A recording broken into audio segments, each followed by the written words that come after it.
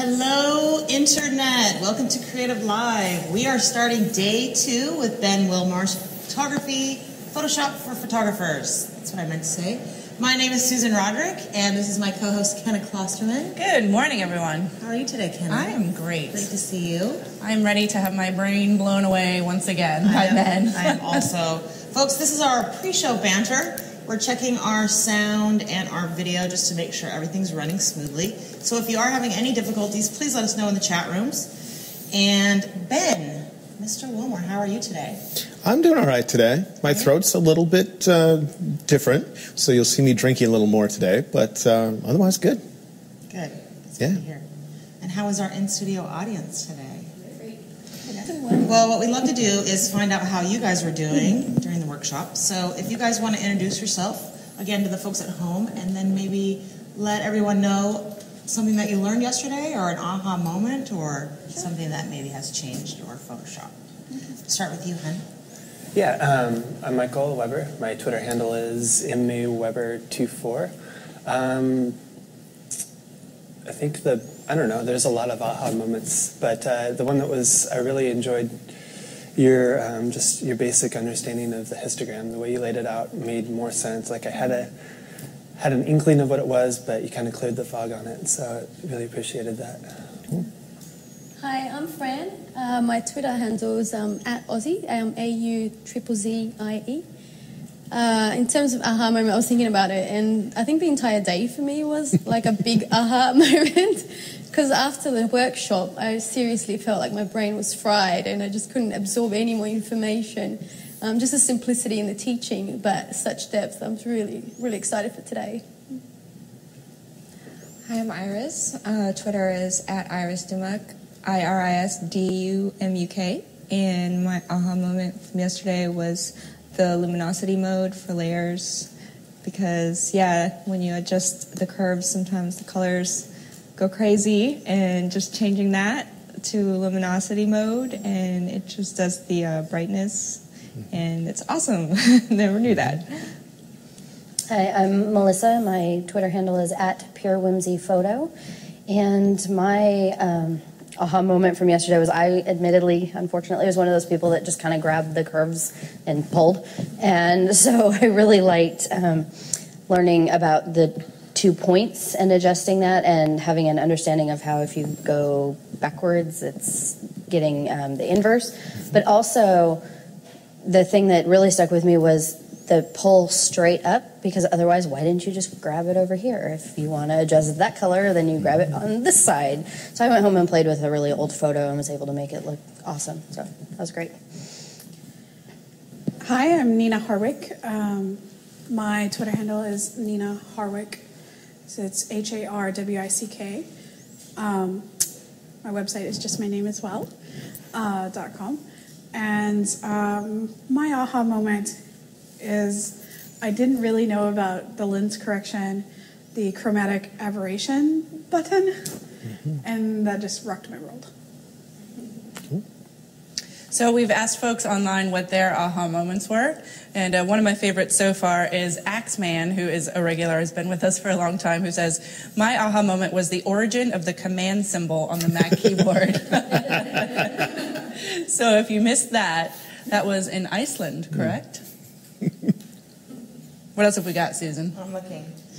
Denise said luminosity. That's her aha moment. And they're starting to come in. And dimmer switches is what J.S. Beals said. Kat Tankersley Photography says she's from Plano, Texas. She downloaded the CS6 trial yesterday, and I love the new interface, so I'm really happy to have learned about it. And Banana said definitely the deep explanation of curves. Cool. I like this one too. From Proline Pics, says, my aha moment? Realizing spending $79 would be my best investment since the 5D Mark III. And quite a small investment versus the 5D Mark III.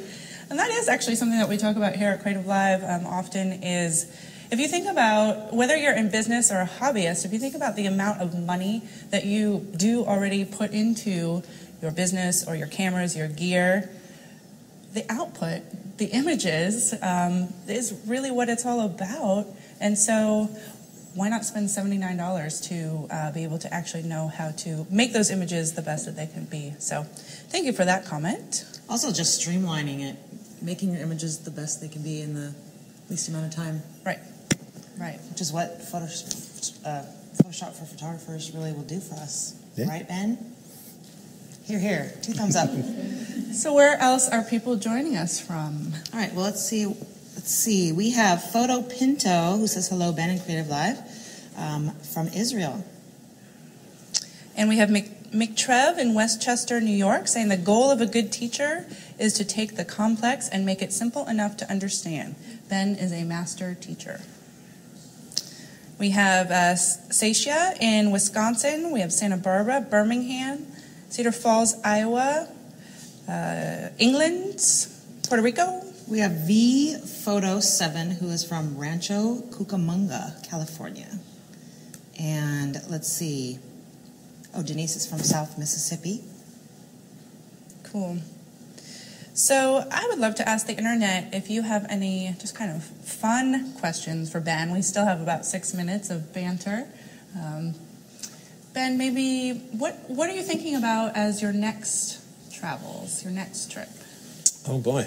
Well, right now, my next trip is a little different than usual. Usually, we're just trying to decide what part of the country we're in and where's the weather/temperature going to be appropriate and what we want to see. But I have a project that is starting up near Eugene, Oregon, and that's going to make it so we're going to spend a good amount of time there for a few months. I have a vintage bus that I'm having restored and that I will eventually live on.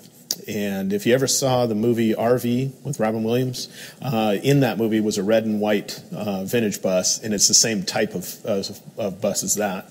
If anybody wants to see information about that, you can shut down my website by visiting creativecruiser.com. Would have details about that. But the interior is going to be done in Eugene, and that's going to make it, or near Eugene, so that's going to make it so we're going to spend a good amount of time there. If we have any free time around that, I would like to head over to Glacier National Park. And in general there, my fiance Karen hasn't been to certain states. I don't think she's been to Idaho, Montana, Wyoming. And I'd like to take her through those areas because I love the West in general. So, yeah. That's fantastic. I want to give it what were you going to say? Oh, no, I'm just checking out the Creative Cruiser. Really cool. Yeah. So today and yesterday, I'm chatting with a guy named Kevin who is from Mauritius. I'm not really sure how to say that, but it is an island off the coast of Madagascar, which I would love to go visit. Cool. It's just it's so far away, and he's watching Creative Live. It's very cool. Yeah, I mean, Madagascar itself is like pretty remote, and then it's this little tiny island off of that. It's very cool. So hello, Kevin. Welcome to Creative Live. Mauritius. Is that how you say it? That is what GL Vieira is saying. One thing is, I think somebody mentioned we might want to bring up a few details about the actions during the beginning. I don't know if you want to do that now. Let's do that. Let's do that. Yeah. If you purchase the course, along with the course, you get a set of actions. And if you're not used to using actions, it can be a little bit confusing when you get them. If you get action files, you can, at least on a Mac, I'm not certain on Windows, but I'm assuming it would work the same, just double-click on the files to install them in Photoshop. But when you do that, all Photoshop does is come to the front. It doesn't like Bing and say, hey, you just loaded something. And so you have to go to the window menu at the top of your screen and choose Actions in order to get the Actions panel to appear. And that's where you'll find your newly installed actions. The actions are stored in various folders. If you expand the folders by clicking on the triangle that would be next to them, you can see the individual actions. Click on the name of an action and hit the play button at the bottom of the actions panel and to use them. And but the main thing is, if you're haven't used actions much before, it can be rather typical to load your actions about 8 times because you double click on them, Photoshop comes to the front, and you're like, that didn't work. And you try it again, and each time you're loading them, it just doesn't tell you that you load them, and it doesn't automatically open the actions panel. So go to the window menu to find it. So, yeah. Thank you for that. That answers a lot of people's questions about that. And I love this question from Bob Dell. Have you ever thought about writing about life on the road and living with minimal possessions? Kind of, but not really. I don't know. I'm just not sure how many people would buy that story as far as that goes compared to the amount of time it would take to put into telling it. And so instead what we do right now is I update our blog once a week. Every Sunday night, Monday morning, there's a new post about what we've been up to for the week. And on occasion we'll give details about that kind of thing. And that's what we're doing right now. But who knows, one day. Question from, we're just going to start asking you questions. Questions from Ranjan in India. It's a fun question. Hi, Ben. Do you see the Photoshop interface when you close your eyes to sleep at night? No, but sometimes I might fall asleep while being in front of Photoshop. But I've been using Photoshop for over 20 years, so, you know, it's like using your toaster or something. You know, it's just something you use. Using your toaster. Michael. I'm curious, how did you meet your fiance? I've been speaking at a conference for many years called Photoshop World, and she'd been attending that for many years, and we didn't know of each other, but, well, I mean, she knew of me because she'd see me speak, but, and Karen friended me on Facebook, and she had questions about living a mobile lifestyle. She wanted to pull an Airstream trailer behind a Mini Cooper, though, and a Mini Cooper can't pull anything as far as weight goes. And so anyway, we got more and more serious about talking about mobile lifestyle and met up at another Photoshop World to have dinner and drinks with a group, and then hung out for a week, actually, to see if we connected, because we seemed to have a lot of things in common. And we did, and she's great. So, cool. Yeah. Oh, yeah. Okay, Ben, one more question before we get started. Icon Studios says, do you mind telling us what type of actions are in the package? I'll have to look, because I don't think of it, but let me see if I have them loaded yet. I'm not certain here.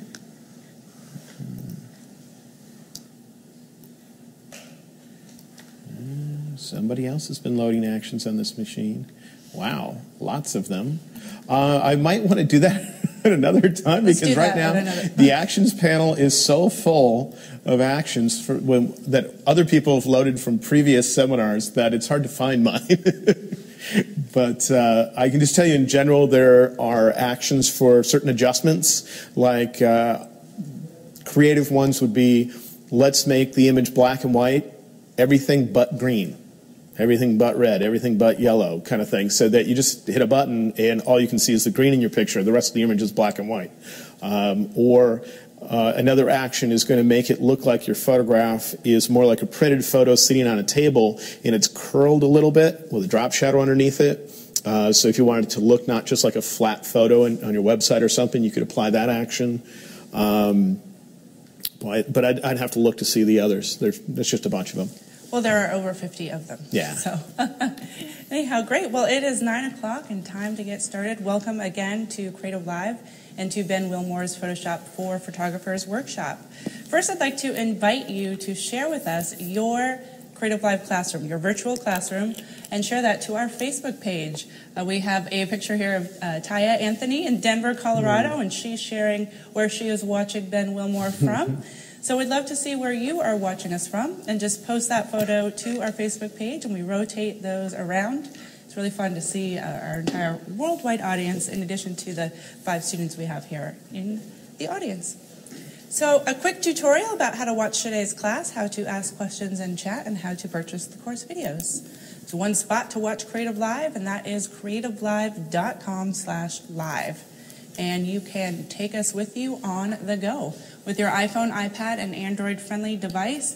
This is great during the week or on the weekend, running errands. We've seen people shopping with, talked about shopping with the earplug in their ear as they are watching on their iPhone. So, but safety first, don't drive and watch. Let's show the backs. In addition to the HighStream live feed is if you have slower internet speed, you can go ahead and manually adjust yourself what resolution you'd like to watch. So go down to that best button, hover over that, and it brings up a variety of options, and you could choose which speed works best for you.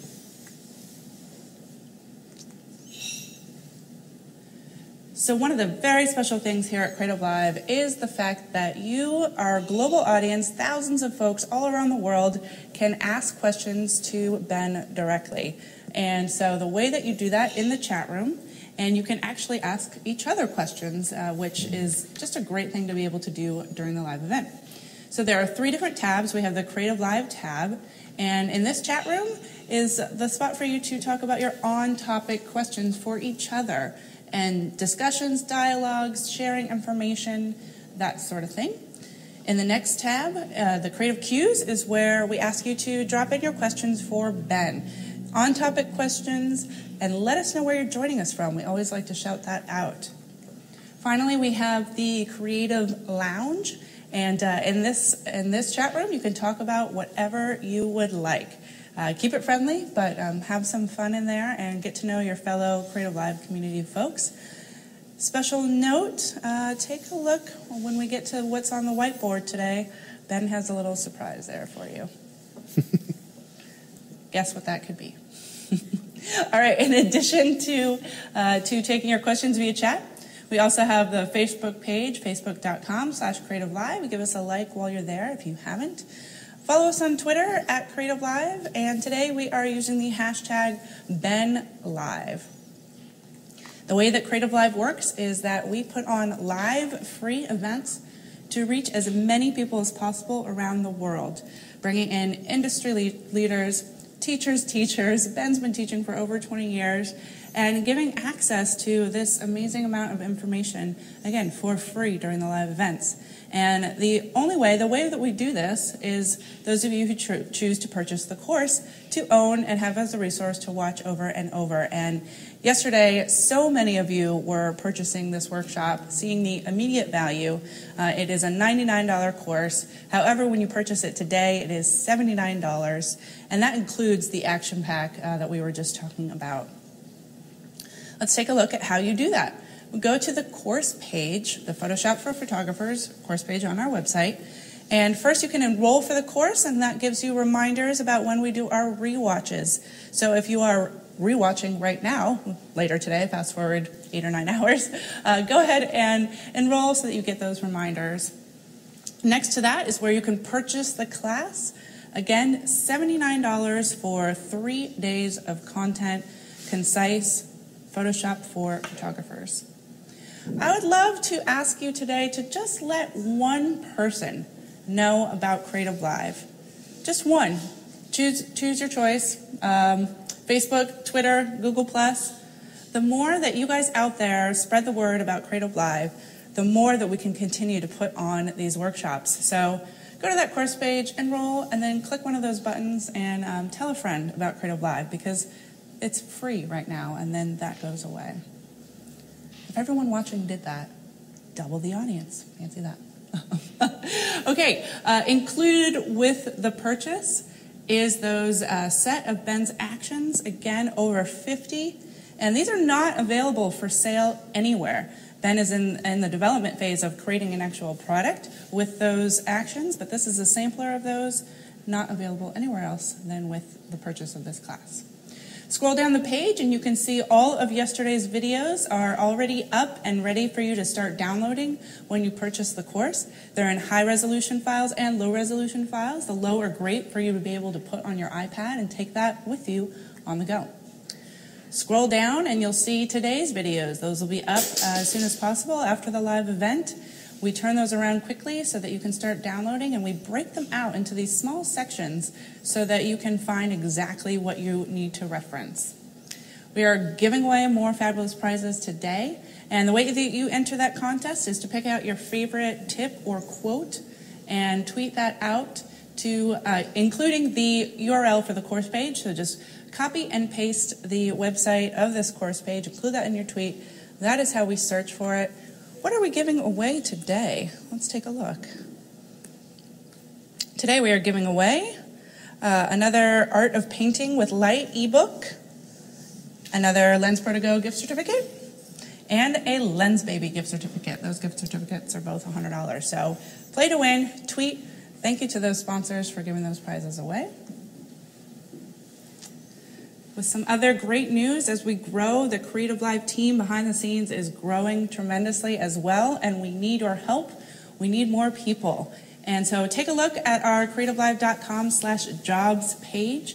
If you know anybody who might fit these roles, or if you might fit one of these roles too, please apply. Please let us know and send them our way. This is an amazing place to work.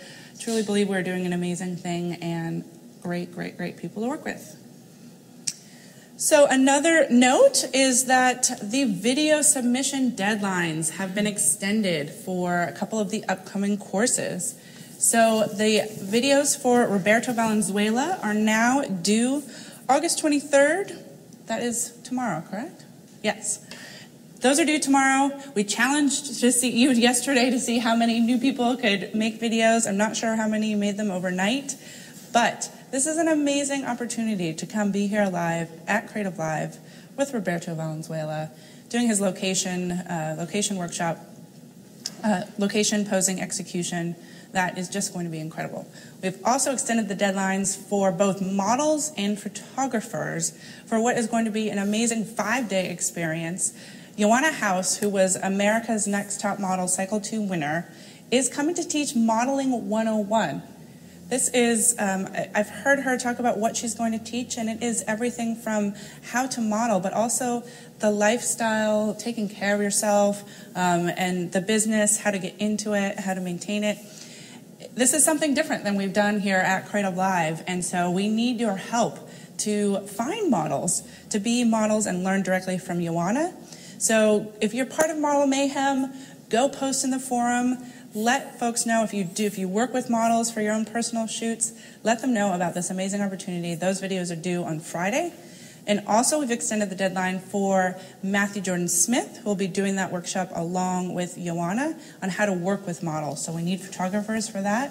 You can go to the course pages to find out the details and how to submit. But again, folks, I don't know what you're waiting for, because this is an incredible, incredible opportunity. Honestly, I would think anyone that has any interest in the modeling industry would jump at this opportunity. So, anyhow, that is that. And again, welcome, and over to you, Ben. Great. So today, I thought I'd start off with just a little bit of review of what we did yesterday. Main thing about reviewing is that I can add some additional details, so that if there's something that I didn't want to include on the first day because it would have made the technique I was talking about more complex than it needed to be, I can add it in here, and I can just give you an idea of how I think about a few images. After we're done with that, we're going to get into talking about curves again. And yesterday we talked about curves for tonality, meaning all the adjustments that we did were making changes to the brightness of your picture. Today, we're going to concentrate on using curves for adjusting color. And so if you remember in curves, there was a little pop-up menu near the top, and we had it set to RGB the entire time. And if that's the case, you're changing the brightness of your picture. Today, we're going to be clicking on that menu and choosing the other choices that are found there and seeing what we can do with it. You know, seeing how can we color correct a picture, how could we fix somebody who's got sunburn, how could we make one side of a panorama match the other side. Let's say the sky is more cyan on one side, more blue on the other, and you would like to have it even. How can you do all sorts of things? And more importantly, how can you understand what's happening so that you're not just blindly following steps? Instead, you actually understand what's happening so you can do things that I haven't shown you. Instead, you can apply it to whatever you want. So once we're done with that, we'll get into some retouching. And after that, how I direct the viewer's eye into a picture and try to have some influence on where it is they look first in a picture, how long they spend there, and what parts of the image they ignore. So that's a little bit of a snapshot of the day. Also, throughout the day, I'm going to start throwing in some small discussions about technical stuff that you don't really want to know, but you really should know, because if you don't, you can easily screw things up where your output won't look right, or you'll send something to somebody and they'll call you back saying, hey, I can't use this because you didn't do something. And so that will be things like resolution, color spaces, file formats, that kind of stuff. And that's pretty much the plan for the day.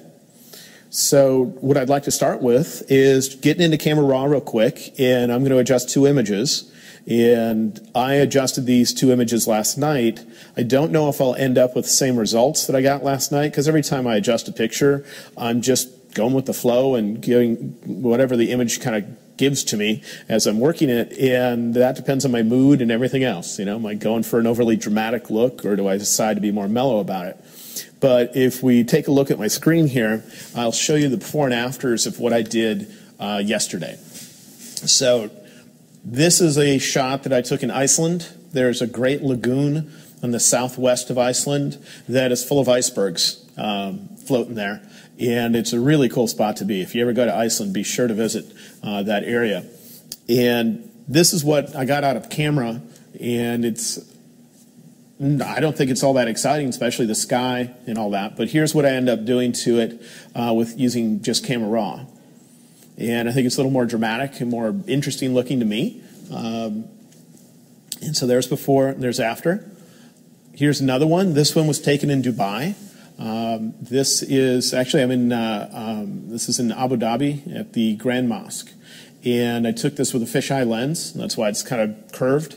And I ended up messing with that one and ending up with this result. And so I want to kind of walk you through how I might go about doing that.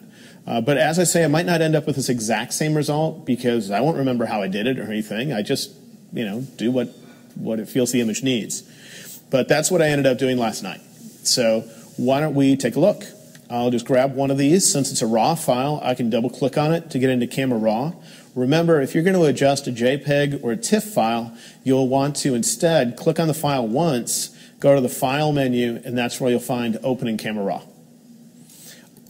So let's open that up. And I should also mention that last night somebody came in and messed with my screen in a good way, because yesterday my screen looked overly dark, where a blue sky would literally look black, and it was somewhat difficult to judge when my adjustments were appropriate. And today the screen's been adjusted, it looks dramatically better, and so hopefully it'll be a new screen. Yep. Okay, they swapped out the screen and messed with it, and I can actually see my blue skies now, and hopefully I won't over brighten things. So if yesterday you ever noticed anything being overly bright, that's because my screen was overly dark. So anyway, let's take a look. So first thing I notice in this image is I'm not even looking at the picture. I'm looking at the histogram. And remember, on a histogram, black is always represented on the left side, and white is represented on the right side, and then all the shades of gray in between. And I just noticed that the histogram is shoved all the way up against the right side, and there's a big spike on the end.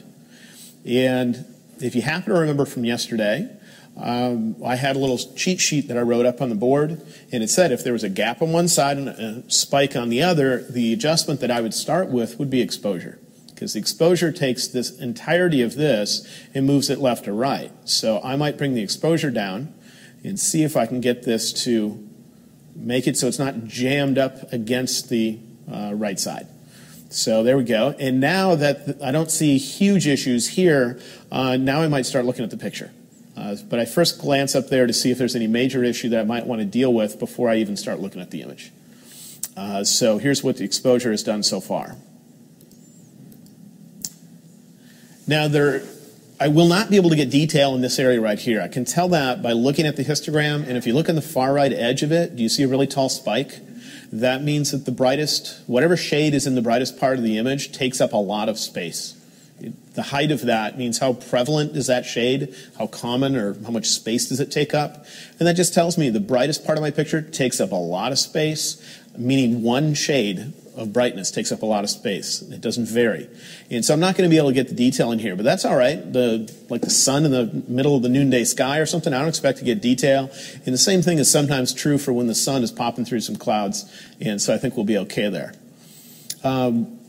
One thing that I didn't mention yesterday, because I didn't want to complicate things too much, was that I find in most photographs they look the best to my eye if I have a small area of black in them.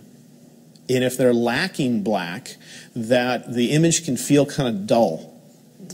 Sometimes almost like it's foggy in the picture. And so when I look at the histogram, I notice that I don't have any black. Do you see it does not go all the way to the left edge because that's where black is? And I want it to. So the black slider works on the darkest portion of the image. If I move it up, I'd brighten that. And I move it down, I would darken it. And so I'm going to bring that down. And there's a hidden feature built into it. If you hold on the Option key, Alt in Windows, and you click on it, it will show you if anything's becoming black. And so what I'm going to do is bring this down until I see some black appear. Now I might first start seeing color. I ignore color. That's talking about the saturation of your image, and if there's any problem with the saturation, we can deal with that separately. I'm going to bring this down until I don't see just colors, I see black.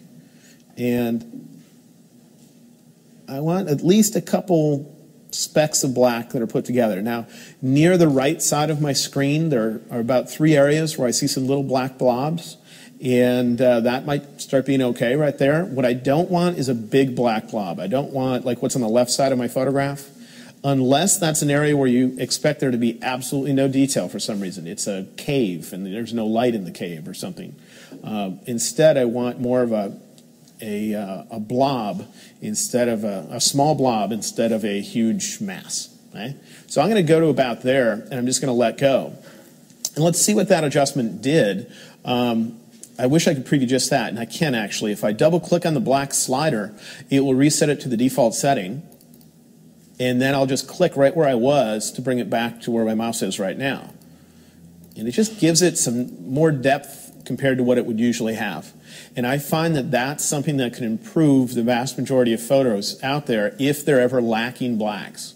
And so I glance at the histogram, and if it's ever not going all the way to the left, I will adjust the black slider, hold down that Option key so I can see what area is becoming black, and think about doing that.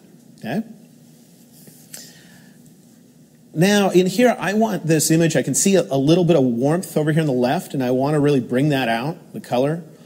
And so I'm going to start doing things like bringing up vibrance.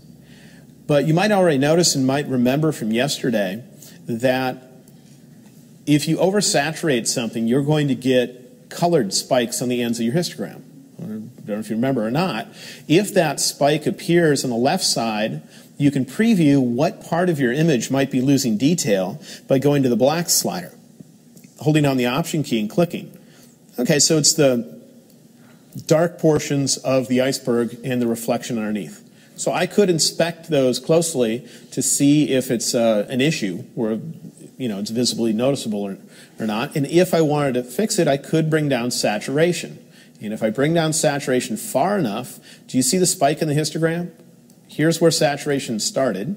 And if I start bringing it down, you see that spike going away? Okay. So now if I go to the black slider and preview it, you can see it's only a tiny area. It's not a huge mass. Then I could bring up vibrance instead, but I see that darn spike showing up. Well, know that that histogram is not printed out with your picture. No one else is ever going to see it. So this is just like your speedometer in your car. You don't stare at it when you're driving and use that as your thing. You look out the windshield, just like looking out here. So for now, I'm going to ignore that, and maybe near the end, I might re-evaluate it to see if there's anything I can do. But for now, what I'm going to do is come in here, maybe make the image look a little warmer to try to bring out some of that warm color in the sky. And actually, as I make it warmer, I actually notice that spike getting smaller. Then I'm going to make it more colorful with vibrance. Just try to amp up those colors to really bring out the warmth that's in the sky. And I might bring up clarity a bit to get us a little more contrast. Now, I'd like to see a little more detail in the iceberg. And the iceberg, if you look, in general, it's in the dark portion of the image, isn't it? And so to get to the dark portion of the image, we had a slider called shadows. And so I might bring up shadows to see if I can bring a little more detail, a little easier to see the detail, I should say, in the iceberg. There's a whole bunch of other stuff I can do to this. I'm just playing around with it in general.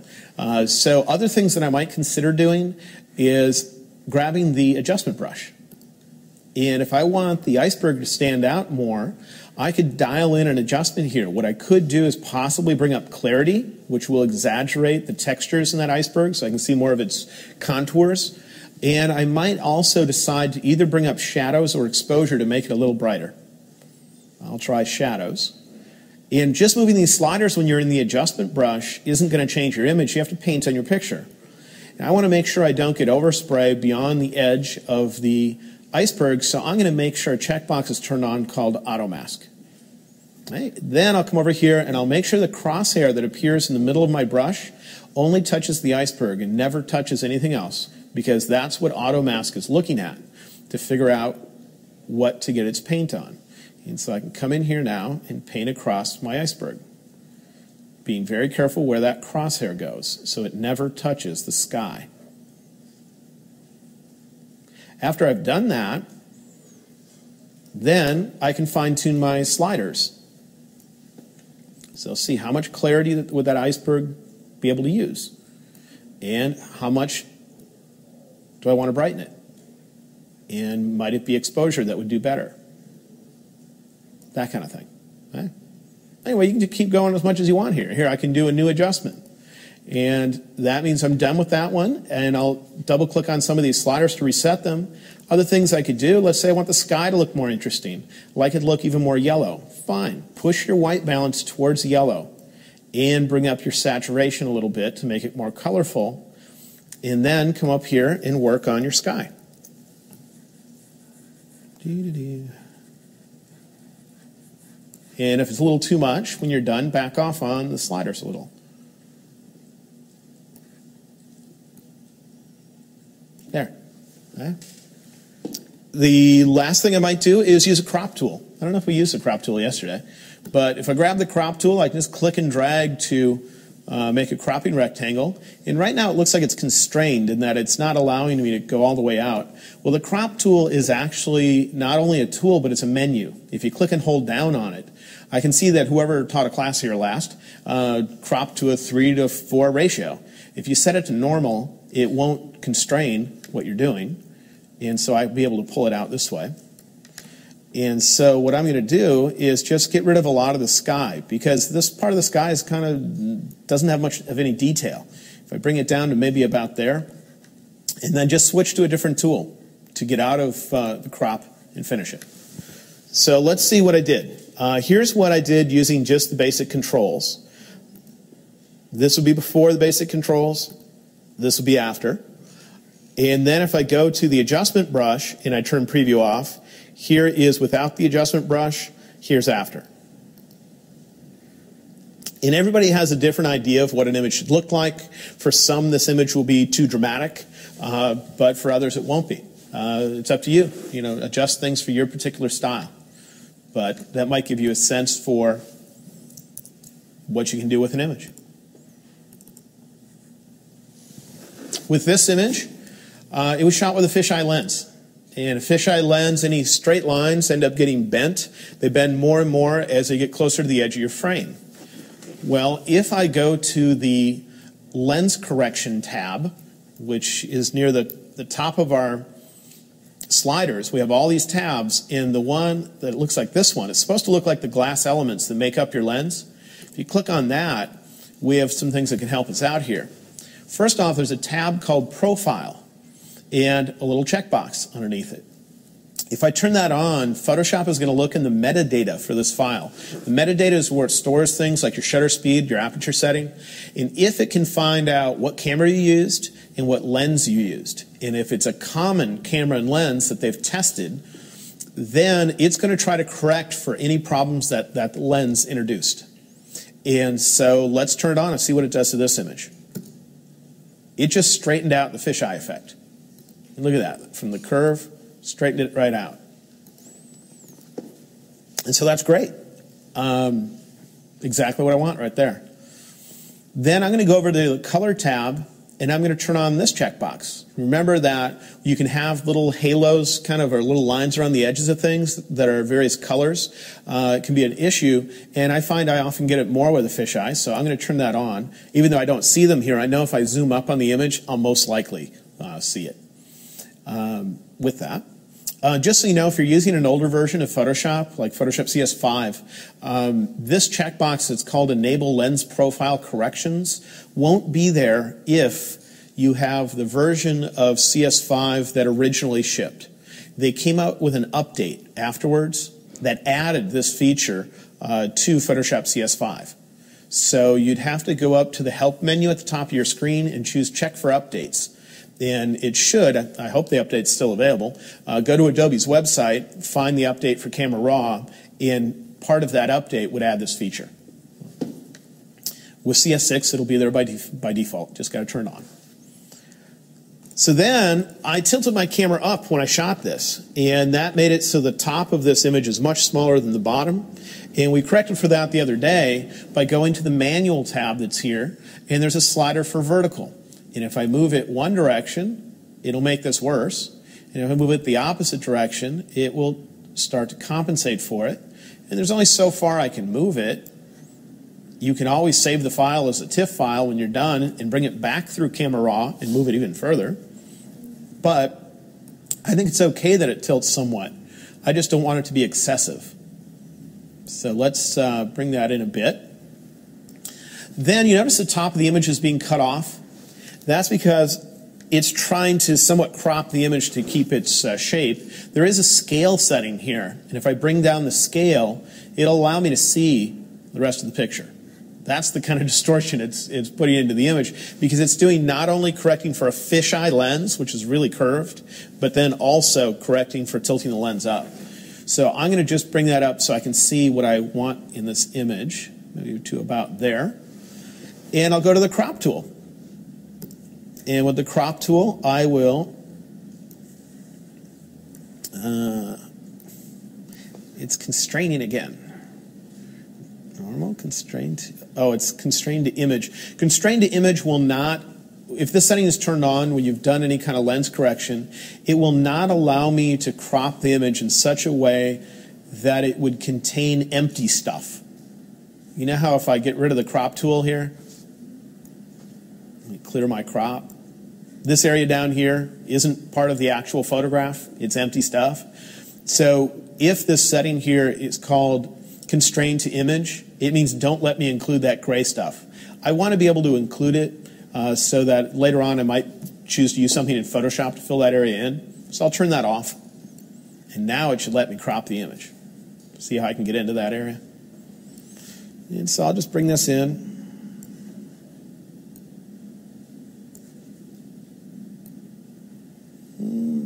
Maybe I'll decide to get rid of the gray. Bring this in tight. Something like that.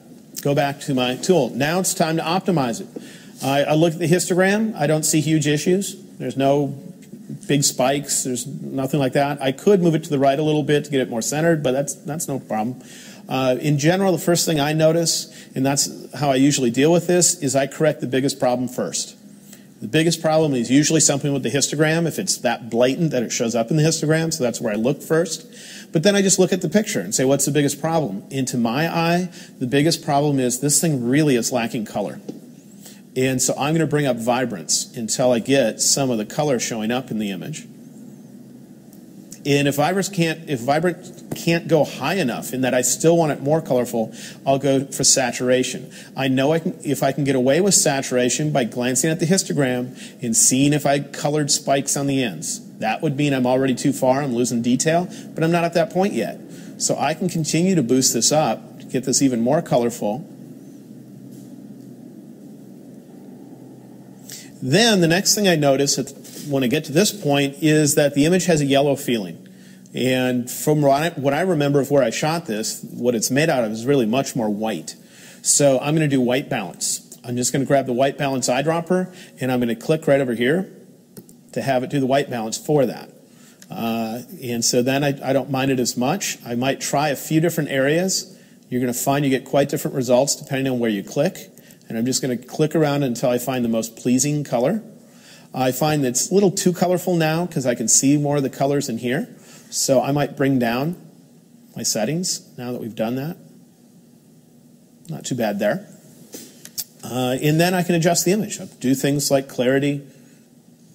Maybe I want some more highlight detail down here, so bring down highlights. Maybe I want more shadow detail. If so, bring up shadows. It depends on exactly what you want in that image, and each person would want something different. So I'm just moving it around until I think it looks okay. But let's see what we've done with those basic adjustments. I'll turn preview off. Before, looked kind of dull. After, looks a little more interesting to my eye. And let's see what the version looked like when I adjusted it back in my hotel room. So this is what we just did. This is what I did before. So it looks like I got my white balance a little better with that. But they're not dramatically different. It's mainly the white balance. One's more yellow, one's more neutral. One thing I didn't get a chance to mention when it comes to RAW is, sure, you can come in with your crop tool and crop your image. Here's one that I shot in Africa, which I was amazed at. If you've never been,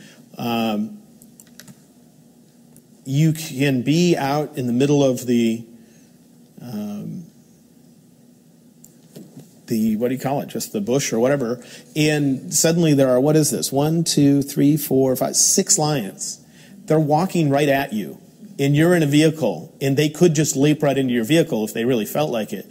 But they're so used to humans being around in a game preserve that it's crazy. They'll walk right around your vehicle. It's kind of mind-blowing if you've never experienced it.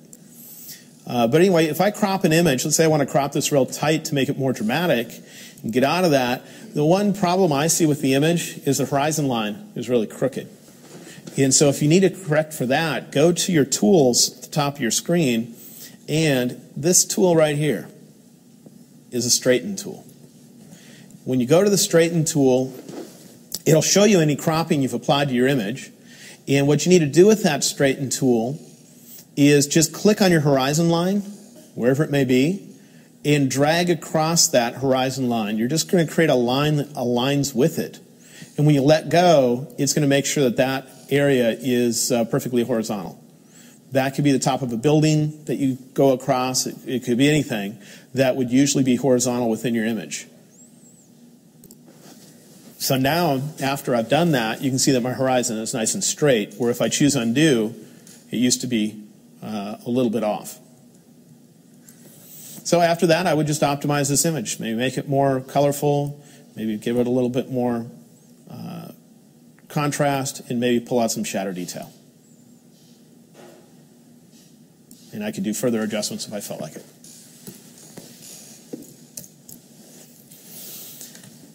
One other thing I cannot stress more is if you ever adjust a JPEG or a TIFF file using Camera Raw, if you happen to remember this image from yesterday, those edits are just contained in some text that's attached to your picture. They haven't actually changed the look of your picture.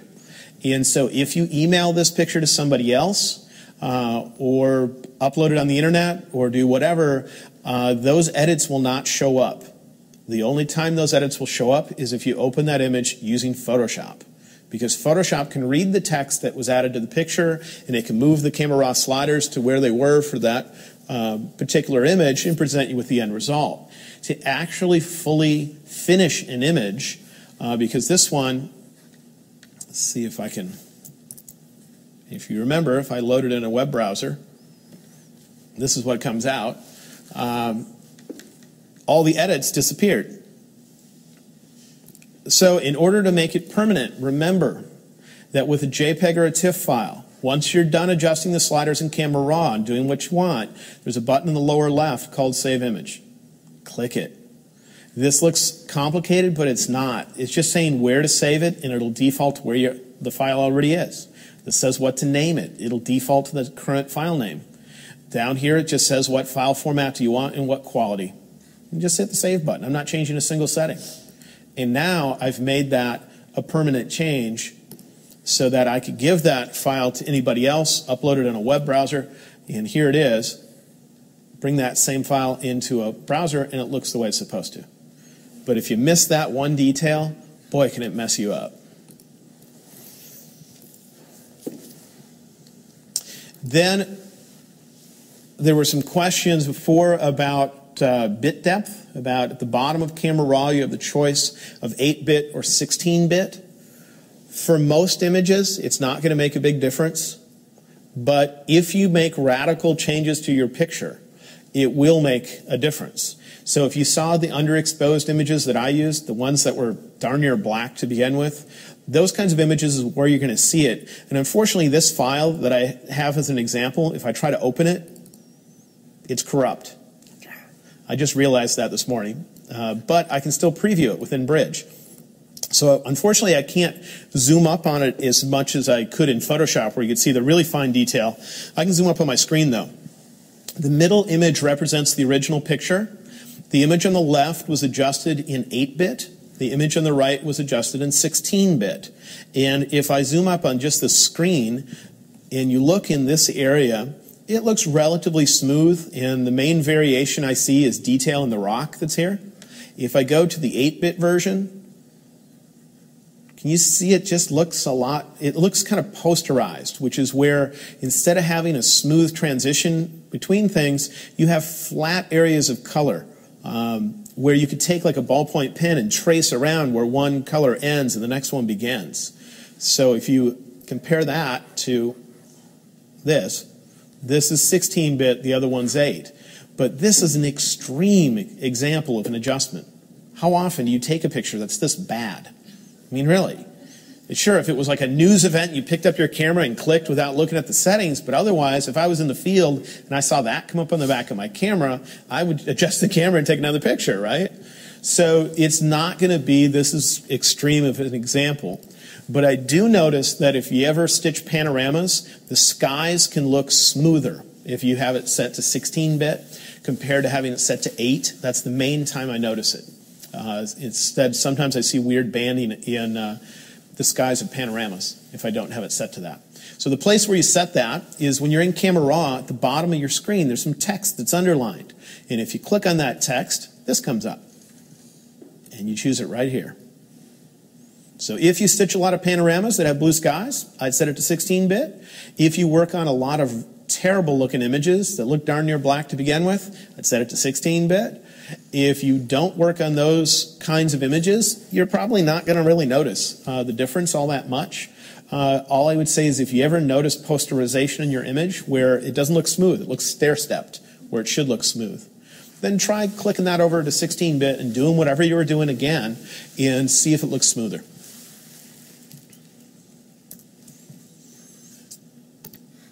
Anyway, hopefully I give you some about what we did yesterday and added some more detail. Awesome. Can we ask Any you questions? some questions? Yeah, go for it. Fantastic.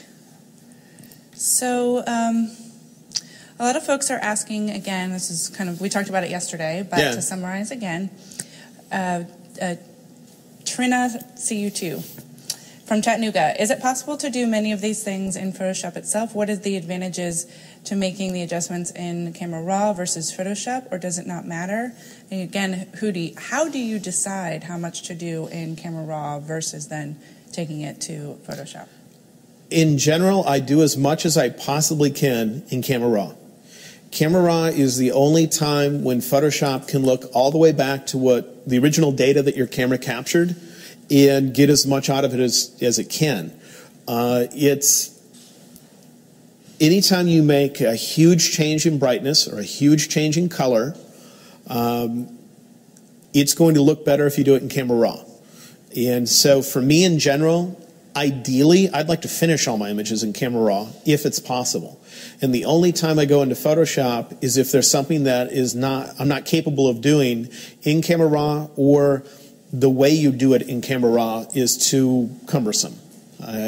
So I push Camera Raw as much as I can. So as far as why, the first thing is it has all the data of your camera, which means it has at least 4,000 brightness levels. That data has not been manipulated at all yet, so you can get to the purest form of it. Once you open it in Photoshop, a lot has been done to it. things known as gamma corrections, things known as demosaicing. A whole bunch of things have happened to that image, and it makes it such that it can't get all the way back to the original data. So in essence, I do as much as I can in there. I mean, if I bypass it, like the image of the iceberg kind of thing, I would be able to get nothing like that. If I tried, it would look terrible. And just to say it and get it straight for folks who maybe didn't watch yesterday, Lightroom versus ACR. Sure. Before I get into that, let me mention one other thing about Camera Raw. Camera Raw allows you to, at least with the RAW file, get highlight and shadow detail that you wouldn't be able to get out of Photoshop. If your highlights ever look white and your shadows look black, if you wait until you get into Photoshop to do anything about it, you won't be able to get any detail in those areas. When it comes to doing it in RAW, with a RAW file, there's a lot of extra detail in the highlights and in the shadows that you only can get when you're in Camera Raw. Then if you weren't here yesterday, anything that you see me do in Bridge, which is a program when you see all the little thumbnails, or in the Camera Raw dialog box, are things that you could instead do in Adobe Lightroom. And if you own Lightroom, I would suggest that you do them there. Lightroom presents you with a more elegant interface for those kinds of adjustments, and it allows you to do, how would I say it, do things that you can't do in Camera Raw as well. Like it keeps a full history of what you've done. You can open a picture 5 years after you've adjusted it, and it'll tell you exactly what you did to get to that point, and you can go back at any stage. With Camera Raw, the second you hit the Done button, it just remembers the end result in the original, not the path you took to get to that. And there's a whole bunch of other things that makes it so Adobe Lightroom is a very good thing to use, and if you happen to own it, then replace Bridge and Adobe Camera Raw completely with Lightroom. And then whenever you see me get into the main part of Photoshop, where I have all the palettes available and the main menu at the top of my screen, those are things where I would leave Lightroom and go into Photoshop to accomplish them. Right? Like using curves where I paint on masks and all that. Okay? Do you want to take another question? Sure. This is more of a clarification question. We did talk about this a little bit yesterday. Sam Cox from Loveland, Colorado. With Camera Raw, all the edits, including crops, are non-destructive, right? But what happens when you press Open Image to edit in Photoshop? Are the Camera Raw edits then burned into the image? Can we just cover that one more time? Sure.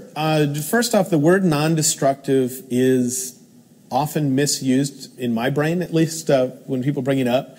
If you force your image to solid black, did you not just destroy the detail? You know, kind of thing. It's just to want to make sure that you know that it's many adjustments can destroy data in your image, meaning that when you print it out, there used to be data in that area, and due to your adjustment, it's gone.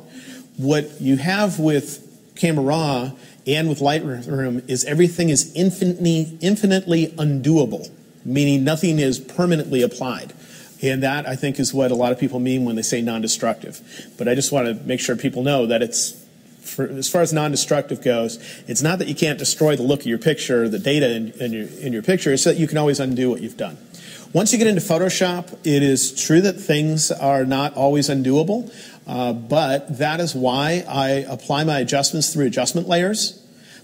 Therefore, the original picture will be at the bottom of my layers panel, and above that will be a bunch of adjustment layers. Those adjustment layers I can always turn on and off to get back to the original image, and I can always make edits to them at any time, so that in some ways, some people would use the word non-destructive for that. I wouldn't. I'd just say it's you can undo stuff by turning off the eyeballs to get back to your original.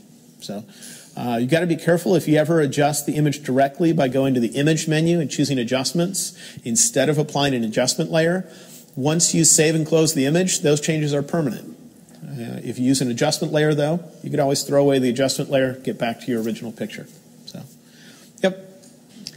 We have many more questions, but let us know if you want us to keep going or you want to keep going. A couple more. Okay. Question is, for the adjustment brush in Adobe Camera Raw, is there a reset all sliders button?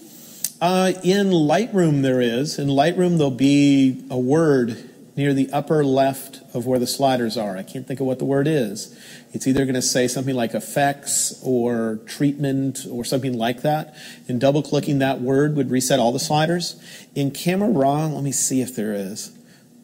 I use Lightroom day to day. Isn't there a revert to original as well? Yeah, but that's a little different compared to resetting these. So let me see. If it was Lightroom, there'd be a word equivalent to right up here that you can double-click on. In here, I don't see one. Oh, right there, Clear All. In the lower right, there's a button. Click that, and it should zero out all these. But I think actually what Clear All is doing, it's not actually zeroing all those out. What it's doing is it's erasing all of your changes you've made to that picture using that. So I was thinking that would do it, but it won't. If there is a feature in here that does that, I'm not aware of it. There could easily be. If somebody out there knows on the inner blogs, then why don't you tweet about it so we can know about it and I can let everybody else know. I use Lightroom on a daily basis, and there would be a word in the upper right just above the sliders that I double-click on to reset it. Okay, I have a question. We don't really talk about the manufacturer's photo editors very often. Yeah. But Ayanis from Charlotte, North Carolina asks, is it better to use my camera's manufacturer's proprietor photo editor before Camera Raw or Lightroom? No. It's a matter of either use that software or use Camera Raw or Lightroom. So it's like you could use their software and then come into Photoshop. Although what would happen is if you use their software first and then you go into Camera Raw or Lightroom, you would be working on the equivalent to a TIFF file, and you wouldn't have the same advantages of being able to get back highlight detail, shadow detail, or make radical changes to the color. Those are things you'd have to do in your camera manufacturer software instead, because that's when it can look back to the original data. Then Camera Raw just becomes a convenient area to have a bunch of adjustments together, but it doesn't have all the normal advantages. So if you find a feature that you find overly useful in your camera manufacturer software, like it has automatic dust spot removal or something like that, then you might decide that it's worth using their software instead of Camera Raw or Lightroom. But otherwise, I would substitute Camera Raw or Lightroom. Yeah. Awesome. Well, I think, again, we can ask questions all day, but yeah, maybe that's all right. Let's get into it. All right, so we've talked about using Camera Raw to adjust single images and to adjust a series of images, like for a panorama. I don't know if you remember the ones with the lions that I ended up stitching together. But I want to show you how you can get a wider brightness range by merging together more than one image. And this, anytime you shoot more than one shot and it varies in brightness, then that process and that end result is known as HDR. HDR is high dynamic range. High dynamic range is where I take a shot like this one, and here we're rather lacking shadow detail. And the problem is I could adjust this in Camera Raw and bring out that shadow detail, but it would look noisy. That's where all the noise is hiding. So I could just take this shot, take another one that's brighter, up to 2 stops brighter, and take another one until I just keep going, taking more and more shots until this dark area here, it's easy to see the detail in it. I would keep my aperture setting consistent so that the depth of field is the same in each shot, and I'm just varying my shutter speed. I can do that with auto bracketing. Then I can take those images and merge them together. And the advantage over working on a single image is that the main thing is you're going to have nice clean shadows instead of really noisy looking ones. The other thing is sometimes you can get a lot more out of your image. But let me show you first that you don't always need HDR, and it's mainly if you need clean shadows. So here is a very long bracket of shots I took in a slot canyon. And I'm just going to make sure I don't have any adjustments applied to them yet. And I'm going to open those in Camera Raw. If I want to adjust a single image and it happened to have bracketed so I could pick between some, what I would do is look over here at the histogram and I would go for the brightest image that doesn't have the highlights blown out to white. So here I can click between these. This one, the highlights aren't blown out. There's no spike there. So I could find, oh, that one's too bright. See the big spike on the right? Means we got a lot of white.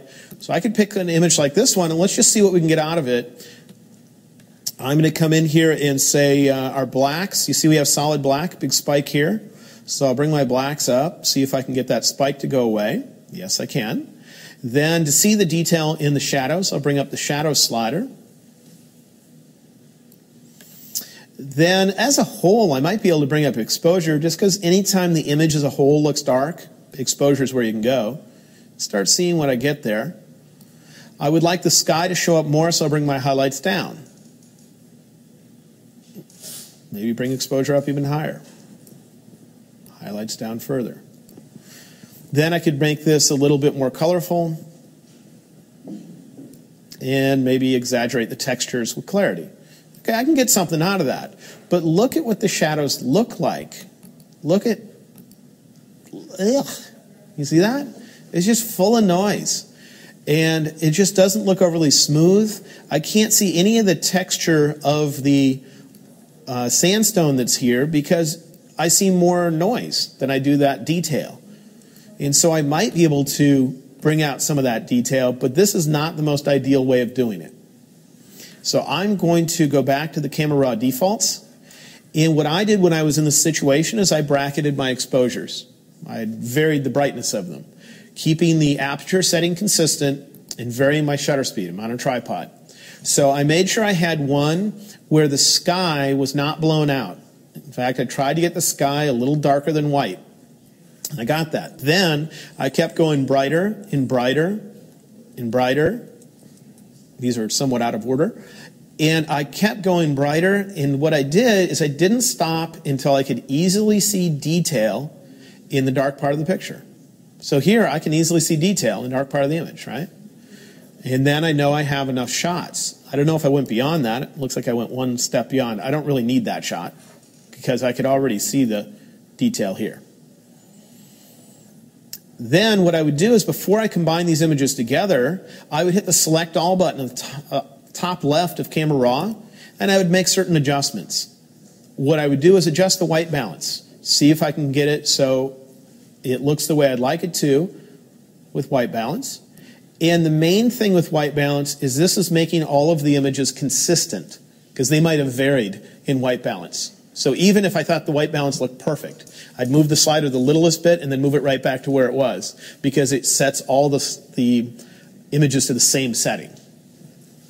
I would most likely come in here and go to lens corrections and get rid of chromatic aberrations because we don't want those little colorful edges around things. I might go to lens profile and correct for any lens distortion. Depends if I want that or not. This is with a fisheye lens, so it's going to be a considerable amount of distortion. And I have to decide what version I want. I'm actually going to leave that off. And then I'm going to click Done. The next thing I'm going to do is with those images selected, I'm going to choose Tools, Photoshop, Merge to HDR Pro. And it's going to take a while because those are a lot of images. So while that's taking a while, let's talk a little bit more about HDR. I use HDR whenever the brightness range of the scene is extreme. So I have really bright sunlight directly falling on part of my scene, and I have a dark shadow somewhere as well. You know, something casting a shadow.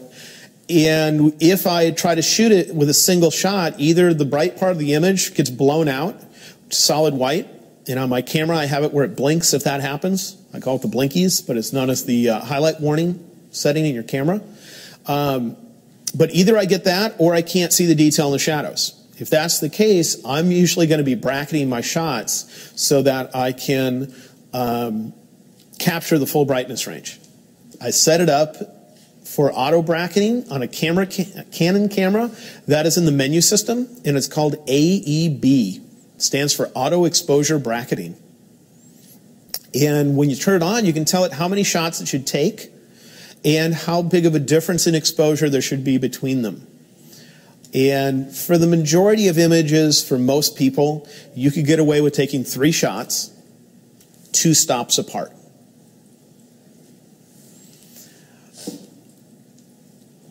So I set it up that way. That's how I end up shooting it. And if I find I really need to get the shadow detail out of an image where the shadows look really dark, I know that I can probably work with a single file in Camera Raw, but the shadows are going to look noisy. Might not be ideal. So if I really want clean looking shadows, I'm going to do the process I'm showing you here. I go into Camera Raw first. I make sure the white balance setting is relatively consistent between the shots. And I get rid of chromatic aberrations. And I might correct for lens distortion. Those are the general things that I'm changing. After doing that, I go to the Tools menu in Bridge. I choose Tools, Photoshop, and then Merge to HDR Pro. And that's what brings this up. Is that option available in CS5? Yes, it is.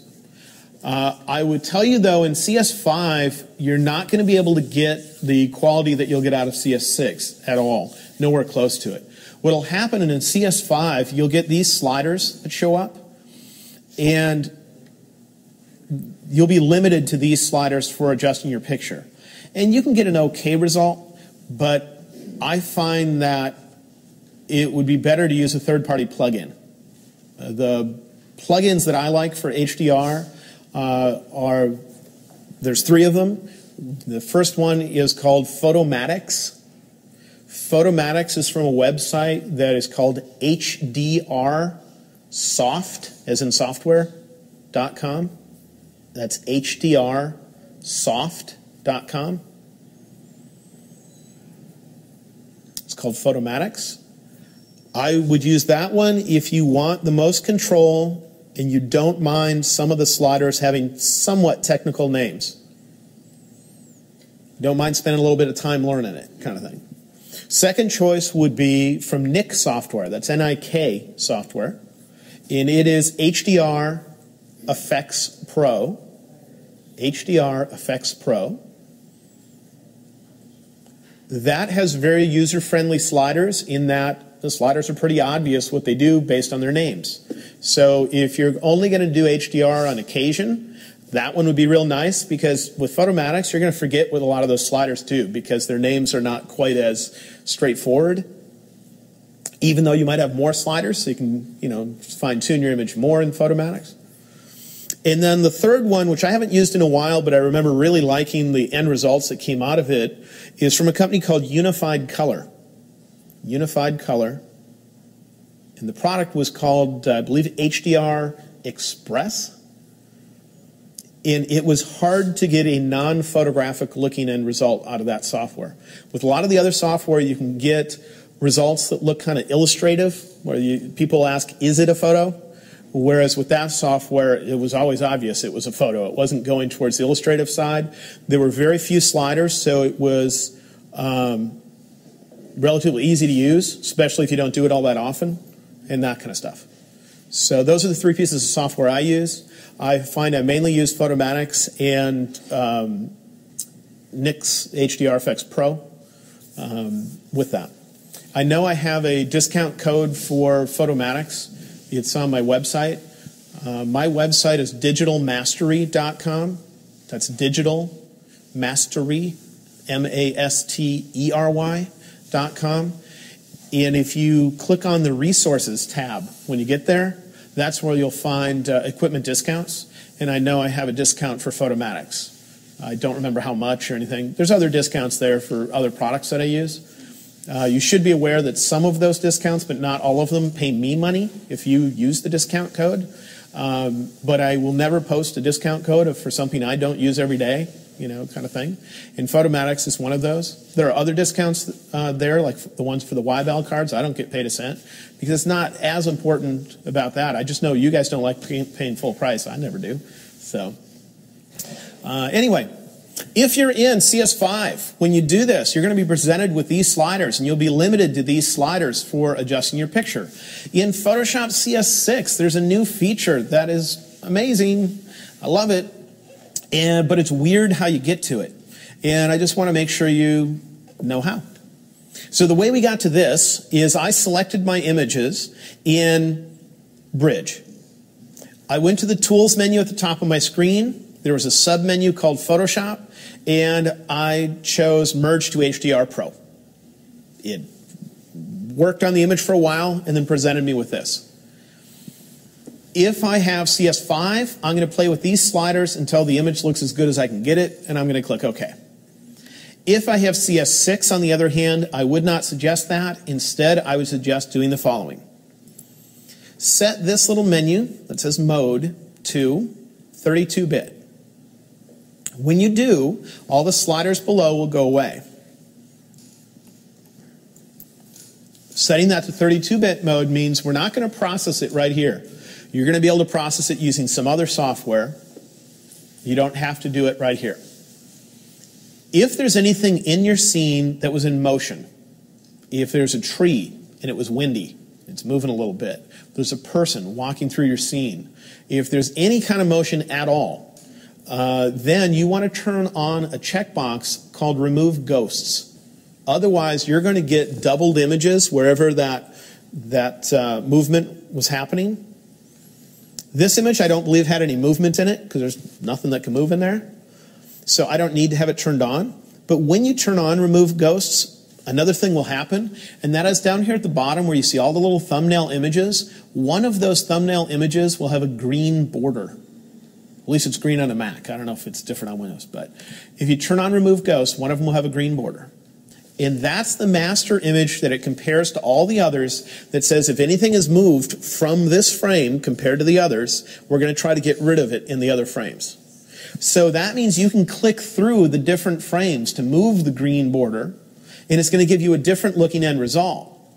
So most of the time when I'm doing this, I'm only merging 3 images. And if there's any movement in there, I turn on Remove Ghost, and I click between the 3 images at the bottom, let it update the preview, and see which one looks best, as far as wherever the movement goes. But we don't have any movement in this one, so I can leave that turned off, and I'm just going to click OK.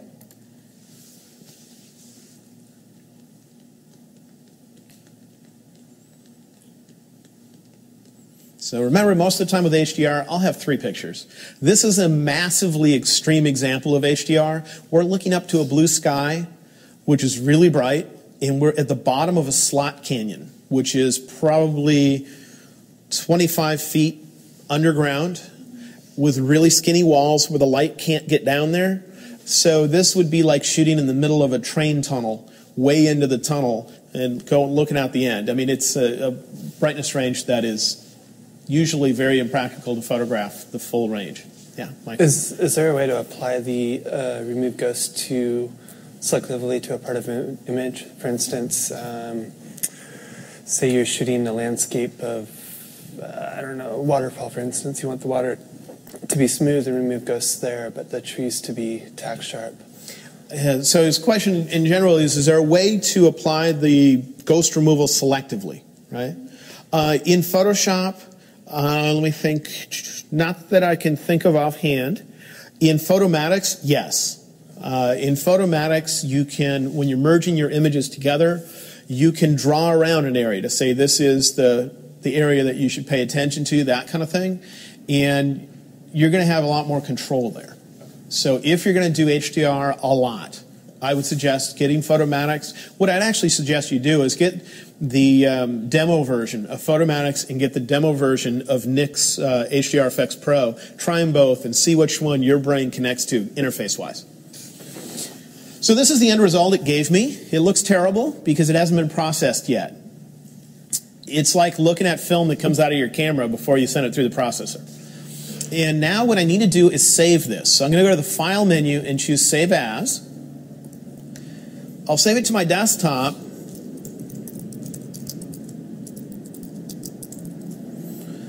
And I'm going to use the TIFF file format. TIFF file format. Hit Save. This comes up. I'm using default settings. I'm not touching a single setting in there. If you don't know what the defaults are, look at mine. And then it's going to save it. I'm going to close the image, and this will be really weird. I'm going to close the image, and it usually asks, do you want to save that? It's like, duh, I just did. But I'm going to say don't save because it just thinks of that as being a different kind of image, as if you made a change to it, like flattening or something, where it thinks it saved a copy. So anyway, I have merged this together. I went to the File menu, chose Save As, saved it as a TIFF. Now, here's the fun part. I'm going to go to Bridge, and I'm going to look at where I saved that file. It's right here. And I'm going to not double-click on it, because double-clicking on it would open it in Photoshop, just like I had it a few minutes ago. Instead, I'm going to go to the File menu and choose Open in Camera Raw. And this is new in Photoshop CS6. You could not do this in CS5. Open in Camera Raw. This comes up. Now I have all the sliders I'm used to using to process this image, which is great, because if you use Camera Raw, I use Camera Raw like dozens of times a day, so my brain is so used to these sliders, it's ridiculous. So being able to apply them to an image like this is great. Let's see what we can get out of it. So first, do you see a big spike over here on the right? That tells me we don't have any white, or we have a large area of white. I'll take the white slider and say down, bring that down to darken the whites. Still got a lot there, so let's bring down the highlights. I'm starting to see the sky show up.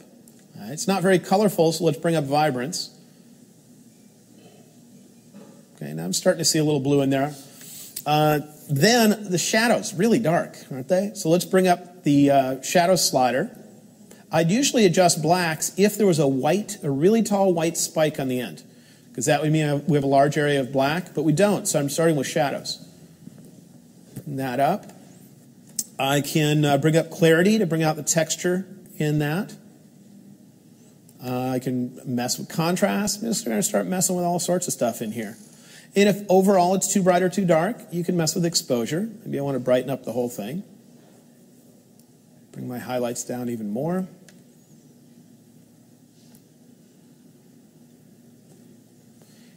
And I could adjust my white balance and see what happens. What if I bring it this way? What if I bring it that way? But I'm getting an amazing brightness range out of this image, considering what my camera would usually deliver. And if I zoom up on this image, remember when I did it as a single file, how terrible it looked? Look at how nice this looks. Do you see any noise in there? Look at that.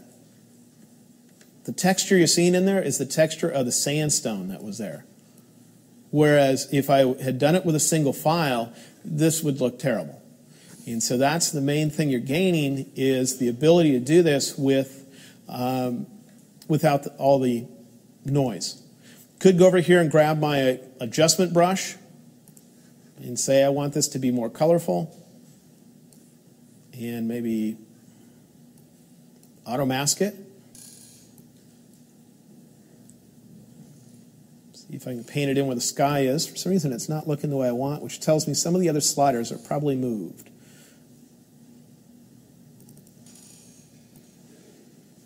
Try to bring in the sky. I can move the color balance over so it's more blue. Ooh. That kind of stuff. And I can get a lot out of that image. But I do it using Camera Raw. And that's new in Photoshop CS6. In previous versions, you would not be able to open what's known as a 32-bit file in Camera Raw. And so I think, did we adjust this image before? Using Camera Raw as a single file is one of my underexposed examples. I don't remember. If we did, this is it done as HDR. And in the one we did as a single file, this would have looked all noisy. Would have been tried to get rid of the noise. But here, this doesn't have the noise and the shadows, because this was done as multiple exposures gone through HDR. And if you want to see what it looked like before I moved the sliders, that's what it looked like straight out of it. Now, had you not saved that as a TIFF, would you have been able to adjust it the same way in Camera Raw? Or no, because it wouldn't have read the different layers? Though it actually didn't have different layers. When you do merge to HDR, it gets one layer. And so it can do it. And the file formats that Camera Raw can adjust, to my knowledge, are JPEG TIFF, and RAW. We can't save into a RAW file. A RAW file can only be created by your camera. A JPEG file is limited to what's known as 8 bits, which is 256 brightness levels. And here we have what's called 32 bits, which is a ridiculous number of brightness levels. And so the only file format that Camera Raw could open that could have that much data in it, as far as I know, is TIFF. And so that's why we use TIFF. But it didn't have the noise because you had so much Because information in the it reason it didn't originally. have the noise is because the time you have noise is when you try to brighten something that's really, really dark. Mm-hmm. And so if you look at this image on my screen, it's really dark in the dark part of the image. That's where all the noise is hanging out. The noise is in there right now, and if I brighten that up, it's going to make it easy to see. Mm-hmm. But then it's only in the dark part of your image that's overly noisy. So if I also shot this shot and I shot this shot, it's going to use this image right here for the dark part of the picture.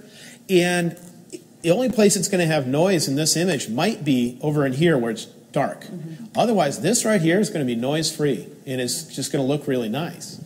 And so it's by capturing, going brighter and brighter and brighter until you can easily see detail in the dark portion of the image that you end up with noise-free, because in the brightest shot, you're not going to have noise in this stuff. And that's where it's going to get that shadow detail from. So, all right. Any questions about HDR with Camera Raw? Yes. All right. There are. Let's see here.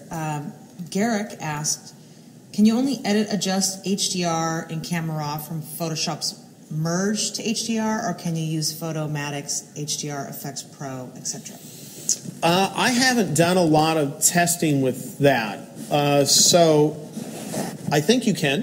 What you would have to do is merge the image in Photomatics, if that's what you're looking to do, because you might like their ghost removal better. You might like their noise reduction or some other feature, and that might be why you want to merge it there. You can save out a 32-bit image from Photomatics without the processing applied. The processing is technically known as tone mapping, if you don't tone map it. The thing I don't know off the top of my head is if Photomatics can save a TIFF file like that.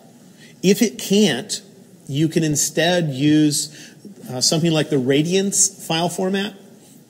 If you're not familiar with Radiance, the file extension is .hdr. It's designed for this kind of an image.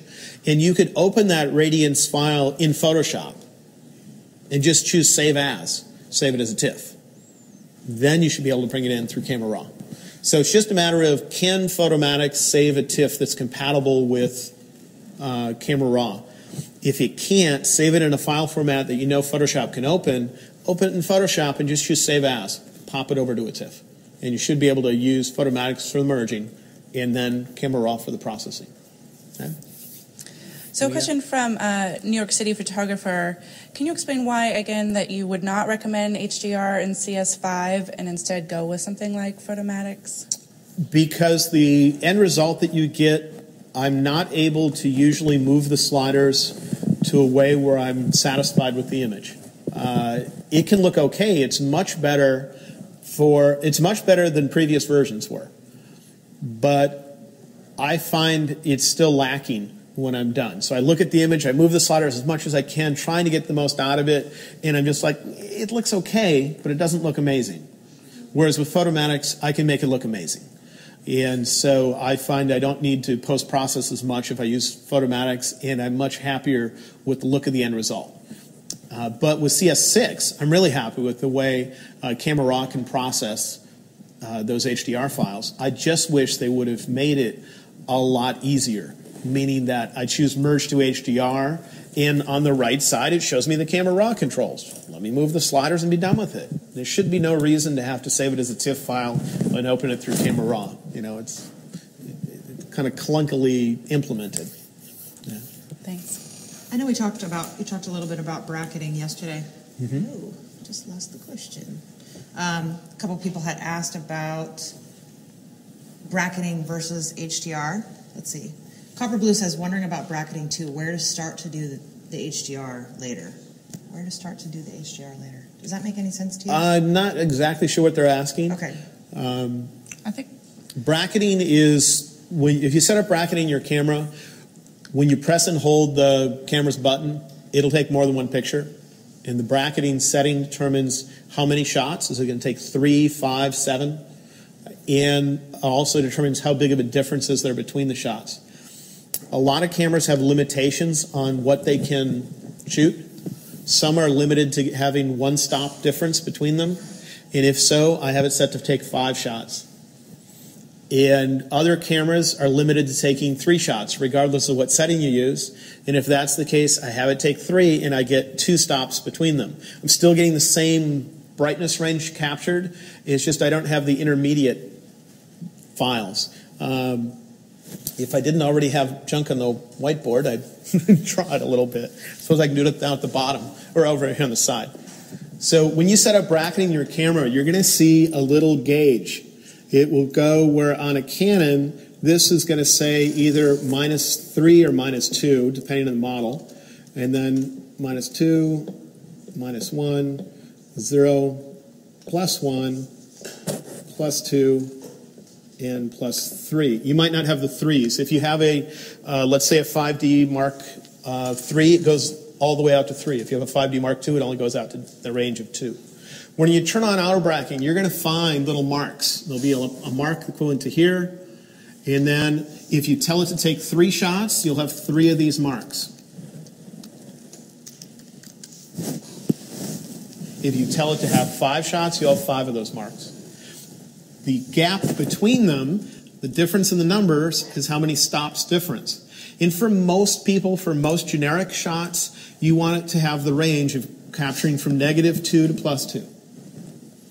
If you have a camera, though, that can't do 2 stops of a difference between these, most Nikons can't do 2 stops between them, then you set your camera to do 5 shots with 1 stop difference between them. And you end up with that many shots in order to get that same brightness range captured. You don't need this file. You don't need this file, but you have to capture it because of the way your camera is. It doesn't hurt having those files, other than it takes up more space and it's going to take longer to process. And on some images, it'll make it smoother, but on most, it wouldn't matter.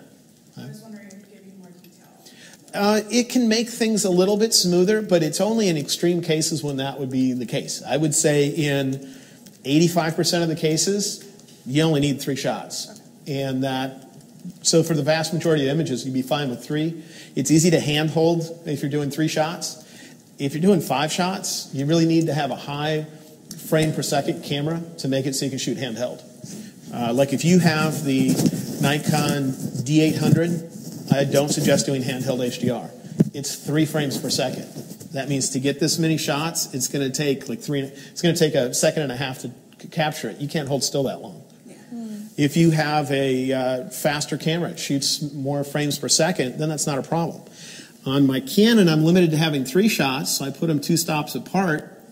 So I'm getting the same brightness range there, minus the middle shots. It takes up less space on my card, takes less time to process it, and 85% of the time, that will give me perfectly fine detail. For those times I'm worried about it, what I would do is I'd be on a tripod. I would take these 3 shots, click, click, click, and then I would change the exposure compensation on my camera to either plus or minus 1 stop, and that would then, the next time I press the shutter, take these shots. And I'd end up with 6. When I put them all together, they would be spaced 1 stop apart. But it all depends how advanced you are with thinking about it. All right. With HDR, you can create a photographic looking end result or one that looks more like somewhat like a drawing where people say, is it a photo? And if you're looking for that is it a photo kind of look that some people like, some other people hate, when you're in Camera Raw, the clarity slider is going to be the main slider that determines if you get that or not. If you turn clarity up a little bit, it can still look photographic. But if you crank it, it's going to be one of those, is it a photo kind of things. So in my portfolio, I have some where I really push it. These are early HDR images, though, that could look different today if I process them with more modern software. But some people say, is that a photo? Because of the amount of detail you can see in it, you're not used to seeing. You know, some people will ask, are these photos? Or are they drawings or something else? No, that one's not an example. But some of these where you can see a lot of texture and detail. I have a question. Yeah?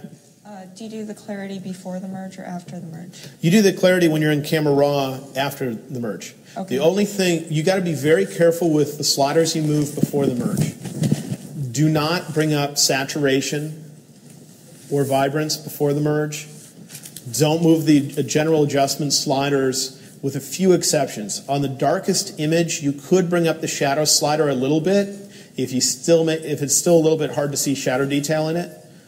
But if you change things like saturation or vibrance, you'll find when you merge the image together, things like skies will end up looking posterized. There'll be big flat areas of color and look bad. And that's because you move too many sliders in Camera Raw. I usually adjust white balance, chromatic aberrations, lens corrections, like the distortion of your lens, that kind of stuff. And I try not to mess with the other sliders because they can give you weird-looking end results. Okay. All right, well, I think it wouldn't be a bad time for a break, if that works with you guys. Okay, that's great. All right. That's great. Okay, folks, we're going to take a 15-minute break. Ben, why don't you... It is not. Can you guys hear me? Yeah. I can hear you. Kenna, take it away. Okay.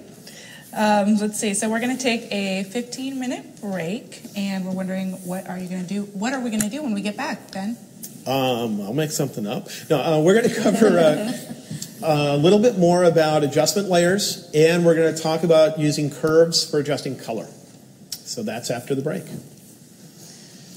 Okay, I think I'll tell you a little bit about the upcoming courses that we have. Folks, we have so many new courses on the schedule. Please go to the Creative Live calendar, check all those courses out, and sign up for anything that you're interested in. New workshops on the horizon. Lisa Snyder, Deep Dives. She is coming September 17th through the 19th, and this is going to be selections, adjustment layers, and smart objects. So 3 very important things that we all need to learn, and she's going to spend 1 day on each of those. That's pretty incredible. So please sign up on the course page for Lisa's class. Also, Kevin Kubota is coming. He's doing lightweight location and lighting. Lightweight location lighting, September 20th through the 22nd. Please sign up for that. You have anything you want to add? I was going to say that 10 times quickly. Lightweight lighting, location lighting. How to get studio quality lighting while on location, speed lights and smaller lights. So please sign up for that class. And also, if you didn't know already, Sue Bryce is going to be here next week for a 5-day workshop with Simone Yannick. So please also sign up for that course. It's going to be incredible. So there's going to be over 30 models, and there's one that's sitting right next to me. This one. Yay! I'm going to be modeling for Sue. I'm so excited. So don't miss Monday. That's when you're going to be on, Yeah. right? Sweet. Very cool. So, Ben, I wanted to read out a comment from VI Photo 7 who says, a little space in my brain is now labeled Ben. I love that. So, folks, if you want a little space in your brain that is called Ben, labeled Ben, and you want to be able to have that a month from now, 2 months from now, go ahead and head on down to the course page or scroll down, hit the Buy Now button. You can get this course right now for $79. And you also get all of those actions, over 50 actions.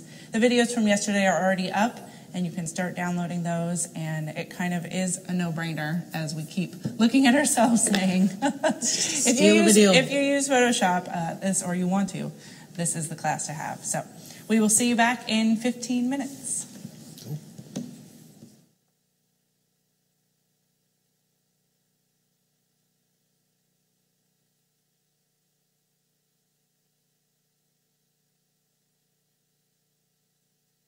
Hi everybody, I am Roberto Valenzuela and I am broadcasting to you from the beautiful island of Kauai, Hawaii.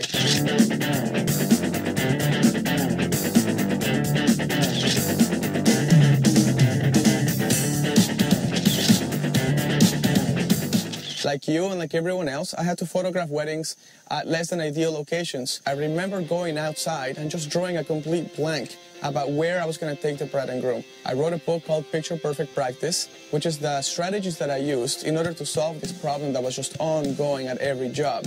I am coming to you in Seattle, Washington for Creative Live, September 6, 7, and 8. And I am looking for a live audience, 6 to 12 people. I need a video from you. On YouTube, Vimeo, you can record it on any device you want. It does not have to be fancy. Telling me about your work ethic, telling me about why you want to be a member of my class. To get that video to me, you need to send it to @RobertoPhoto, @CreativeLife, #RobertoLive. I'm going to be talking not only about how to break down locations and how to make it in a way that makes sense to you no matter where you are, no matter what part of the country or what part of the world you're in.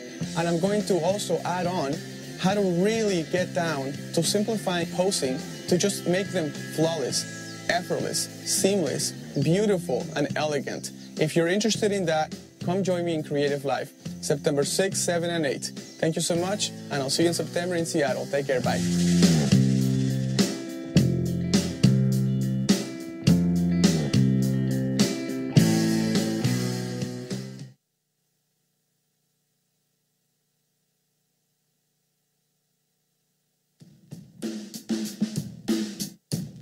Hi, I'm Ben Wilmore, and I want to invite you to a free online class that I'll be giving on August 25th on light painting. I consider light painting to be one of the most creative photography outlets that are there. This is where you start off with a dark scene. You set up your camera on a tripod, and during a long exposure, you walk in and light the scene using a household flashlight. That way you can control exactly how bright every area is. If you want to draw your eye somewhere, you just paint light in there a little longer. It'll be the brightest part. Your eye will be drawn straight to it.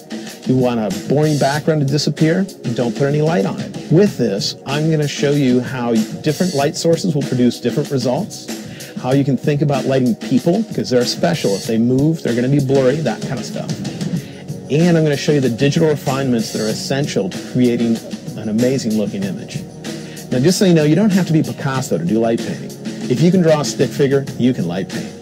So come join me August 25th at creativelive.com for a free class on light painting.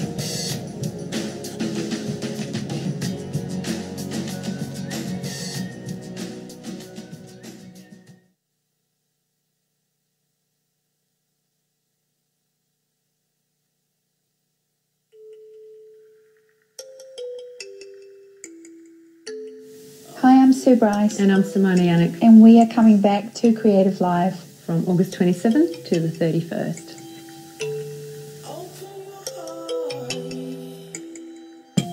Why do I stand alone? We've got 2 days of hair and makeup tuition and 3 days of live shooting. That's 5 whole days packed full of information, and we've also got some amazing giveaways for you. We look forward to seeing you in Seattle. When we are the same, when we are the same.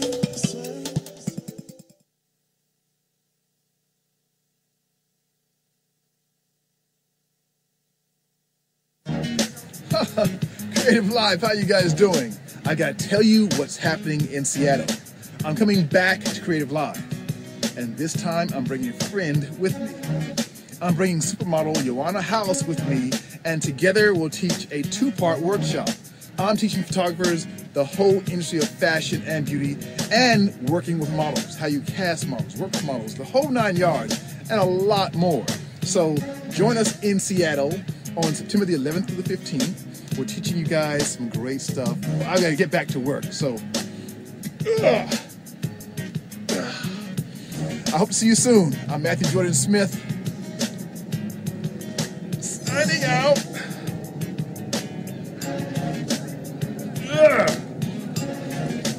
All right, I got it all now. See you soon. I'm Matthew Jordan Smith. See you in Seattle.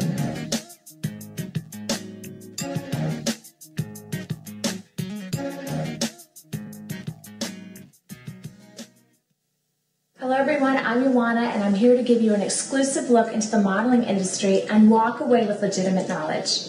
At the beginning of my journey, I made a lot of mistakes and I find that very common amongst up-and-coming models. As I progressed in my career, I was able to learn from these mistakes, develop my skills, and work my way to the top. I'm so excited to be partnering up with Creative Live and celebrity photographer Matthew Jordan Smith. Through the course, I'll be giving you pointers to increase your chances of being discovered and possibly signing with an elite agency. All right, so let me tell you what's going to be happening during this course. On September 11th and the 12th, I will be working single-handedly with each of the models. On the 13th and the 15th, Matthew will be working with young photographers, and I'll be using the models who I've taught and trained to put their skills to the test by working in front of the camera with Matthew and his photographers. All you have to do is log on to creativelive.com. The class is free to watch live online from anywhere in the world. I'm inviting models to submit a video of themselves to be a part of our live studio audience. Make a video telling us why you want to come learn in person and what you hope to get out of the workshop. Models need to be available all 5 days, September 11th through the 15th. Upload the video to Vimeo or YouTube and tweet the link to @CreativeLive with the hashtag #YoanaLive. All right, the deadline for the student submissions is August 20th, so hurry up, upload your videos, and I look forward to seeing what you send.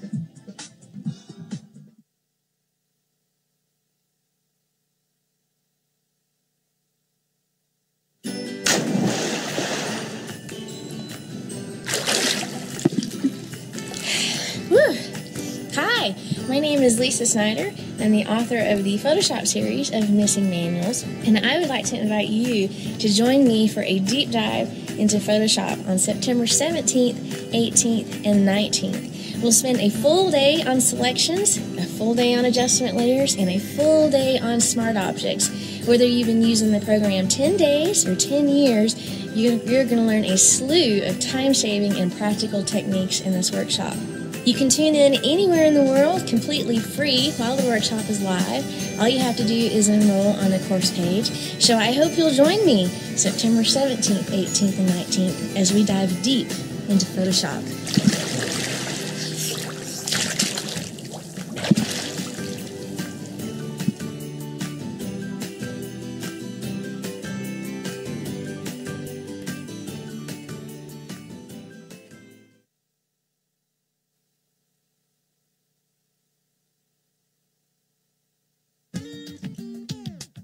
Hey friends, it's Kevin Kubota, and I'm going to be with you live on Creative Live, September 20th, 21st, and 22nd.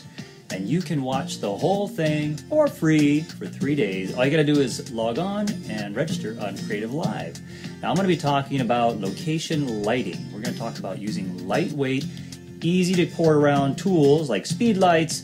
Not really studio lighting, but this is location lighting. Things that you probably have in your camera bag or inexpensive equipment you can get and use just about anywhere. I'm going to pull a lot of great stuff from my latest book, The Lighting Notebook. Then we're going to take those images, enhance them in Photoshop, do a little post-processing magic, and make them ready to present. So you'll see my entire workflow from shoot to present.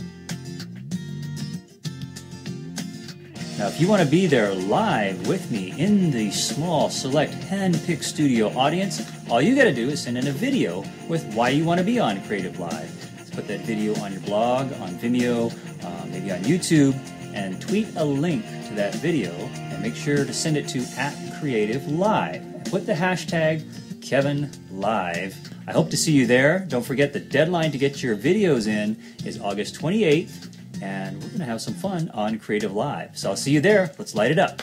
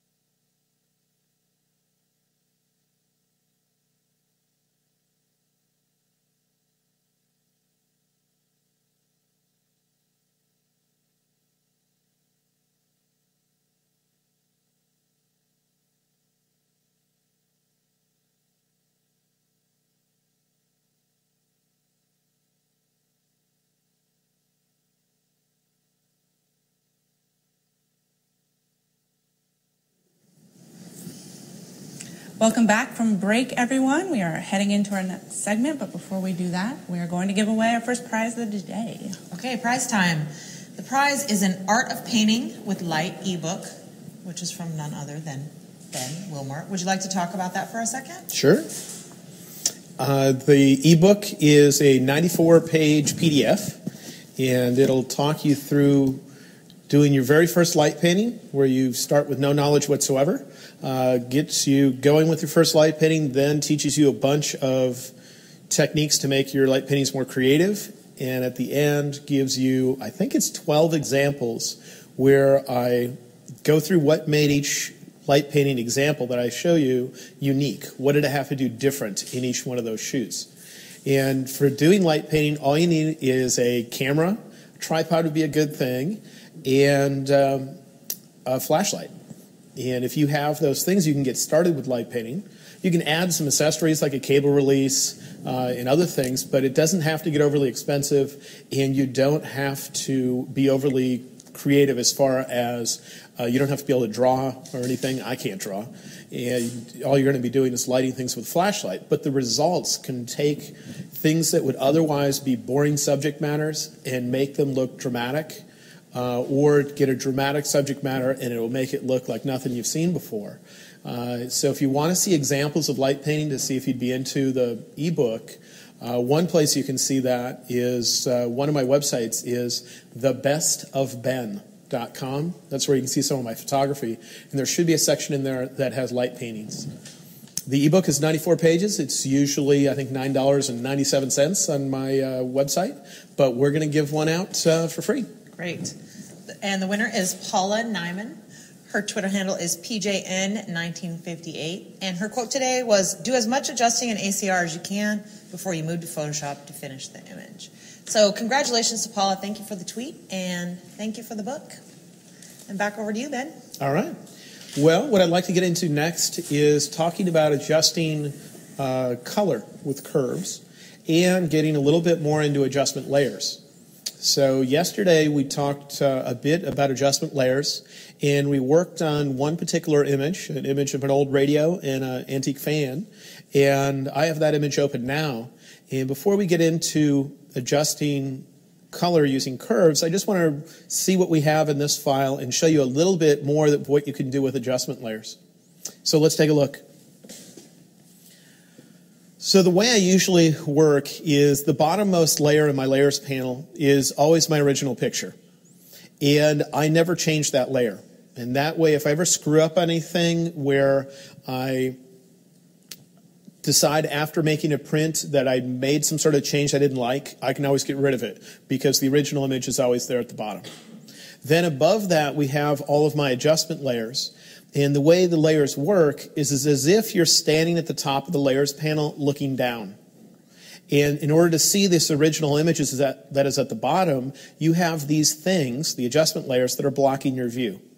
In each one of those adjustment layers, if all they're doing is brightening or darkening your image, it's kind of like having sunglasses between you and your image. It's darkening the image, but it's not applying to everything. The mask is saying it can't apply to the whole image. It can only apply to certain areas.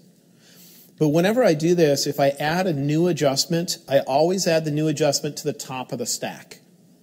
The top of the stack is what is thought of as being applied last.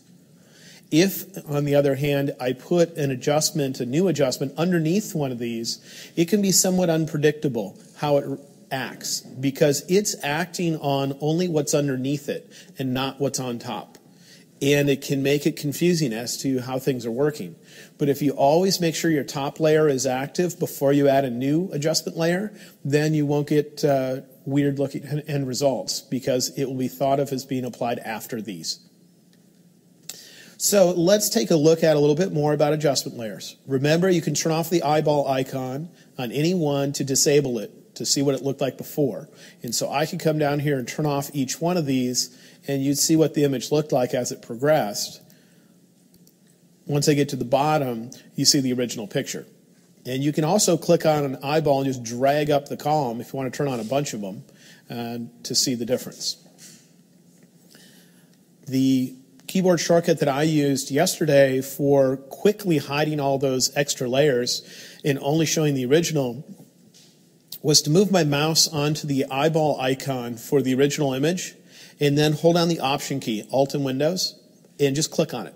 That will quickly turn off all the other eyeballs, so all you're seeing is the original picture. When I Option click it a second time, it will turn those layers back on. And so I can see what kind of change I made to this picture. And yesterday, my screen was not adjusted, and it was overly dark, so it was hard for me to kind of see what I was doing. And so now when I look at the same image today, I see that this area in the upper right is darker than the area on the left. I would have gotten those to look just right and all that had I known, but I didn't have a great view of my image.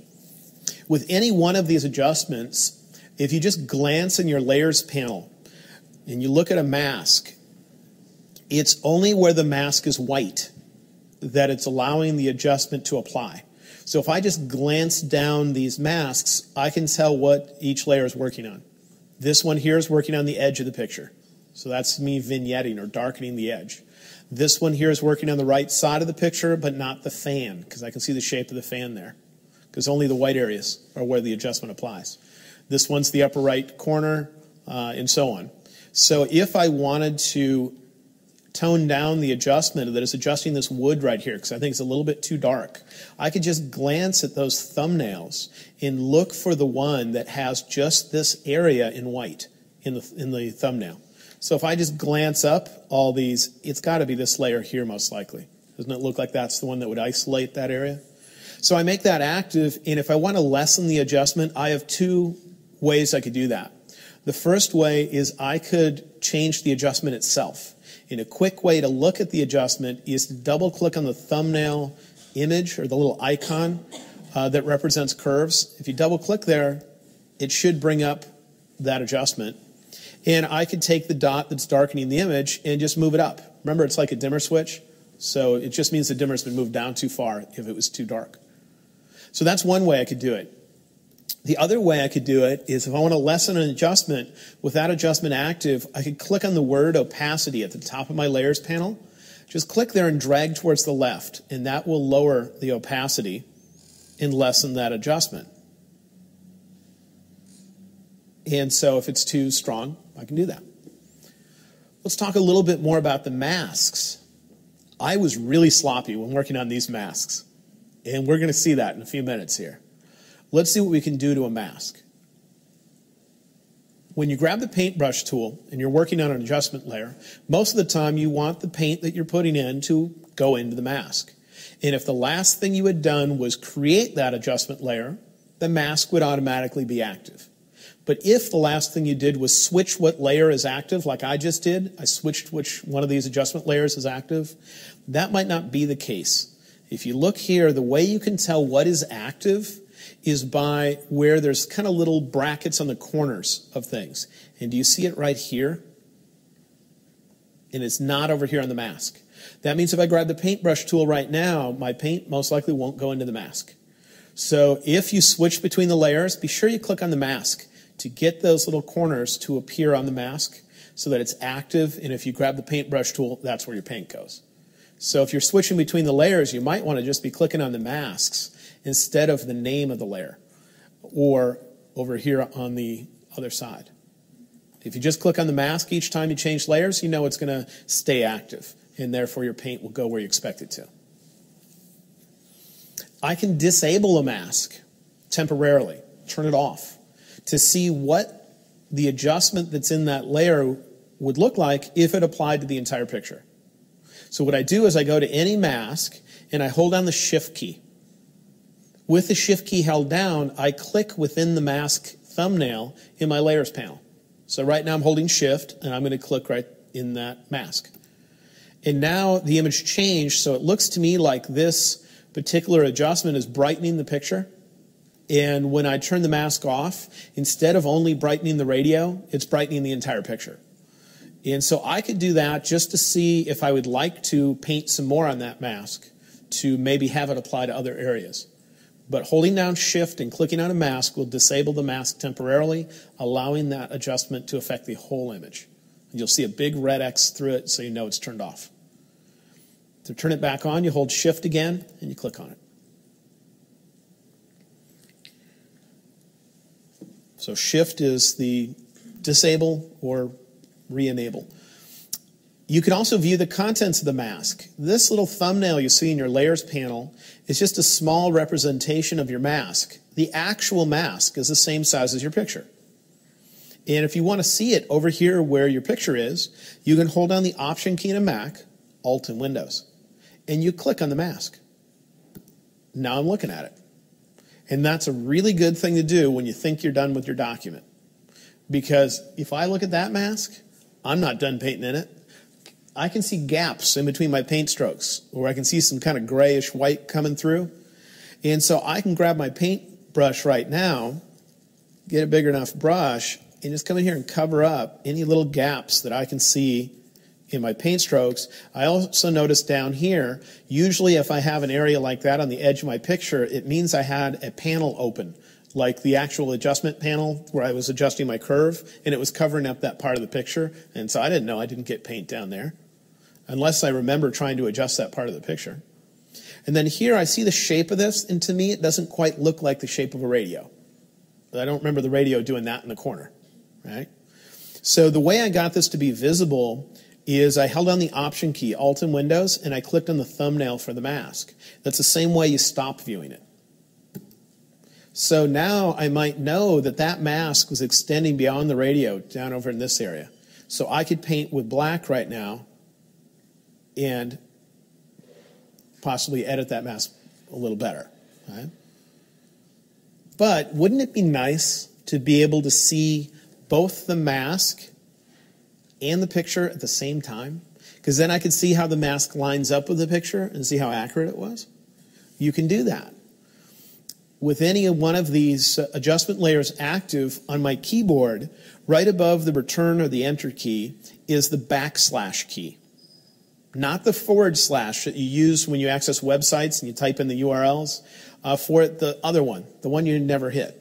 It's right above the return or enter. Watch what happens when I press it.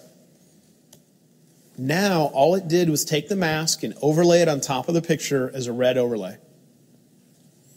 And I can paint while it's in this view. And as long as the mask has its little corners highlighted, it means the mask is active, so that any paint that I put on, that's where it's going to go. It's not going to go on the actual picture. And I could come in here and modify the mask to say, hey, that should be a little closer to the radio. Maybe across the top here too.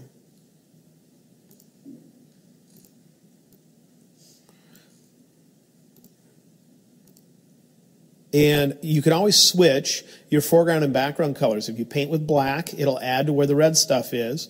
The red stuff indicates we are not adjusting the picture. And where the picture looks normal is where the adjustment is applying. And I can see a little red overspray onto the radio. Can you guys see that? A little red overspray. So I could switch my foreground and background colors to paint with white. And then I could come in here and say, hey, get off of that area. Sometimes I cheat. If I click right here and I hold the Shift key and I click right here, it will draw a straight line for me between those two spots. And so if you ever have any straight lines in your picture, you can click on one edge of it, hold down Shift, and then click on the other. There I think I went just a little too far up, so I'll choose Undo. Shift. And so Shift clicking connects the dots between where you click once and where you click a second time. So it can be kind of nice. When you're done viewing the red overlay, you can press the backslash key a second time and you're back to viewing the image as you normally would. So what I would suggest you do is after you work an image like this is go to each one of your masks and maybe hit that backslash key. You might have wanted to do it right after you were done painting on the mask, just to confirm that you painted where you thought you did. And you can see things like right here, I can see where the mask is not quite, doesn't look solid. And so I can come over here and paint with black. Black adds to the red stuff and just say, okay, fill that in. I can't tell, there might have been some stuff in there. That kind of thing. I can do that. I can also option click the mask and see if there's any gaps in my paint strokes, because it's very common to get them. And I can go up to the next mask, option click on it. And I don't know if I wanted that little gap there. So I might turn off that mask by option clicking on it and just watch that area where the gap was and say, is there any reason for that? Maybe see it as a color overlay with backslash and say, is there any reason for that little gap I was seeing? No, it looks like I was just sloppy. So I'll come in here and paint with white, get that to more accurately reflect the area that I was attempting to adjust. And I think that gap was down here, so I'll paint with black and see if that looks different as I paint across it, and yes, it does. Your masks don't have to look perfect because other people are not going to see them. But the masks can tell you where you should inspect your image to see if they need to be more accurate. When I'm painting, I'm frequently pressing the letter X. X exchanges my foreground and background colors. So I change from painting with black to painting with white. So if I want to take away from the mask, I can do it quickly. I hit the letter X and now I'm adding to it. So I want to add these little corners. That kind of thing. When I'm done, I hit the same key that I used to get the overlay, which is the backslash key. So I go to each one of my masks. I hit backslash to say, hey, how does it line up with stuff? I was real sloppy on some of these. And I come in and say, all right, fine, I need to fill in some of these areas that I didn't get. Remember, with masks, though, you don't have to use your paintbrush as your only way of doing things. You can use things like the quick selection tool. And you can come in here and select an area. And yesterday I had some keyboard shortcuts written on the board. I don't know if you got them written down or not, but the one for filling with your foreground color was Option Delete. That's Alt Backspace in Windows. So I could type that.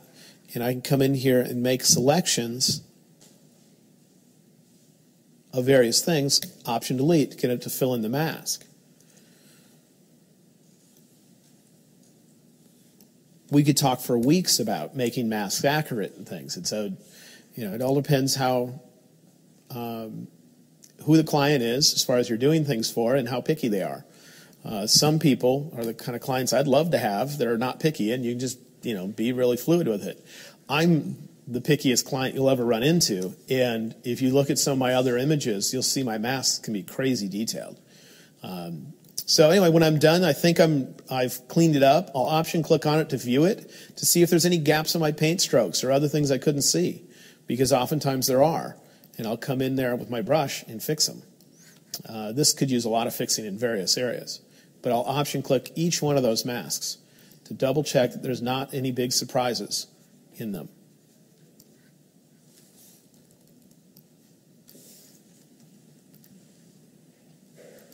Right? Make sense overall? So what was it? Shift click a mask to disable it. You get the red X through it.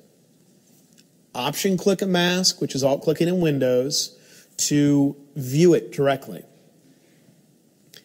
Backslash with a mask to view it as a colored overlay. Now, if you want to remember this, over here on the board, it talks about masks. And remember that the little corners mark tells you what's active. So if it's not active, click on the mask in your layers panel to make it active.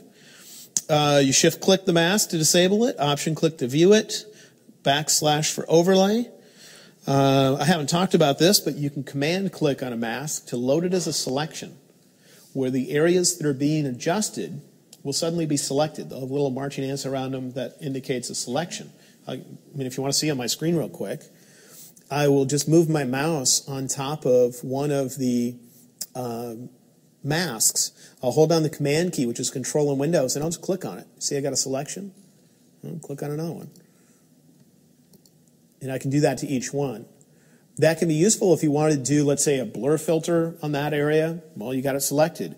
Or if you want to make a new adjustment and have it only affect the same area as one of your others. Command click on the mask. So that's what this talks about. Command clicking on the mask loads it as a selection. In addition to that, you could hold down the Shift key and it would add to a selection that was already on your screen. Or you could hold down the Option key, which is Alt in Windows, to take away from a selection that's already on your screen. So if you used one of the other selection tools, sometimes that's useful. Sometimes that's great to have. Then I made a little illustration for you. You can see my amazing drawing skills. And you know why I like light painting, where I use a flashlight and can be really basic instead of other things. This represents how layers work. It's as if you're standing at the top. That's your eyeball looking down. Yeah. And these are your layers. The bottom is the original picture. Usually directly above my original picture, I have retouching. That's usually the layer sitting there. Out of habit, I call that layer Weeds Be Gone, because I think of it as pulling the weeds in my picture. On top of that, oh wait, what's that doing there? I'll have various adjustment layers. And it's as if your eyeball's at the top of the layers panel looking down, and in order to see your original picture, you have to look through these things to see it. And these are like different various colored filters or sunglasses or something else, which would be your adjustment layers. The mask makes it so it doesn't affect everything. And so that's why we always want to put our new adjustment layers on top, so that they only apply to what's underneath it, and it applies in a way that makes sense. If I add one down here, then it's hard to predict what you're going to get, because these are no longer going to be seeing what they used to see underneath. You're going to be changing what they're viewing, and it can be unpredictable. If I put my retouching here, then the adjustment layers affect the retouching as well, and everything works fine. The problem is, if I create a new layer up here on top, and I put my retouching here, and then later on, I make a print of my image or something, and I decide, hey, this adjustment layer right here is darkening the image too much. So I change it. Well, now these retouching bits will no longer match what's underneath, because what's underneath has been brightened, because you changed something that was underneath. If, on the other hand, your retouching is directly above the original image, it's the layer immediately above it, you can change these adjustment layers as much as you want. They only affect what's underneath it, and they'll affect that retouching and the original picture. So it looks fine. It's if you put your retouching on top, that now any change you make to what's underneath will make it so that retouching no longer matches what's underneath. If the brightness of what's underneath changes, then the retouching won't fit in with that. So I put my retouching directly above the original image. We'll talk about that when we get into retouching. Yeah. This might be really silly, but if you just move the layer, Mm-hmm. like you click and drag and move it, does it readjust for the placement that you've moved the layer? If you drag the layer up or down in the layers panel, it will recalculate it. It'll say, okay, what am I now looking at underneath? What does that look like? And it'll reapply. And so if you change the stacking order of the layers, and there are adjustment layers that you're changing, they can look different. Okay. I mean, if you want to see an example, I'll just do this, see if it helps at all. I'm going to apply an adjustment layer that takes all the color out of the image, black and white. Okay, I won't even move the sliders.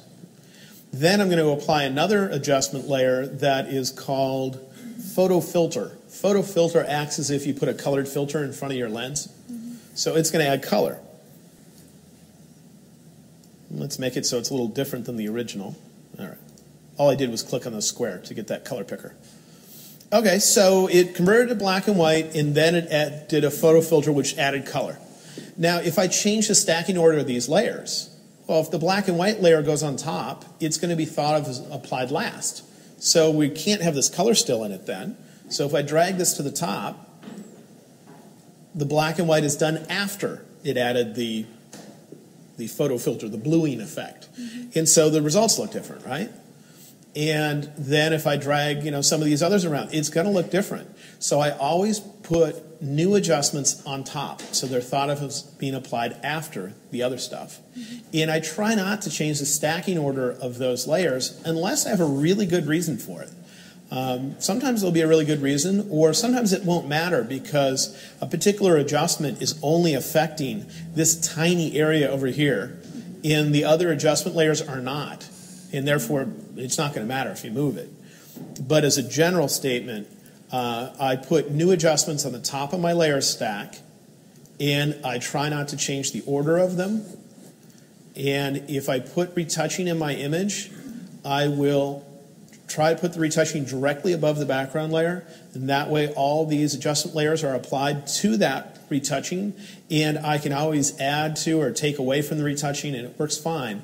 If I put it up on top, I end up with some issues, which try to show you once we get into retouching. Is that red overlay always red? Like I was Doesn't have to thinking, be. I was thinking about your clown picture where there was a lot of red Yeah. in it. It would be a little off. It's just the default. If I don't usually have to change it, so it'll take me a moment to remember where the heck it is. I thought maybe if I double-clicked on it, it would bring up the options for it. I double-clicked on it. I see the options, but I'm not seeing the setting for color. Folks online were asking that question too. There is a setting for what color the mask is. Here's a choice called Mask Options. It might be in there. Yes, it is. So what I did is I double-click on the mask, which brought up this, which are the settings for that mask. And this is new to Photoshop CS6. This was laid out differently in CS5, so it'll be a little different. When you double-click on a mask in CS5, it might just pop up a window that lets you change the color. I know in a previous version, at least a few versions ago, it did. So anyway, I double-clicked, that caused this to come up. Then I went to the side menu of this and chose Mask Options. And this came up. This tells you what color it's going to use and how much you can see through it. And I'm guessing with older versions, especially 2 versions old, just double-clicking on the mask would have brought up that. Okay. All right. Any other quick questions about what we've done before I get into curves? Yes, there are questions. Question from Seascape. When defining a mask, should it be slightly inside the object to avoid halos? What is the best way to not have halos in the image? Is picking properly, picking the softness of your brush such that it matches the object you're painting around. If the object you're painting around has an absolutely crisp edge on it, you want a brush with darn near an absolutely crisp edge. If the object you're painting on is out of focus, then it needs a soft edge, and you need a soft edge brush. On this image, I primarily used a soft edge brush, which is not necessarily the best. The problem is, as you get to harder edge brushes, it becomes more critical to be precise. Softer edge brushes, you can be generic somewhat. So I used soft edge brushes on this one just so that I could keep things simple when I was describing things. And you'll see on some of my other images that I open that my masks are very precise. Oftentimes they were made with selections that I filled instead of painting. Okay, cool. Yeah. Following that from Nico Ha, how can I adjust, modify the cutouts of multiple masks that have the same cutouts at the same time? You can't adjust more than one mask at a time, but once you're done adjusting one, painting on it or whatever, you can command click on the thumbnail for it, and that's how it loads it into a selection. Then click on another mask and use that selection when you're painting to limit where your paint shows up. Right. Or use that selection and fill with black or fill with white. And then you can get some of the same shapes. Cool. That kind of stuff. You can, if you want to see something kind of special, here's something you can do that might do some of what they're looking for. Let's say that I want to limit more than one adjustment to, let's say, the radio. What I could do is I can go to the bottom of my layers panel and click on the folder icon. That will create what's known as a new group. Then I can take one or more of these adjustment layers and drag them onto that newly created group. When I do that, they're going to become indented to show that they're part of the folder. They're inside. If I close the little triangle next to the folder, you'd see them go away, and you can expand them. So what I did there is I had a folder, clicked by the folder icon. I dragged some of the adjustment layers on top of the newly created folder, and now at the bottom of my layers panel, there's an icon that is a circle inside of a rectangle right here. That would add a mask to the folder.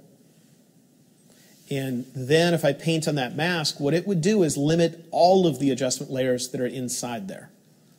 For some of you, that'll be like your brain will melt seeing that. You're like, what the heck? But for others of you that have done this for a while and you're like, oh yeah, I'm used to masks, you'll be like, oh cool, I can do that. So it depends on what user level you're at right now. If your brain just went, what did he do? Then ignore it and come back and watch this later on after you're used to using them more. But if you've used them for a while, it can be really helpful to put some of them in a group and then mask the group. If I masked this group so that I painted on the fan, let's say, then none of the adjustment layers within that folder could affect the fan. That kind of thing. So I don't know if that would help him or not, but it's an idea.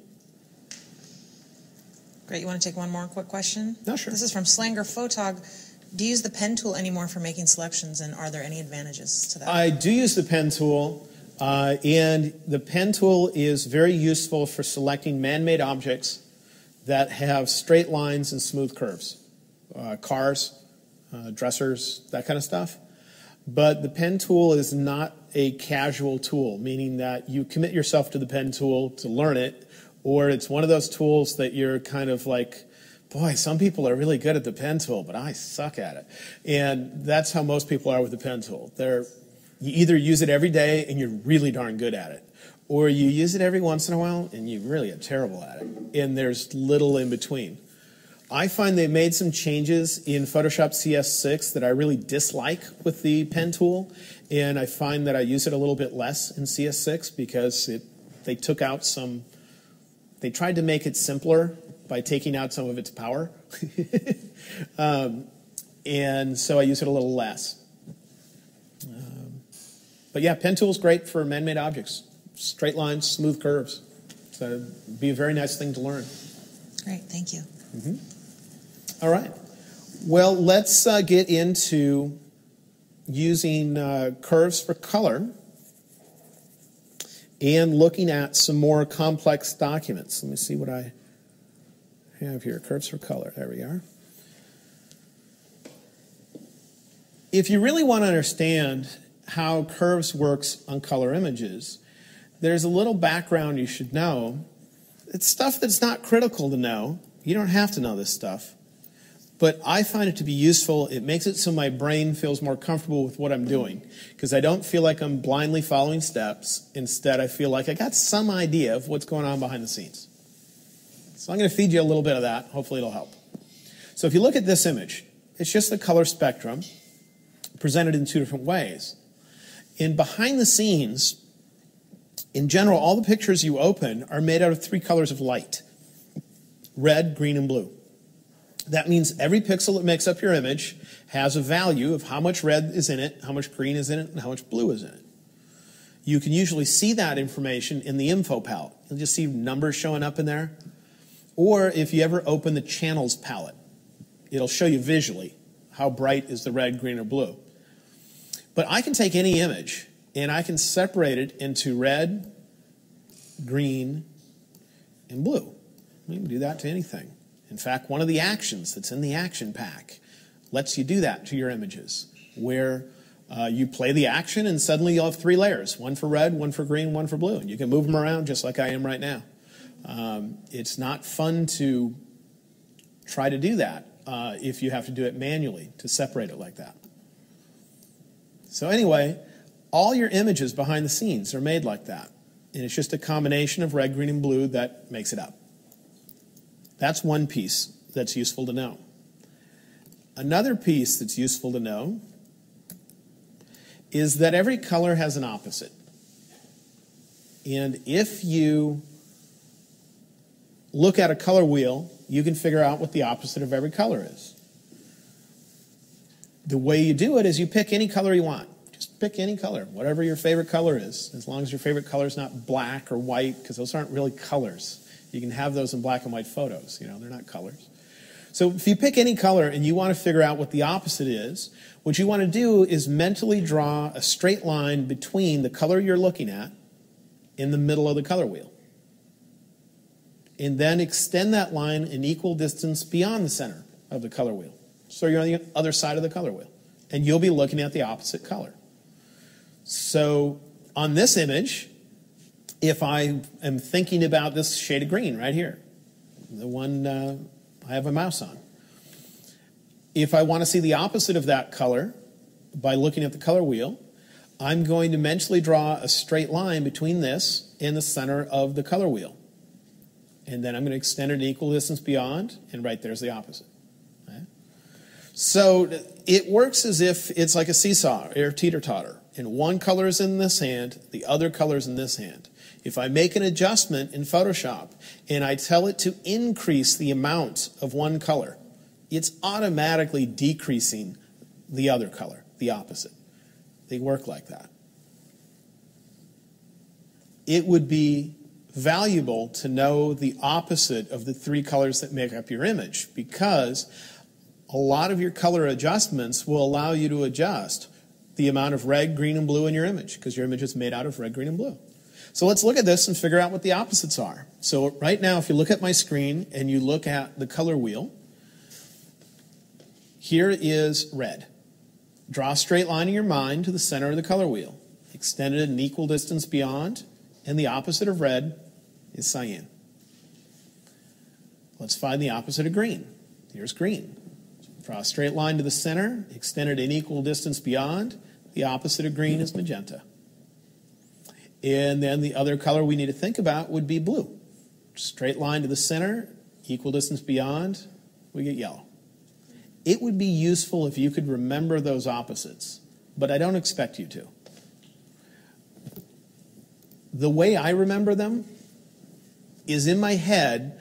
I always remember RGB mode, and I never mess up the order of those letters. Most people remember RGB mode, I find. You don't hear them calling it BGR mode. They say RGB if they remember the letters at all, right? CMYK mode is a little different. Sometimes people mess up the order of those, because a lot of people that work in the printing industry will list them in the order that they're put down onto the sheet of paper. And so if they put them down in a different order, they won't say CMYK. They'll say, CKYM or something, But if you can remember just the two main color modes, which is RGB and CMYK, then, let's see if I can go up here. If I just write them down, RGB, CMY, and I don't need the K, the opposites are directly across from each other. So if you can remember the way you say the color modes, RGB and CMYK, I just count down in my head. RGB, it's like, what color is it? Is it, let's say I want the opposite of yellow. So I'd think of the mode that has the word yellow in it. What letter is it? Is it the third letter? And then I just think of the other mode and say, okay, what's the third letter? It'll tell me the opposite. So if I want to know the opposite of yellow, I go, that's CMY, it's the third letter. Okay, what's the other mode? What's the third letter? Red, green, blue. So blue's the opposite of yellow. I can see it. If that doesn't help you, then you can do this instead. If you look at your screen and you go to the window menu, you can open the info panel. And in the info panel, it will list RGB on the left, CMYK on the right. So you don't have to remember the order of them. You just visually look right here. The opposites are directly across from each other. Right? If you can remember those opposites, doing color adjustments will be much more intuitive. So if you don't remember them in your head, don't worry about it. Just open the info palette. Then you can always glance up there and just look at what's across from each other. Right?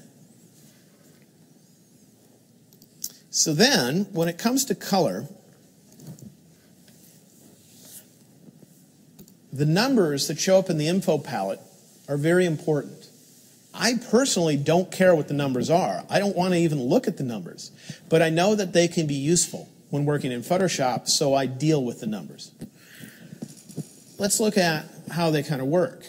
Here we have red, green, and blue. And what this really is these are as if I have three flashlights. A red flashlight, like with red gel in front of it, a green one, and a blue one, pointing right at you. And that's what you see right there in the middle. If you want to see what I'm talking about, if I move the red one, there's my red flashlight. Here's my green one, and there's the blue one left over. If you happen to combine red, green, and blue in equal amounts, what you get is white. Balanced amount of red, green, and blue gives you white. You've seen white light sent through a prism before, haven't you? And the rainbow of colors comes out the other end. It's kind of like doing the opposite. We're taking the rainbow of colors, at least three of the colors, red, green, and blue, putting them together, and it looks white. If we vary how much of each one of these we have, and I'll do that by lowering the opacity of these, like 70% or something else, we create all the colors you see. So each one of these colors has a formula of the amount of red, green, and blue that's used to create it.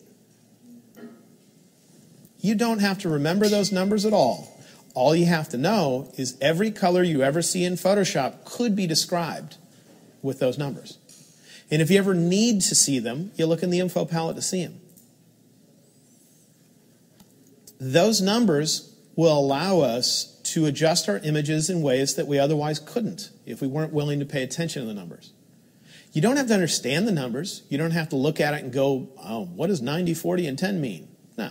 All you have to know is put your mouse on top of something and the numbers that show up describe it. What that means is you have somebody with sunburn. Put your mouse on top of it and look at the numbers. It will describe the sunburn. Put your mouse onto an area that doesn't have sunburn, and the numbers will be different because the color is different. And if there's a way we can find an adjustment that allows us to type in before numbers and after numbers, we could type in sunburn numbers for before, type in non-sunburn numbers for after, and it will do the adjustment for us and make it so the sunburn looks exactly like non-sunburned skin. Only if we're willing to look at these numbers. Don't have to understand the numbers. All you got to know is they mean something to Photoshop, in that you're willing to deal with some numbers that you, because I don't know about you, I do visual stuff because I hate math. I hate numbers like that. And so, but there are some times when I'm willing to deal with them because I find them to be overly helpful. Okay? There's one thing, though, about the numbers, one little formula for a certain kind of color that would be useful to know, but it'll be hard to forget it once you know it. So don't worry about it. You don't have to think of a bunch of numbers. And that is, if I use red, green, and blue in a balanced amount, meaning an equal amount of red, green, and blue, none of those colors can dominate, and the end result you get is shades of gray. Okay? And that's a useful thing to know. What that means is if you ever move your mouse over something and you look in the info palette, if the numbers are balanced, where the number for red, green, and blue, they're all the same, what's under your mouse is a shade of gray. That's very useful for doing color correction. It's easy to remember, though, isn't it? Equal, balanced means gray. Anything out of balance means it's not gray. All right, so that's all the prep information you need to know for starting to really understand how color works in Photoshop. If any of that didn't connect with you, don't worry about it. You can still do everything without knowing that junk. Okay? It's just if you know that, you can feel more comfortable when you learn about stuff. Okay? So let's take a look. This image doesn't look so great. So first, let me find out what's going on a little bit with it. Clouds are usually a shade of gray in general, aren't they? It's not like you see pink clouds unless it's at sunset. This isn't sunset. Instead, the clouds are usually near gray or white or something near it. If I put my mouse on one of these clouds, just by looking at the numbers in the info palette, I can tell you something's weird with this picture. Because how do you make a shade of gray? Use a balanced amount, right? And if I look at this, the red is way high and the blue is way low compared to the other numbers.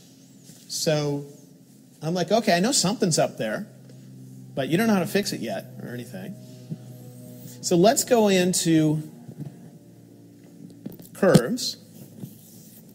And actually, let me use an adjustment layer because I'm not even used to seeing that dialog box. Curves. All right. In curves, we have a pop-up menu right here. When that pop-up menu is set to RGB, you're trying to just change the brightness of your picture. When I change it to red, now we're affecting how much red light is used in the picture. It would be useful to know the opposite of red light. Don't know if you remember, but if you don't, you could always go to the info panel.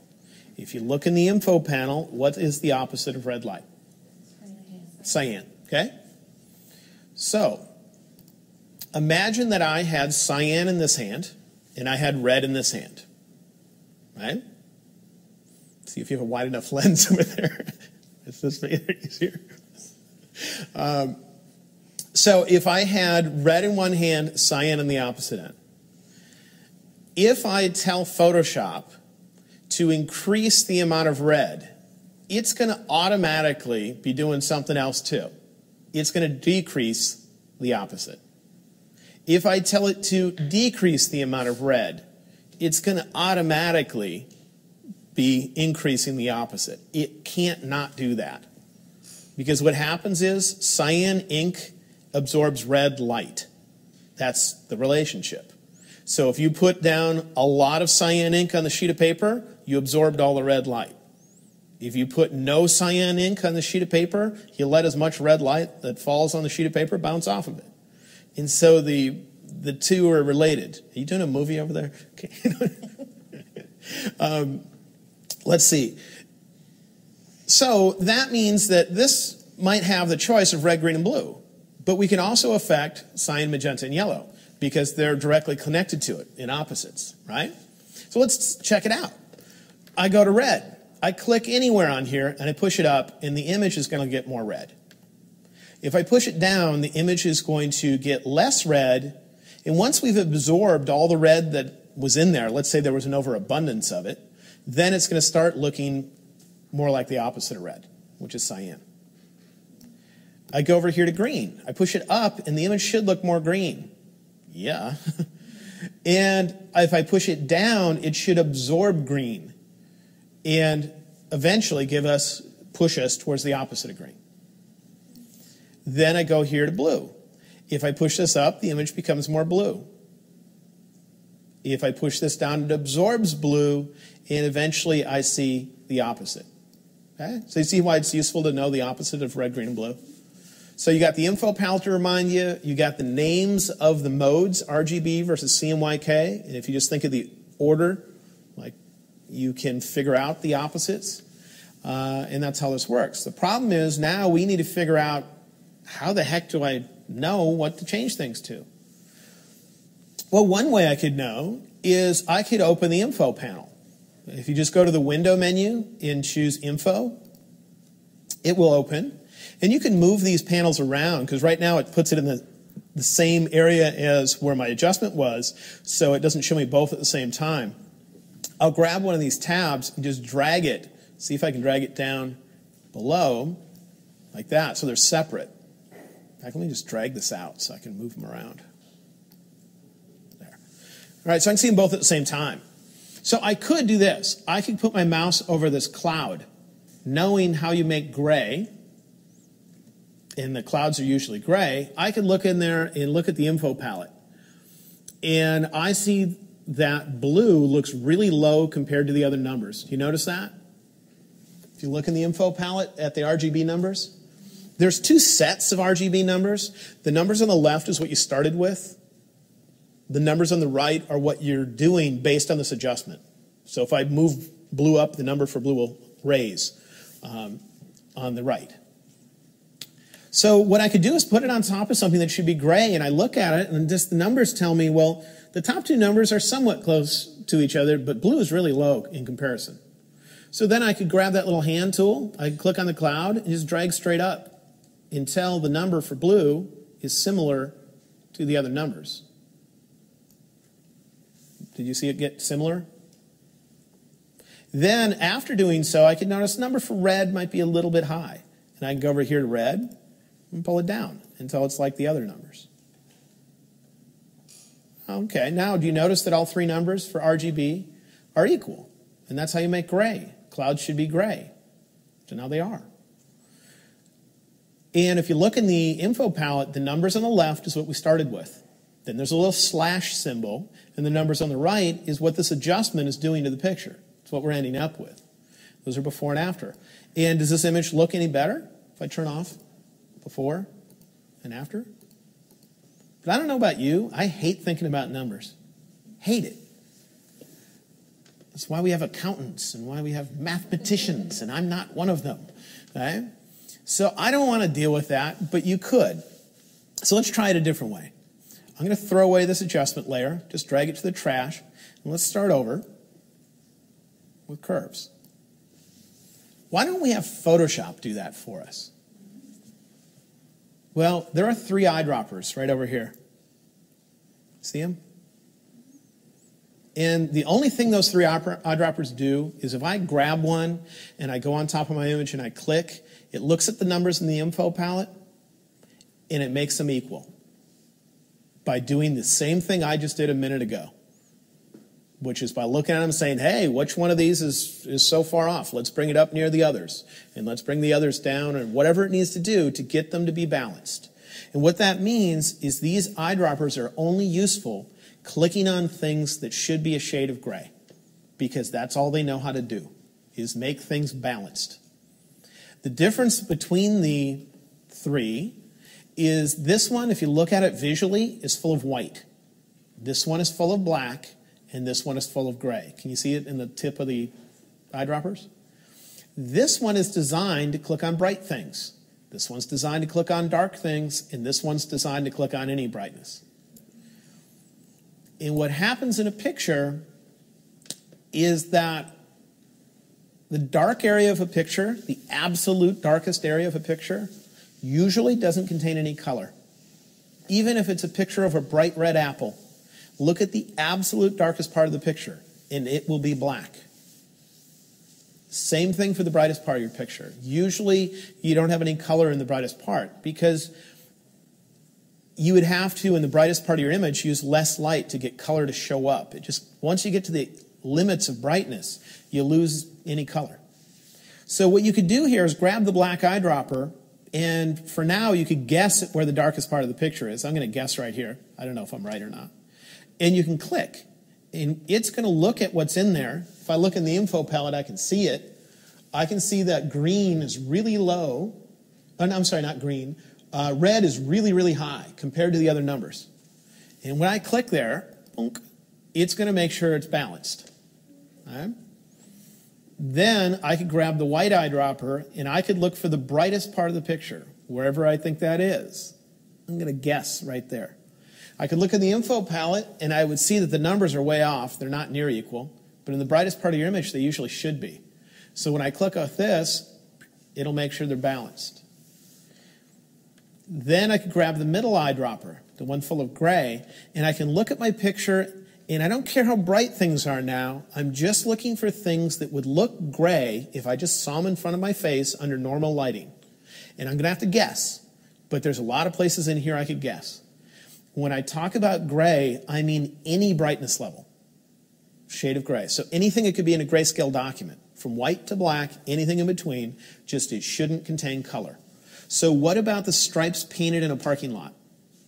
They're usually white, aren't they? That's a shade of gray. It's just a bright one. I could try it by clicking on it. What about the sidewalk? Well, sidewalks can be a little bit on the warm side.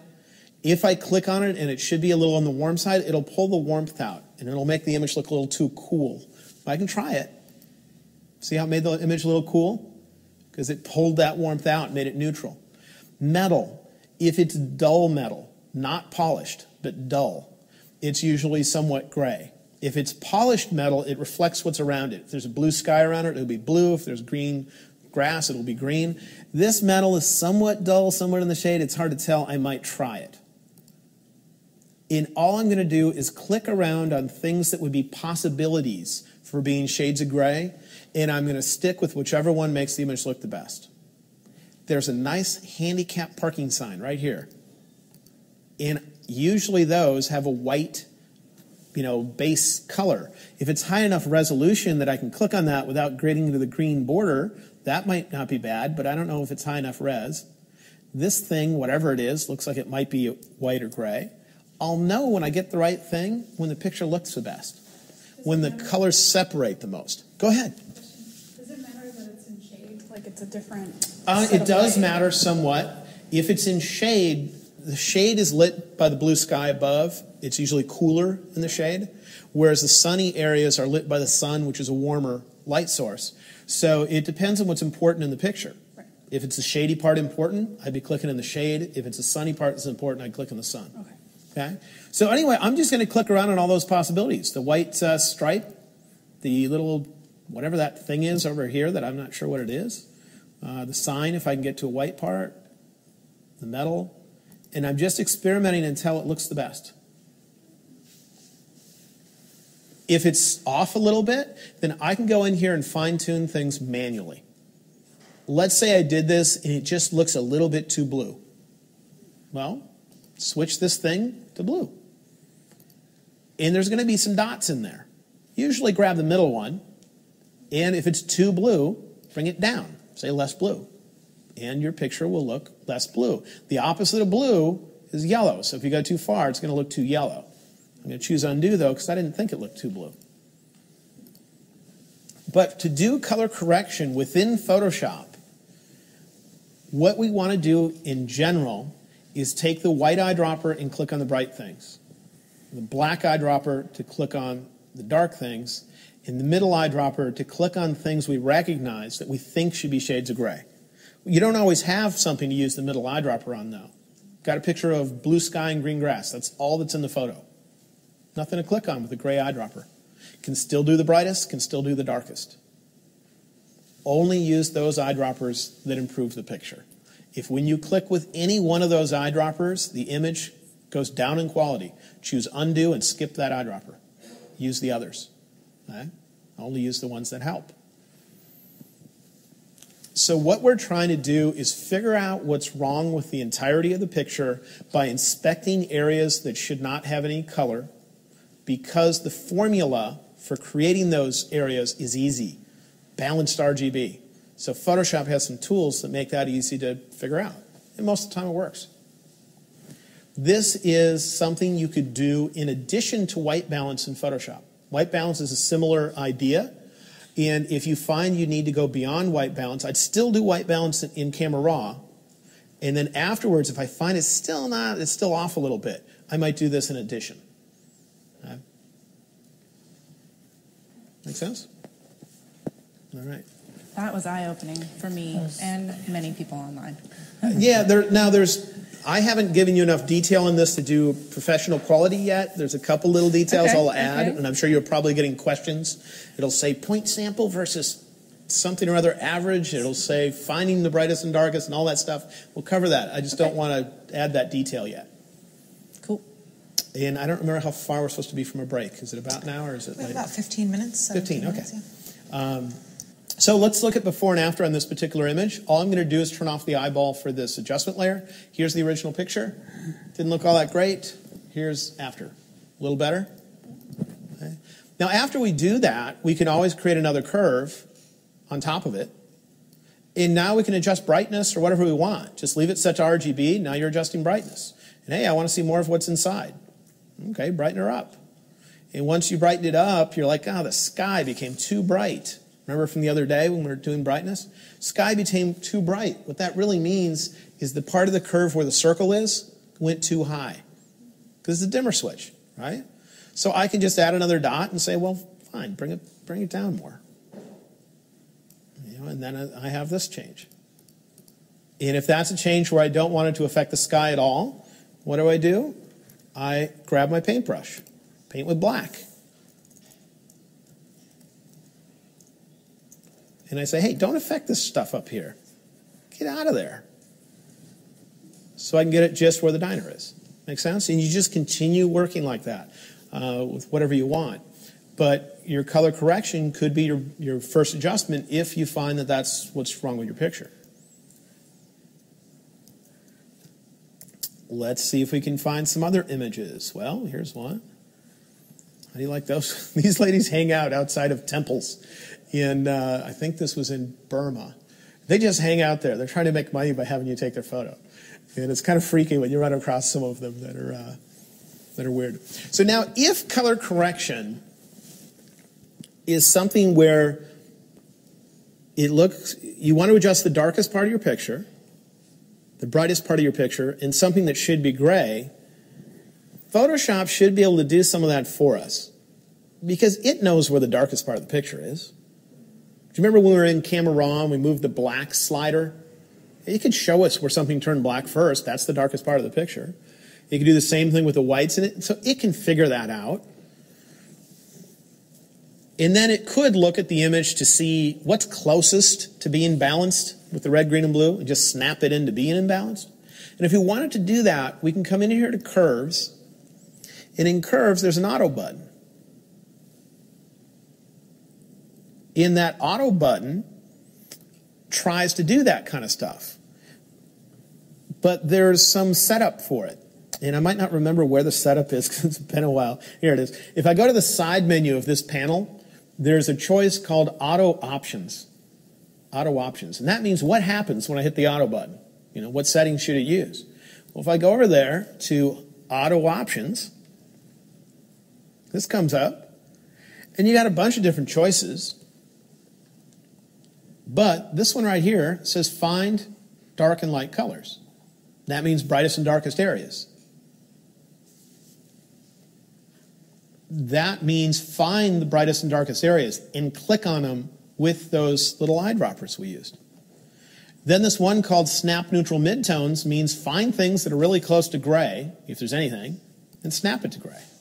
That means use the middle eyedropper. So this is if we're in a hurry. If we're not looking for highest quality, we're looking for highest efficiency. I'm working on 500 pictures. I got to get them out today. Well, fine. Let's have Photoshop do it for us. But do you remember when I had the diner image open with the middle eyedropper? I experimented, clicking around until I got the best color. This isn't going to experiment. It's just going to say, this looks close, boom, we're doing it. But what you'd want to do is set it up so it's called Find Dark and Light Colors, and you'd want to turn on Snap Neutral Midtones. You choose Save as Default so it remembers those settings, and you click OK. Then in the future, if you ever want a color corrected picture, you can go to Curves and just hit the auto button. And it will improve, most likely, the look of the picture if it was bad to begin with. You see the difference? Let's try that on the diner image. I'll go to Curves, hit the auto button. Dang, that ain't bad. Depends on the image. No, not bad at all. So it's trying to do the work for us. If it doesn't do a good job, choose Undo, and then manually do it. Because when you manually do it with the middle eyedropper, you can move around and experiment with what area you click on until you find the area that does the best job. Yeah? Could you do that auto and then take the middle one and do it yourself afterwards? It's a middle eyedropper. Yep. So you could just hit auto and then grab the middle eyedropper and experiment. Yes, you could. Would you advise doing like another layer to change the blues once you've done auto? Do you mean like the blues in the sky and stuff? Yeah. You can. What I might do is if I want to fine-tune things, I can come in here. What I'd actually do for the blue sky is I do hue and saturation. Oh, okay. The reason I do hue and saturation is because curves can only isolate one area from another if they're different in brightness. That's the way it isolates things. It's all based on brightness. Remember, there's a little bar at the bottom of curves with the shades of gray in it? And it's like you have dimmer switches for all the different shades of gray. But you don't have dimmer switches for blue that doesn't affect green, kind of thing. In here, we do. So in here, I could go in and grab the little hand tool in hue and saturation, click on the sky, and drag and say, make that more colorful. All the blues. Or I could bring down the lightness to say make it darker and then bring up saturation, more colorful, that kind of stuff. It's going to affect all the blues. And if I don't like that it might affect the reflection of blue in the window, that's when I grab my paintbrush and say, hey, don't affect the windows. Make sense? So that'll take a little while to get used to all that, though. The main thing is I use hue and saturation when I need to isolate an area based on color. Only work on the blues, kind of thing. I use curves when I want to isolate an area based on brightness. So what we're going to do is we will work on more images when it comes to color, and I'm going to show you how to do things like grab the RGB numbers for sunburn and plug in the RGB numbers for that little part of his neck that is not sunburn, to get the sunburnt area to look like the other part of his neck. You know, we're going to have to look at those numbers to do that. not going to be overly difficult. You just plug in the numbers. And then you'll paint it in to say, don't affect the whole picture. Don't make the whole image shift that way. You'll paint in the mask and say just his face. Okay? We're going to be able to do that in a little while. When it comes to this area up here used to be more bluish sky right here. But I took the numbers that made up this area and I plugged in the numbers that made up this area so that it shifted to this color. And then I painted on the mask to say only affect it right here, so that I had this consistent color going across instead of getting bluish, greenish that was up there. Right? We'll be able to do that. We'll be able to fix things like this. Heck, we might be able to do that right now. Just go to Curves. Hit Auto. It's a lot better. Remember with Curves, though, it can shift things you don't want to have shift. And in this particular case, look at the brightness difference. Sidewalk became very bright, sky became very bright, didn't it? Do you remember how yesterday we had some adjustments with Curves that did things we didn't want them to? Mainly they made the image more colorful, and we changed something to prevent that from happening. We went up here and we chose a choice called luminosity. Well, with this kind of an adjustment, we actually want the opposite. I want it to not change the luminosity, meaning don't change the brightness of my picture. Only change the color, and so the other blending mode you use is color. When I set it to that, it can't change the brightness now. It can change the color, but not the brightness. And so if you ever do color correction and you find that the brightness of your image just got screwed up, change that menu to color. And you're saying, let this layer only affect the color. Don't let it change brightness at all.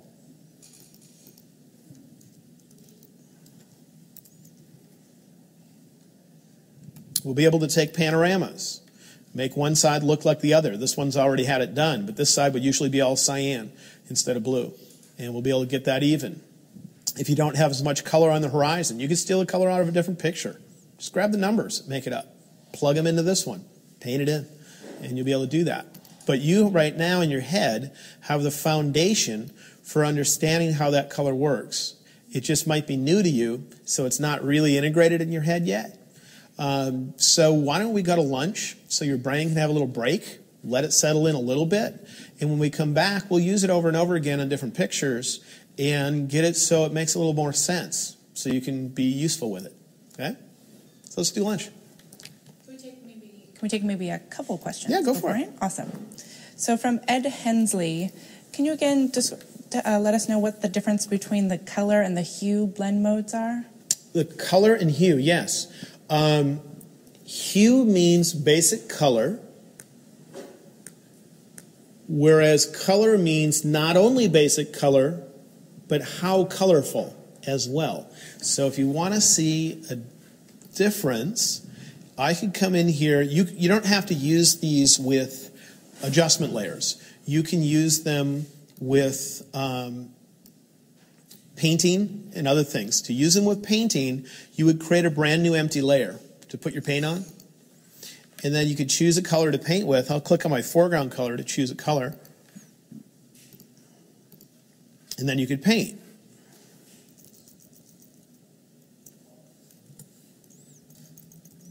So here's just some paint on a layer. If I set this to hue, hue means change the basic color of what's underneath to the same color I have in this layer.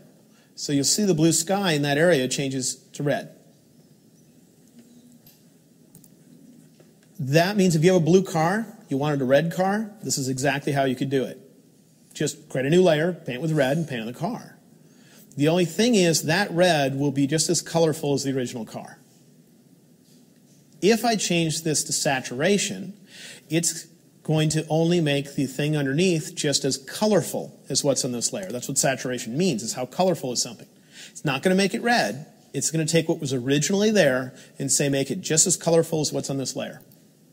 So the blue that's underneath became real colorful, just like the red that's in this layer. It doesn't care what color's in here. It could be yellow, could be blue, could be green. All it cares is how saturated is the color. And it makes the image underneath just as saturated. Then we have color.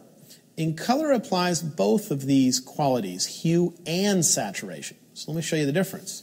Here's just hue. Hue means change the basic color of what's underneath. Nothing else. Color means change the basic color that's under there and how colorful it is. So it'll make the sky just as colorful and shift the color. Luminosity means only change the brightness of what's underneath. So it makes what's underneath just as bright as what I'm painting with. So they're kind of weird if you're not used to them, blending modes, but they're overly useful. And with adjustments, the two main ones I use are luminosity for when I only want to change the brightness and I don't like some sort of color change that happened. And I use color for when I'm trying to change the color, but the brightness is getting screwed up. So color is the opposite of luminosity. They're the opposite. So I don't know if that was helpful or not with the description, but that's what the difference is. Thank you. Okay, one more clarification question from Thompson World. If you click on the black dropper to get a balance and then click with the gray dropper, does it discard the information from the black dropper or add to it? No, it doesn't. It adds to it. Okay. If you actually look at a curve after you apply the eyedroppers or the auto thing, you'll find there are a total of 3 dots on the curve, one for each eyedropper, and one doesn't cancel out the other. The only thing that cancels something out is if you reuse one of the eyedroppers, it will move the dot that is associated with that to a different location. So in this image, if I just hit auto, and then I go and look at the curves, there'll be a total of 3 dots on each curve. The dot up here is from the white eyedropper, the dot down here is from the black eyedropper, and this one's from the gray one. So this one's not going to cancel out that one or that one. It's adding to it. Okay? You don't have to understand the 3 dots and that kind of crap. Just know one didn't undo the others. Okay? Awesome. Well, I can smell some pizza here in the studio. I can smell some brains frying too, though. So that's why we need a break. Yeah, exactly. So, yeah. So, folks, we're going to take a 45-minute lunch break. And what are we going to do when we come back, Ben? We're going to talk more about adjusting things with curves where you see how to match the color of one area to another, like grabbing sunburnt skin, making it look like non-sunburnt skin, that kind of stuff. And I'm going to open some of my complex images that I work with that have a lot of adjustment layers, and I'll just turn them on one at a time, and you'll be able to see how that I can take a what was a pretty lousy looking original image and through using a bunch of adjustment layers make it look dramatically better. And I can salvage images that you would otherwise just throw away because I know how to use curves and hue and saturation. So. Very cool. Yeah. So folks are continuing to love this course and your teaching style tremendously. Songvut Kositarut, who is joining us from Bangkok, says, I'm Adobe certified instructor in Photoshop, and all I can say is watching Ben Wilmar up to now is very easy to understand. One of the best Photoshop teachers I've seen in my entire life, especially Photoshop for photographers. And then M. Stolt says, sad to say, but I have read books on how to do Photoshop, seen videos, and even attended seminars to no avail. It always seems like the instructor leaves me wondering, okay, but how did you get to here? Mm-hmm. Ben is the first Photoshop guy that has made this make sense to me. So thank you, Ben. Yeah, so if you want to get just a microscopic preview of what we'll do after lunch, I'll just show you before and after if you want to look at my screen.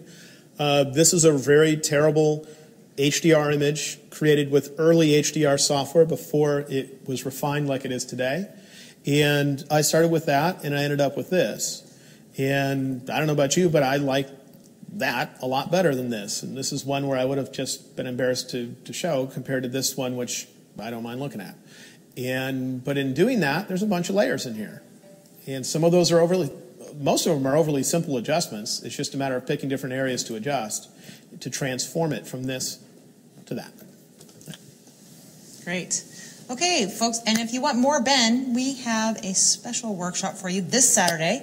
It is a light painting workshop, so sign up for that. Mark your calendars on Friday night. And we're going to be doing a special nighttime light painting. We're going to a local beach here in Seattle at 8:30 p.m. That is Friday night. That is Friday night, yeah. Today's Thursday, right?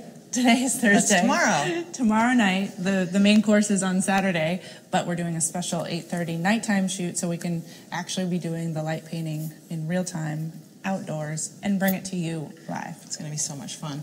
So many people are purchasing this course already, and we are only halfway through. It's very incredible.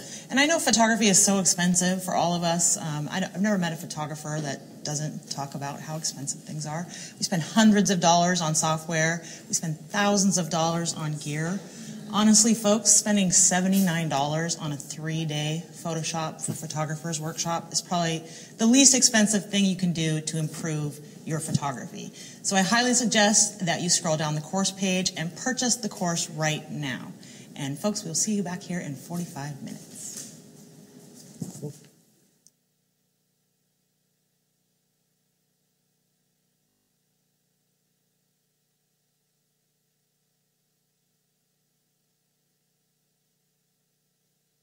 Hi everybody, I am Roberto Valenzuela and I am broadcasting to you from the beautiful island of Kauai, Hawaii.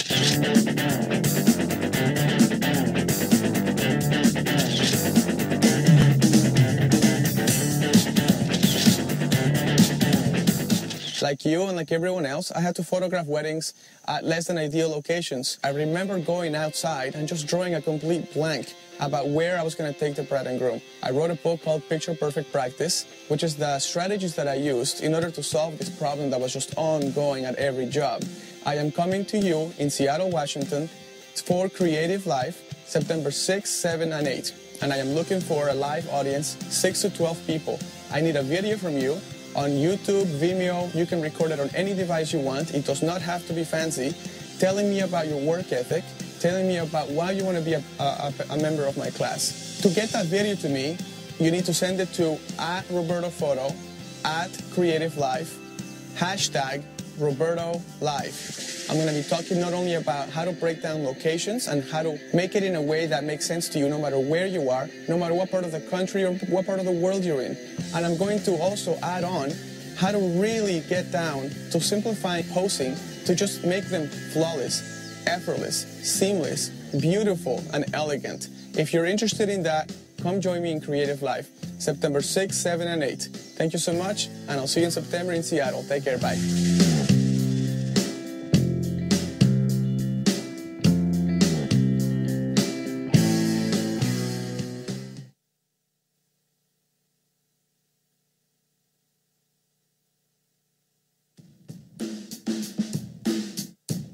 Hi, I'm Ben Wilmore, and I want to invite you to a free online class that I'll be giving on August 25th on light painting. I consider light painting to be one of the most creative photography outlets that are there. This is where you start off with a dark scene. You set up your camera on a tripod, and during a long exposure, you walk in and light the scene using a household flashlight. That way you can control exactly how bright every area is.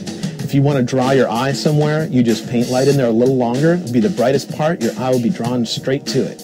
You want a boring background to disappear? Don't put any light on it. With this, I'm going to show you how different light sources will produce different results, how you can think about lighting people, because they're special. If they move, they're going to be blurry, that kind of stuff. And I'm going to show you the digital refinements that are essential to creating an amazing looking image. Now, just so you know, you don't have to be Picasso to do light painting. If you can draw a stick figure, you can light paint. So come join me August 25th at creativelive.com for a free class on light painting.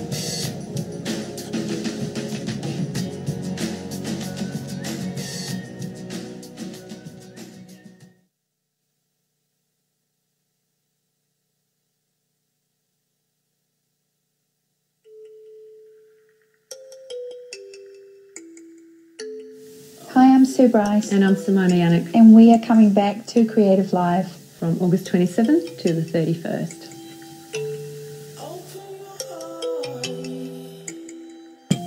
Why do I stand alone? We've got 2 days of hair and makeup tuition and 3 days of live shooting. That's 5 whole days packed full of information, and we've also got some amazing giveaways for you.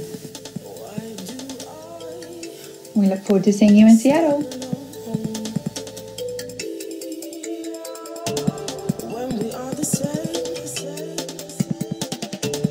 when we are the same.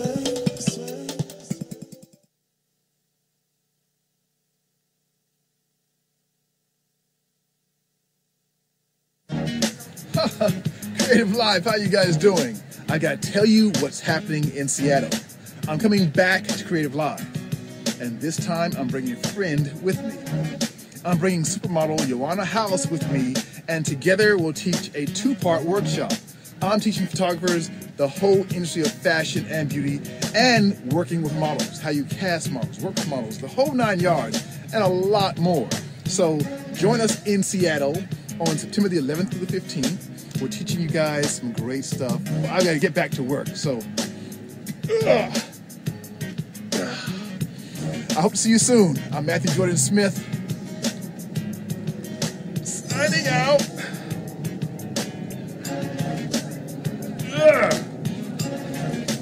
All right, I got it all now. See you soon. I'm Matthew Jordan Smith. See you in Seattle.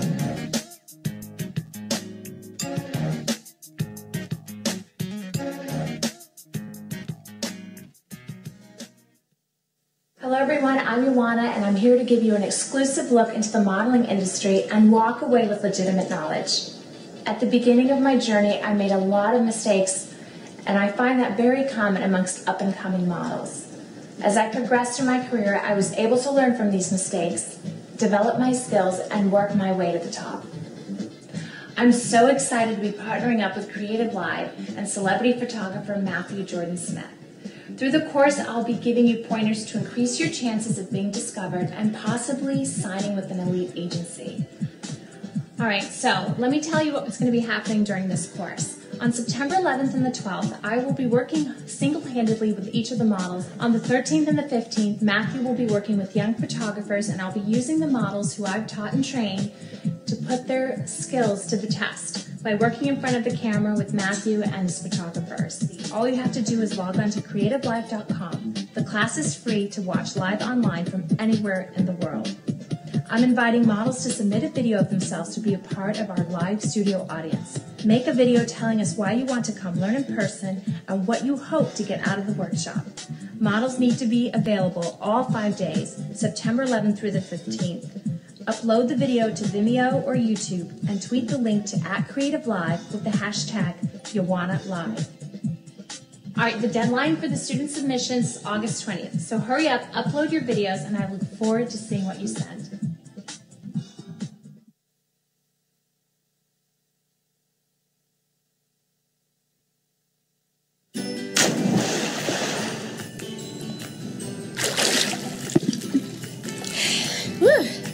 Hi, my name is Lisa Snyder. I'm the author of the Photoshop series of Missing Manuals, and I would like to invite you to join me for a deep dive into Photoshop on September 17th, 18th, and 19th. We'll spend a full day on selections, a full day on adjustment layers, and a full day on smart objects.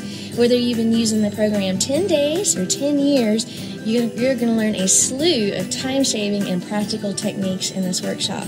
You can tune in anywhere in the world completely free while the workshop is live. All you have to do is enroll on the course page. So I hope you'll join me September 17th, 18th, and 19th as we dive deep into Photoshop.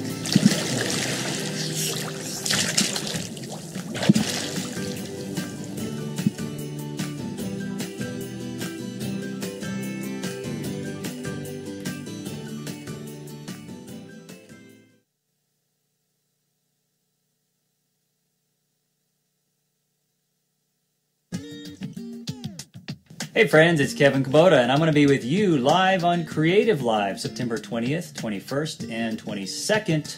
And you can watch the whole thing for free for 3 days. All you got to do is log on and register on Creative Live. Now I'm going to be talking about location lighting. We're going to talk about using lightweight, easy to port around tools like speed lights. Not really studio lighting, but this is location lighting. Things that you probably have in your camera bag or inexpensive equipment you can get and use just about anywhere. I'm going to pull a lot of great stuff from my latest book, The Lighting Notebook. Then we're going to take those images, enhance them in Photoshop, do a little post-processing magic, and make them ready to present. So you'll see my entire workflow from shoot to present. Now, if you want to be there live with me in the small, select, hand-picked studio audience, all you got to do is send in a video with why you want to be on Creative Live. Let's put that video on your blog, on Vimeo, maybe on YouTube, and tweet a link to that video, and make sure to send it to @CreativeLive. And put the hashtag KevinLive I hope to see you there. Don't forget the deadline to get your videos in is August 28th, and we're going to have some fun on Creative Live. So I'll see you there. Let's light it up.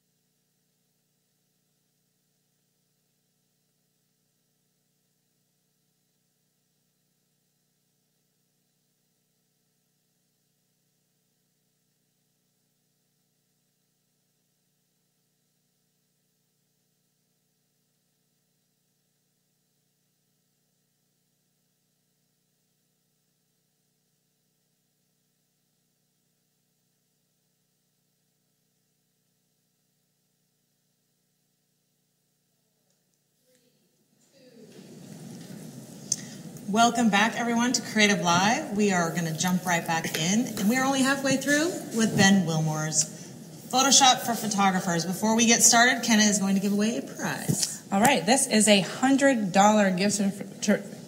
I can talk. Gift certificate to Lens Pro to go. Yesterday we saw some of your Africa images. You want to talk a little bit about why you use Lens Pro to go? Well, Lens Pro to go, can't remember how I originally ran into them, but I was able to stop by their location and get a tour of their place. I really liked the people that were there. They were very friendly. And I think the way I actually ran into them was my fiance Karen had rented a lens through a different company, and I don't remember the exact details of it, but something complicated the order where the lens couldn't be delivered on time. And so she was kind of out of luck from that company, and she called Lens Pro to go. They were able to deliver the lens very quickly, and they didn't charge her, I think, for some extra things that would usually be associated with it, and just went out of their way to help her. And so that's why I was interested in going and touring their facilities and just learning what they're like. And I just find they're really nice folks, and they go out of their way to make sure you get good gear on time and at all right prices. Awesome. All right, so the winner of the $100 gift certificate is Michelle Stark, and the Twitter handle is mstarkphoto. And her quote was, "For some of you, your brain will melt when you see this." So keep tweeting, folks. We are giving away a Lens Baby gift certificate later today. It's a $100 gift certificate. So all you need to do is tweet one of your favorite tips or quotes and include the website for this course page in your tweet, and that's how we search for them. So back over to you, Ben. Cool. Well, we were talking about using curves to do color adjustments, and that's what we're going to continue with. We'll refine what we've done when it comes to color correction, and then we'll talk about general color adjustments, like how we might deal with sunburn, or if you just want to make an image warmer or cooler, how we can go about doing that in curves. So let's just pop in and see what we can come up with. When it comes to working with the eyedroppers in curves, I only use the eyedroppers that help. So if there's anyone that ever makes the image not look good, I simply type Command-Z, Control-Z in Windows to undo, and don't use that one. So with a lot of images, you'll find that certain eyedroppers really don't help. One example of that is if you have a picture that was taken at sunrise or sunset, the white eyedropper, usually the brightest part of the photograph, will be the color of the sun. It will be the color of the sun, and clicking on it will remove the color of the sunset or sunrise from your image, and it's going to make it look more like the noonday sun, and that's going to be something you don't like. So when it comes to sunrises and sunsets, usually the white eyedropper is one that I skip, but on other ones, sometimes it's one of the other eyedroppers that might not make it look good. So here's an image I wanted to adjust, and what I want to show you with this one is, first off, how do you find the bright and dark parts of your image so you don't have to guess? Because if you guess wrong, anything that is brighter than what you click on, you'll lose detail in. Or darker than what you click on with the other eyedropper, you'll lose detail in because it'll go into blackness or pure whiteness. So one way you can find where the bright and dark areas are is when you're in curves, at the bottom of curves, there are two triangles. And with those two triangles, they work just like the outer two sliders in levels. In levels, the slider in the upper right would force areas to white as you bring it in, and the one on the left would force areas to black. And all they do is they move the dot that is directly above the slider over, like this. So if you think about the way curves works, you remember it's like dimmer switches. So it's forcing the dimmer switches all the way to the top to make solid white. And so if you look at that area where it's going flat up there, it means anything that's straight below that, anything in this brightness range right here, would have gone solid white. That's what it does. And pulling in the opposite one does the same for the dark portion of your image, forcing things to solid black. It's bringing the dimmer switch all the way to the bottom to turn it off. What's nice about that is there's a hidden feature built in that can tell you where it's happening. And so when you bring it in, the first thing that shows up will be the brightest part of your picture. And so let's take a look at it. So what I'm going to do is I'm going to hold down the Option key, which is Alt in Windows, and I'm going to turn off this little keyboard overlay just because it'll be in my way. It'll cover up the part of the picture I might need to look at. So anyway, I'm going to grab this white slider.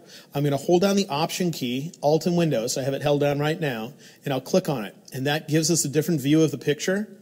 A lot of the times when you do this, you won't see anything other than solid black, and you'll have to move the slider in and before you see anything show up. In this particular case, the highlights are blown out on this picture, meaning the highlights are solid white, so something showed up already, right at the beginning. But that would tell you where the bright part of the picture is. I'll go to the opposite end, hold down the Option key, grab that one, and this one as well. When I first click on it, I see something already showing up, and those areas that are black are the darkest part of my picture. But on most images, if I were to do that, let me open a different one. Where is that diner shot we had before? There it is. That one I don't think is going to have, at least the shadows don't look black to me. So I'll go in there and do curves on it, and I'll show you what it might look like on some other images. So here I'm going to hold down the Option key, click on the black slider, and you see how the screen is completely white? What that means is nothing's black yet in the picture. And if I move this over, once something gets forced to black, it'll start showing up. Well, the first areas that would get forced to black would be the absolute darkest part of your picture. So I'll pull that in until I don't just see color, but I see black. And wherever the black first shows up is the darkest part of my image. It might be underneath the curves panel right now. Let's see if I can, I don't know why it doesn't let me move that. There, I'll zoom out. So I'm looking for the first area that shows up as black, and I'll try to visually remember where that is. Just make a mental note of what part of the image it's on. I'll let go of the mouse so I can see what part of the image that was. And then it's very important that I take the slider and put it back to where it was before, because I didn't really want to force those areas to black. I just wanted it to show me where's the dark part of the picture.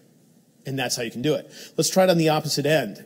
I'm not sure if this image looks like it might have some white to begin with, but I'll hold Option, grab this slider. Nope, nothing white to begin with. Then I start to move the slider over, and the first thing that shows up that's not a color but is really white is the brightest part of the picture that I want to click on. And I can see it in the middle of a, I think, in the middle of a white or a yellow blob. There's a little bit of white showing through. And then I let go. It was right about in here. And then I move, very important, you move this slider back to where it started, because you're only using it to reveal where the bright and dark parts are. You don't actually want the adjustment that would be made by moving them. Yeah? Can you achieve the same thing with a threshold layer? That's what this is. It's what's called threshold mode. Okay. And yes, you could do the same with a threshold adjustment layer. The only difference is you wouldn't see the colors showing up. You would just see black or white show up. But you could do a threshold adjustment layer and drag the slider around. The main thing for me is, since I'm already going to be in curves to get to the eyedroppers, it's convenient because it's sitting right there. Okay. But just so you know, that feature is called threshold mode. Okay. So with this image, when I did that, we already have blown out highlights. These highlights are solid white. We already have solid black shadows. And so clicking on those two isn't going to do anything. This is already neutral, meaning it's not blue or yellow or orange. It's solid white. So clicking there is not going to help. Clicking in the dark part of the photo is also not going to help, because when I go and do this preview, it shows me right away we already have white. I haven't even moved the slider. Go to the opposite end, we already have black. So in this case, only the middle eyedropper is needed, and I'm going to completely guess at what should be gray because there's not any overly obvious references here. There's not a white sheet of paper in the scene. There's not something else I recognize. This could be some white paint here. We're chipping away at it. I don't know, but I'll click there. It helped. I'll try another area. Maybe this is painted white or gray. If it doesn't improve the picture, it means your assumption was incorrect. It means that was blue or yellow or something else. if you were to be standing there. So I'm just trying different areas that visibly look like they could possibly be a shade of gray if I was standing in that scene. And I'm just experimenting, clicking between them to see which one gives me the most pleasing color. And whichever one that is the one I'm going to go with. Okay? So it's not always a blatantly obvious thing where you're completely recognize it. Sometimes you have to guess and say, would this be something that wouldn't have color in it? If so, click on it. If your picture shifts to a really weird color, nope, that wasn't something that should have been a shade of gray. But if the color suddenly dramatically improves, then it was. So let's take a look. I'll turn the eyeball off. Before, after. I think that looks a lot better. But the main thing I wanted to share with you there is that you could use these triangles on the ends to find the bright and dark part of the picture so you don't have to guess. And that can be really nice. Another thing you can do with those eyedroppers is with default settings, when you click with the white eyedropper, it will make the area that you click on solid white. The problem with that is solid white has no detail in it. So wherever you click, you're going to lose the detail. And that's not always a great thing. I usually reserve solid white for things known as specular highlights. A specular highlight is where light can reflect off something, like the sun can reflect off of something like a mirror. So a chrome bumper, sometimes water, or somebody's windshield. When the sun catches it at just the right angle and you get that reflection directly back to the camera. Those areas I allow to go to solid white. Those are also areas that I ignore when I'm looking for an area to click with the white eyedropper. They're not going to contain any detail. So what I'm looking for is the brightest area that has detail. Whereas the noonday sun and the reflections of it off of mirror-like surfaces, not going to have the detail. So we can change this eyedropper, though, so it doesn't force things to solid white, so that instead it delivers a little detail where you click. And the way you can do that is you can double-click on the white eyedropper. And when you double-click on it, in old versions of Photoshop, it would bring up a color picker. That's in old versions, though. In new versions of Photoshop, you're going to have to most likely go in here and choose, let's see if it's under curve display. No, it's under, we're going to go to auto options, and we should be able to set it there. I went to the side menu and choose auto options. Sorry, it's been a while since I've been in there changing it. In here, you're going to find 3 rectangles, a black one, a gray one, and a white one. And if you click on any one of those 3, you're going to get a color picker, where you can say what color or brightness do you want it to change things to when you go with the white eyedropper, the black eyedropper, or the gray eyedropper. And so right now, it would say that this is going to be 100% bright. It's going to have no detail whatsoever. So what I would do is I would click right here where the number says 100, right there. And you can use the down arrow key to say I want it a little bit darker. And it all depends what you're going to use your image for as far as how dark you should make that. I frequently think about printing on a printing press because sometimes my images are reproduced in magazines and newspapers and brochures and all that. And if that's the case, I actually watch the numbers that say CMYK over here because that'll tell me how much ink we'll end up using. And I can go down, down, and you can see those numbers. And if I get those numbers, you can ignore black because it's not going to use black in the bright part of your picture. If you get those numbers to be at least 3, it should be reproducible on just about any kind of printing. So that usually you can't reproduce absolutely tiny dots on certain kinds of printing presses. A 3% dot is usually relatively easy to reproduce unless you're printing on something like a cardboard box where the printing process is so crude that you still can't reproduce a 3% dot. And if that was the case, you could talk to your printing company and say, what is the brightest shade of gray you can print before the dots disappear? And whatever that number is where you could click on the number for brightness, use the down arrow key until you hit where the numbers for CMYK hit at least the number they told you. But for me, 3 is usually pretty good for that. And that's good for other things too. It's just printing is what defines my particular standard for that. And if you look then, here, this shows you before we were going to force things to white, but now when we click with the white eyedropper, we're not going to force things to white. We're going to instead get a shade of gray there, which means we'll still have detail. So I got to this. I'll click OK. I want to save those as the new defaults? Yes. I got to that by going to the side menu on the levels adjustment layer area. And there was a choice called Auto Options. And that's where I found these 3. I clicked on the white one. And I clicked next to the letter B for HSB because that stands for brightness. The reason why I used that one is because that's going to make sure that it remains neutral. It doesn't suddenly become bluish or yellowish or something else because I'd mess up some of the other numbers. If you only change brightness, you're just going to make it a little dark, but it'll still be neutral. And it will figure out the proper mix of CMYK or anything else needed. So it's only the brightness number I change, and I just might change it based on the numbers that show up here. So I do that. I don't usually change the black one. Remember when we were in Camera Raw, I said I like to have a little bit of black in my picture? Well, leaving that one alone at solid black will ensure that. And I'm not concerned with printing on a printing press there. Because if you ever convert your image to CMYK mode, which is what it needs to be in when it gets sent to a printing press, in that process there are some settings that will be applied to the dark part of your picture to make sure you're not using too much ink. There's a setting called total ink limit and black ink limit, and they will be applied automatically to the dark part of your picture to make sure that you don't have solid black if you end up in CMYK mode, which is when it would be important. So I leave the others.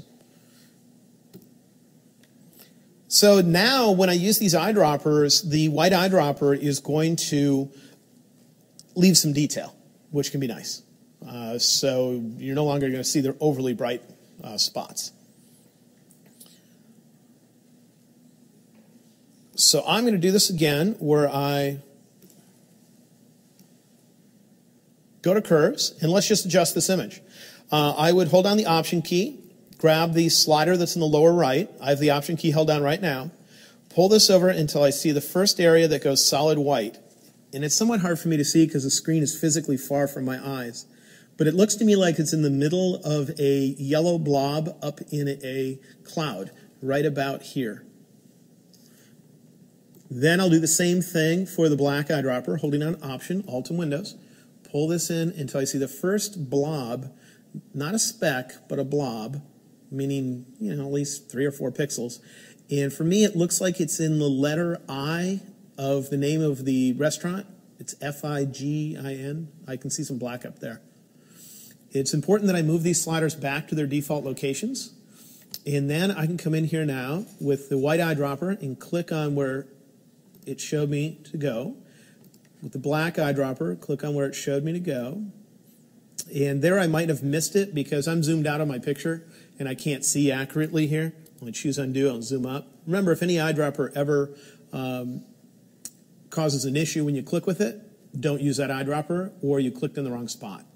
So I can double check that that was where the first black showed up. I thought it was. Oh, it's the edge of that letter. I clicked on the middle of the letter. Do you see how the edge is black but the middle is red? So I need to get on the edge of it. No. Zoom up even closer. That's odd that it doesn't actually look like the darkest. So there's an issue there. I'm not sure what it is. Let me see if I can find a different spot. Okay, I'm getting black in a bush on the left. If I bring it to here, or the bottom of the building on the right side, I'll try that instead. I can see the bottom of the building right about here.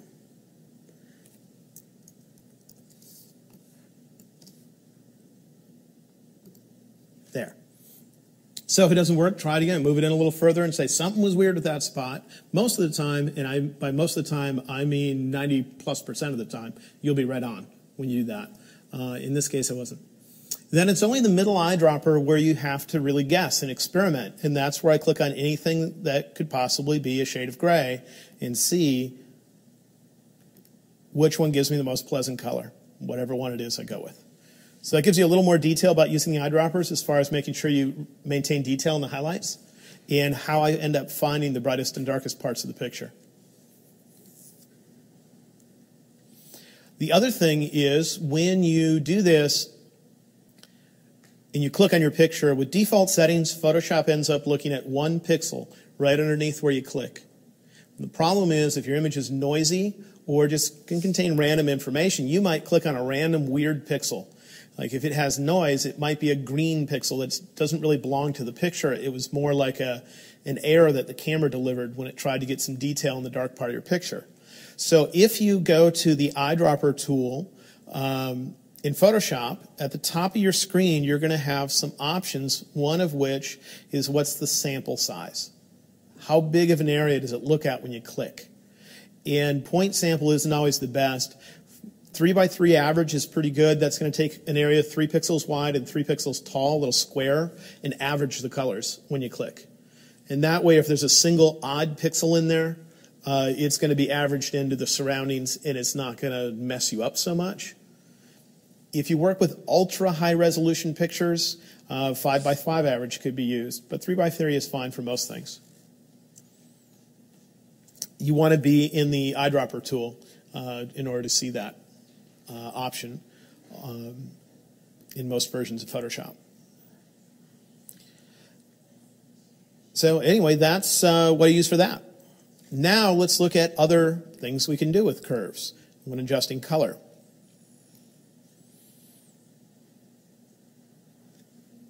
Where is our little sunburnt guys? They must be in a different folder here. There they are.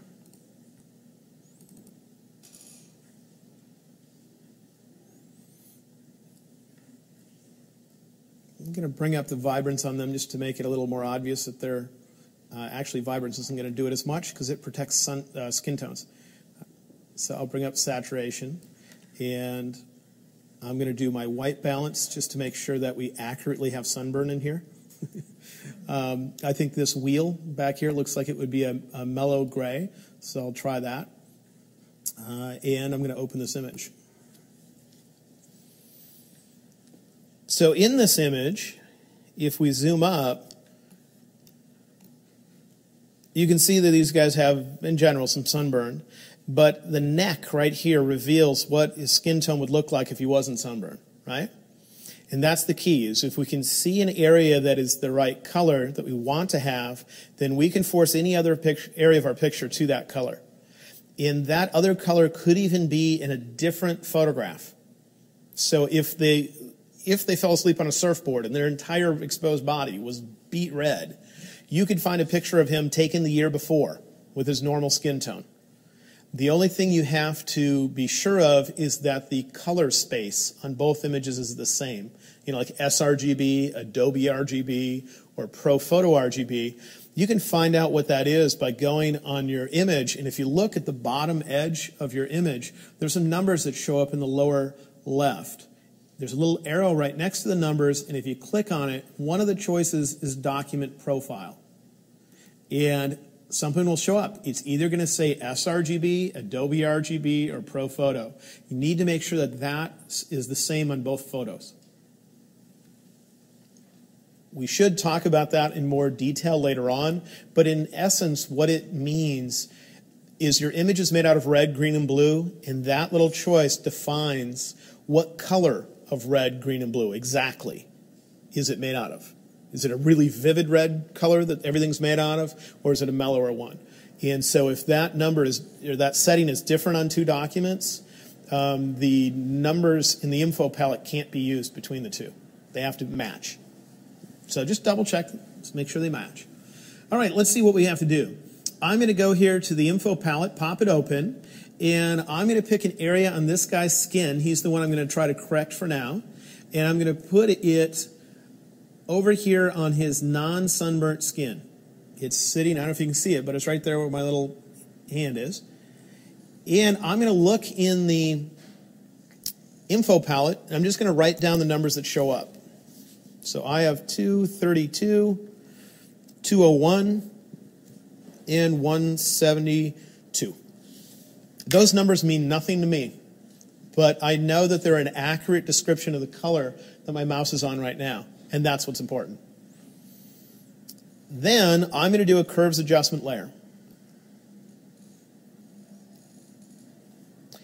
And in curves, I'm going to click on the little hand symbol, so it knows if I click on the image to do something in curves. I'm going to move my mouse onto the area of sunburn. Now the problem is, if I just click the mouse button, it'll add one dot to the curve, and if I move that dot up or down, it will adjust brightness.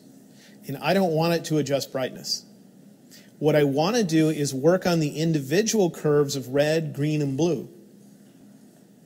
And there's a little hidden feature that when I click here, will add a dot to the red, the green, and the blue curves all at once.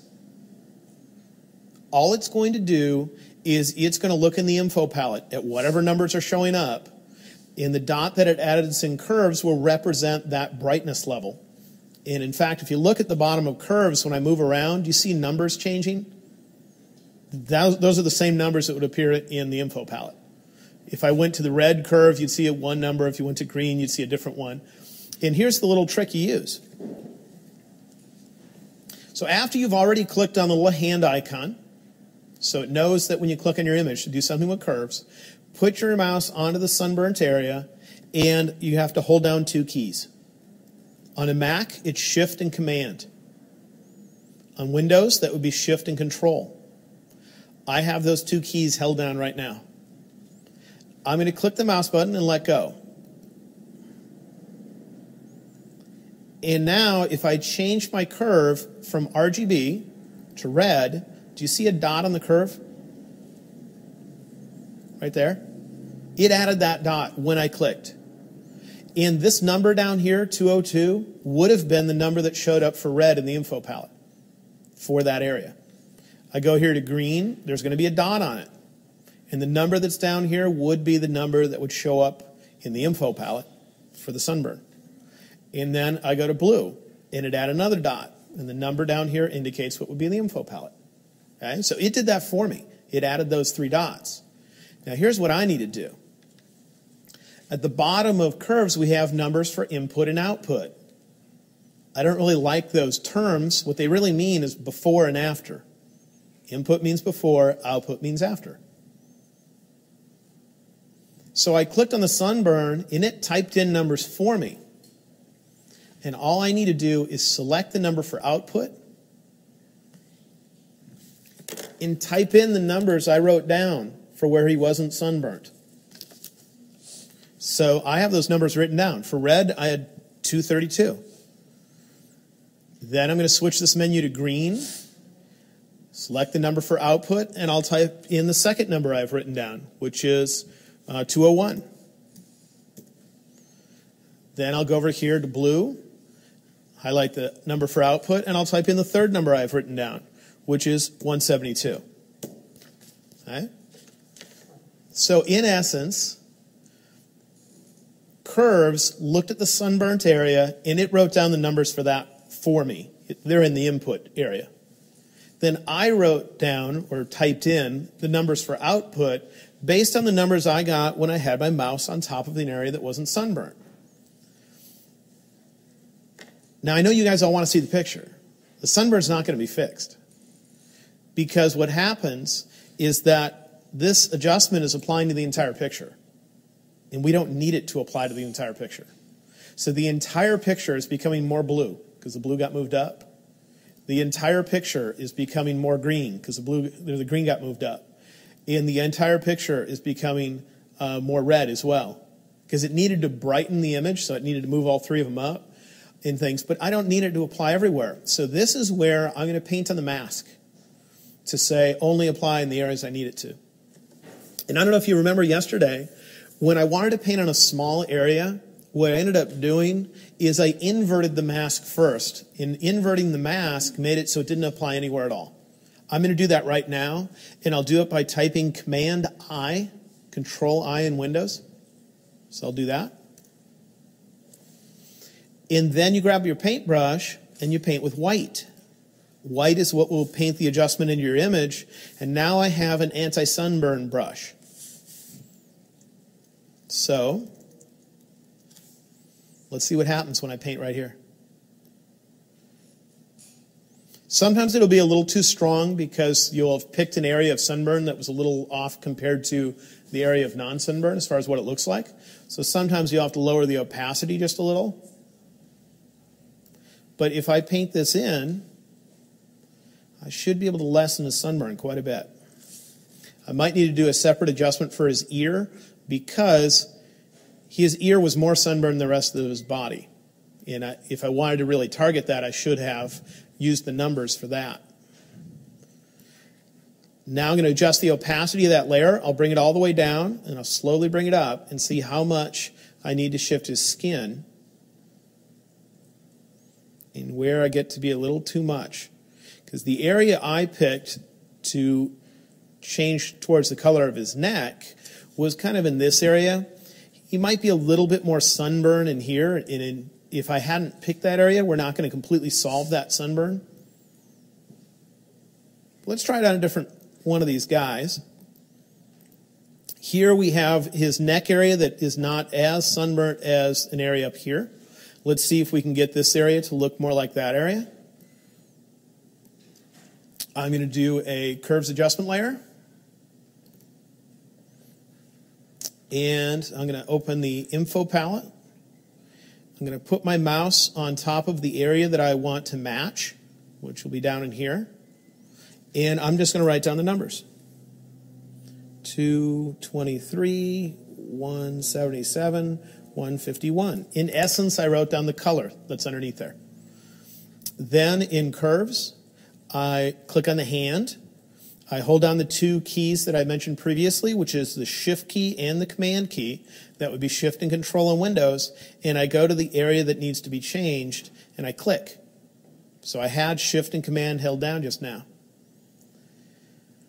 That's what's going to add dots on the red, green, and blue curves. And what I need to do is simply type in numbers for output. I just wrote down those numbers from the other part of his skin, right? So I'm going to type in 223. And I'm ignoring the picture completely because the entire photo is going to change and I only need a small portion of it to change.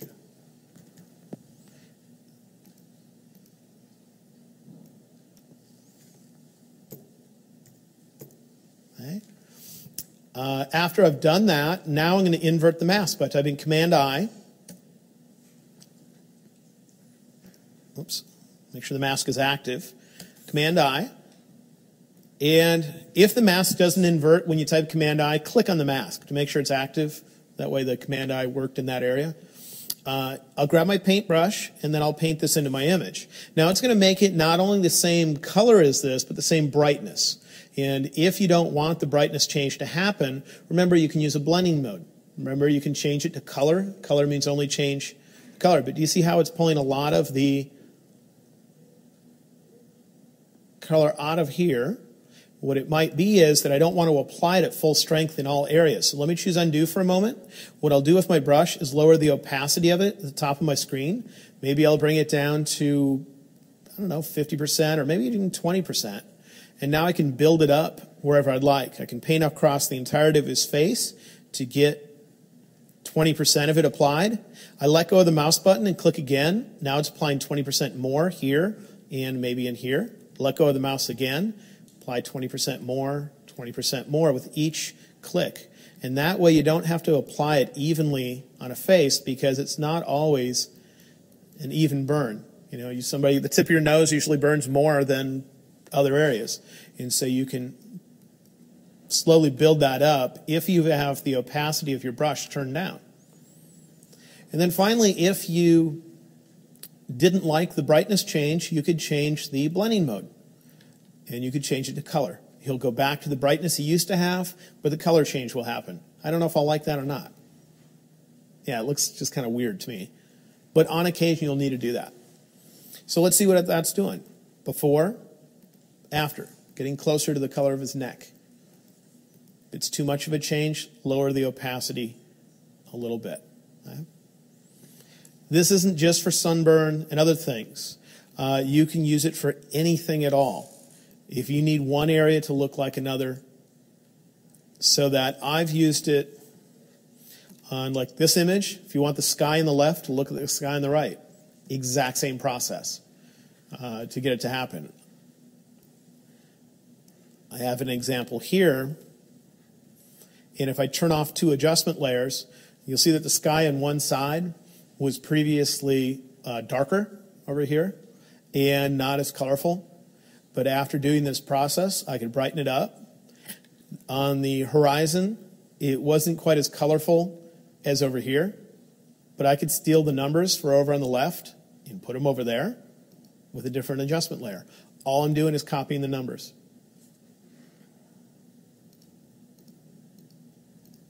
Okay. So the numbers might not mean anything to you personally, but they mean a lot to Photoshop. They're an exact description of a color, and so we can use them to make all sorts of changes. I'll show you one other image where I use this. In this image, I believe the top layer, this one, do you see at the very top where it used to be brighter up here? And I wanted to darken it in there, but if I generically darken it, it doesn't mean the colors are going to look the same as what we have over here. So I just stole the numbers from over here and used an adjustment of this area to change it and painted it in the mask. And it allowed me to do that, to get it to match up. So this image as a whole used to look like this. That's the original. And through a bunch of adjustment layers, see if I can make these large enough. Looks like mainly curves, and this is a hue and saturation, a couple of those. I was able to transform it into that.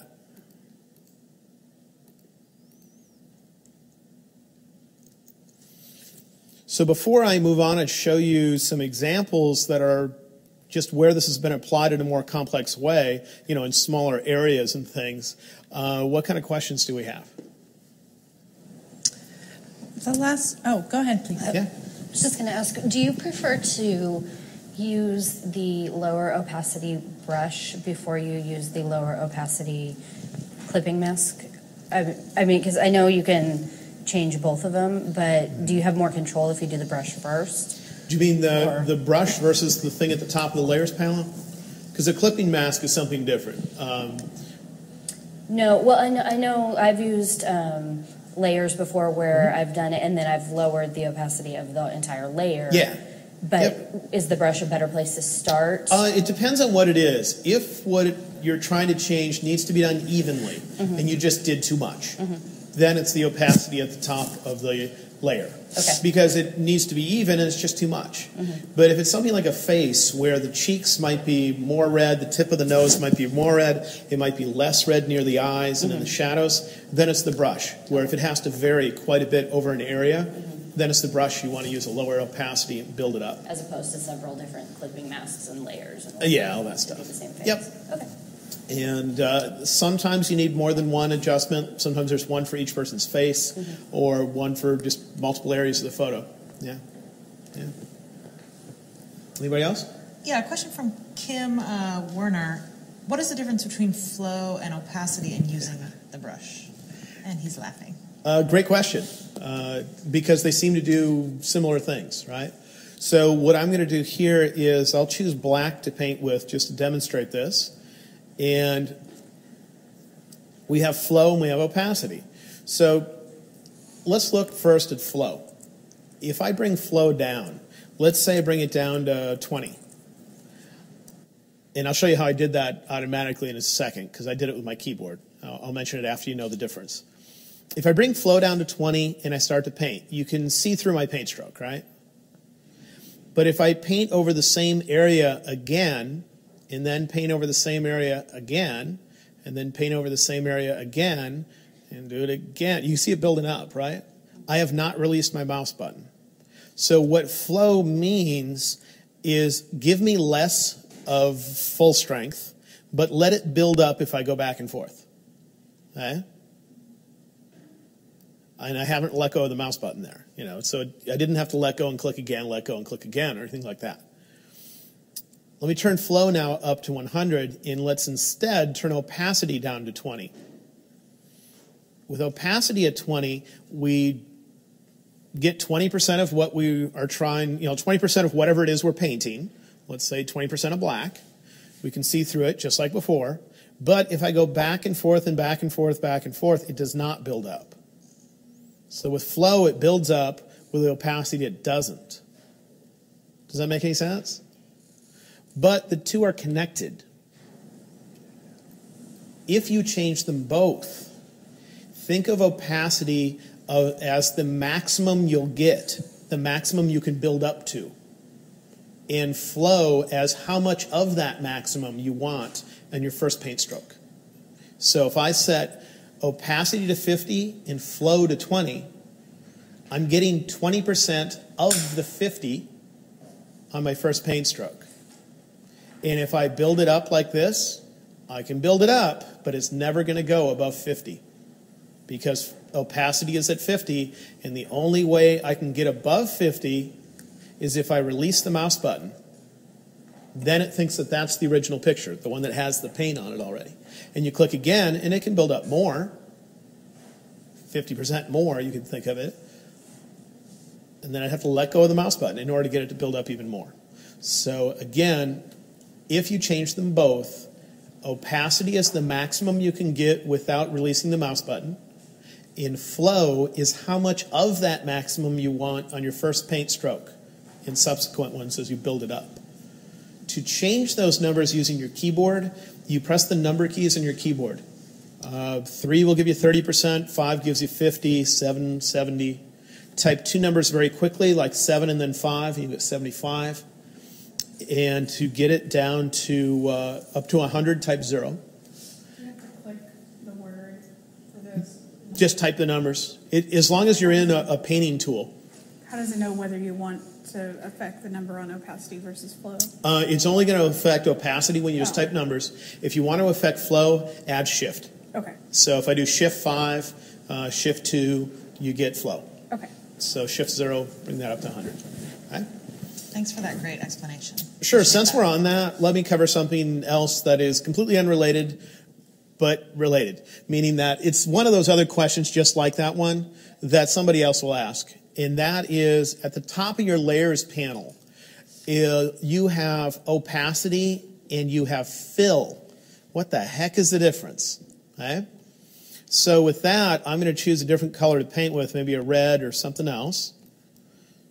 And I'm going to paint with a relatively hard edge brush just so I have something for you to look at. It's not going to be pretty. Remember, I can't draw. Okay, so now we have opacity and fill. If I bring down opacity, you're going to be able to see through what's in this layer. So you're saying how much of what's in that layer should show up, 6% of it, 25%, or what? When you adjust fill, it looks to do the same thing. And in fact, it is identical visually. But there's one important difference, and that is if you ever go to the bottom of your layers panel where you find the letters FX down here, and you apply any of these effects, like bevel and emboss or drop shadow, let's apply a few of these, to this layer. I'll add a drop shadow. Click OK. Now you're going to see a difference. With opacity, it's going to lower the opacity of both the contents of that layer, meaning the paint, and the effects that have been applied to it. If instead I just fill, it will lower the opacity of the contents of that layer, which is the paint, but not the effects. So the bevel and emboss and the drop shadow will stay at full strength, but we're going to start seeing through the red stuff.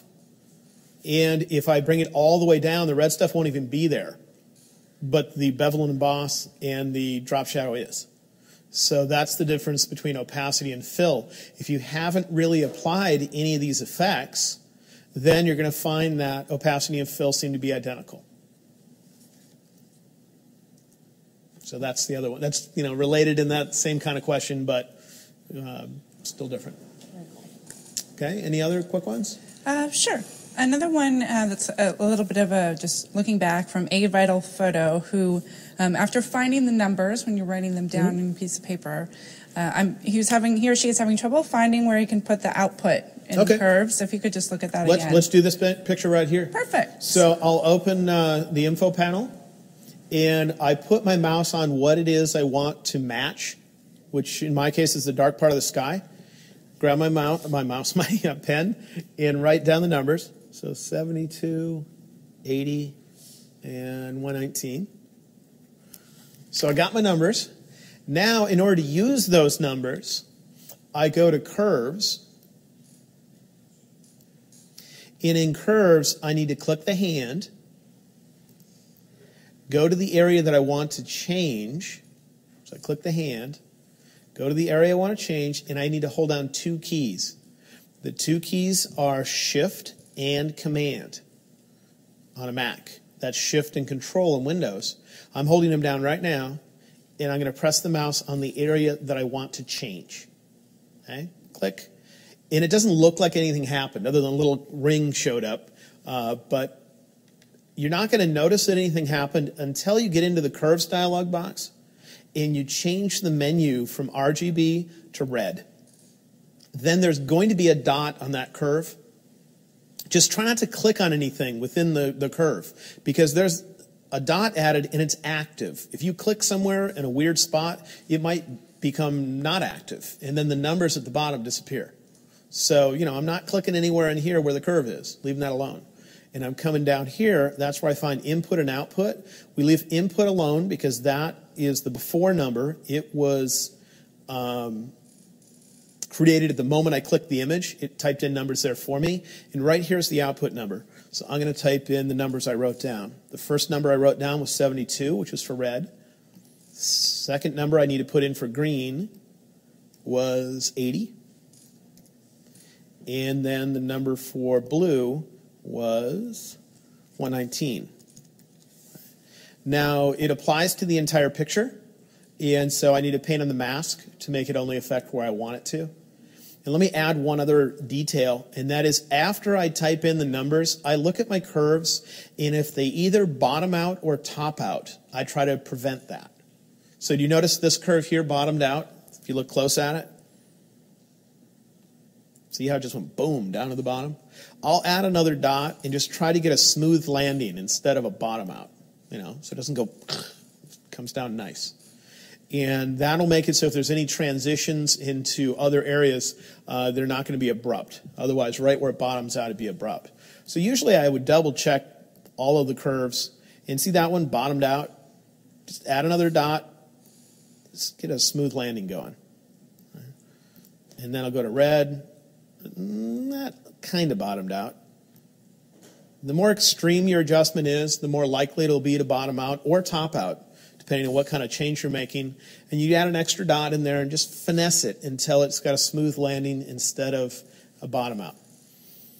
All right, now I have this, but it's applying to the entire picture. So what I might do here is grab my brush, paint with black, and with a soft edge brush, get a huge brush, because the larger your brush is, the softer the edge is.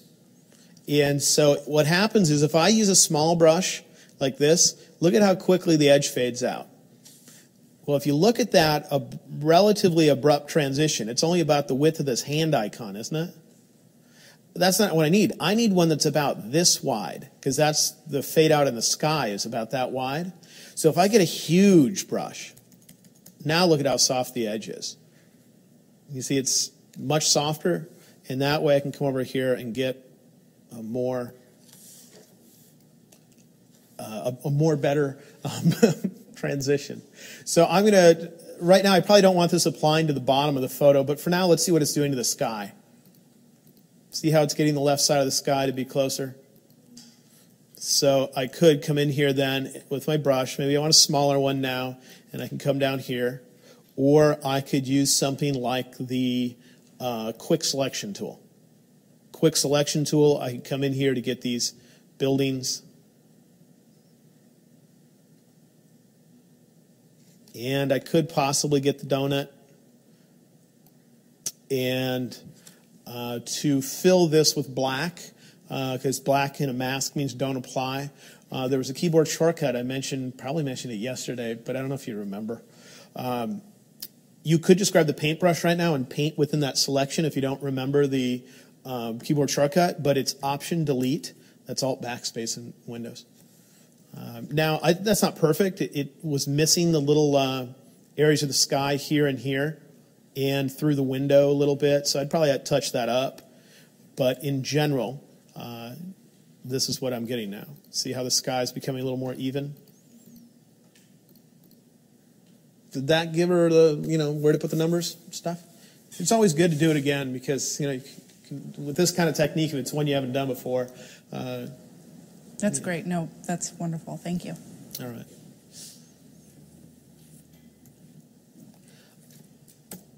Otherwise, when you're adjusting color with curves, oftentimes it's simply looking at your image and you see something, you say, that needs to be a little warmer, or that needs to be a little cooler.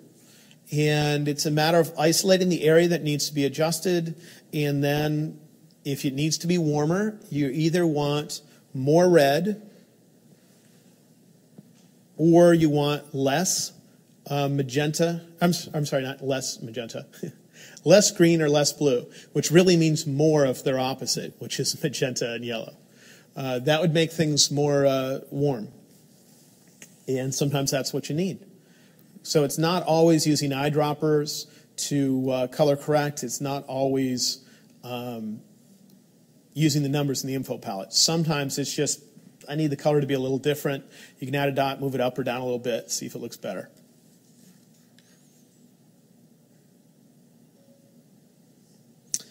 Let's see if I have any more complex images here. As far as just pre-made ones, I might be able to open to show you what's in it.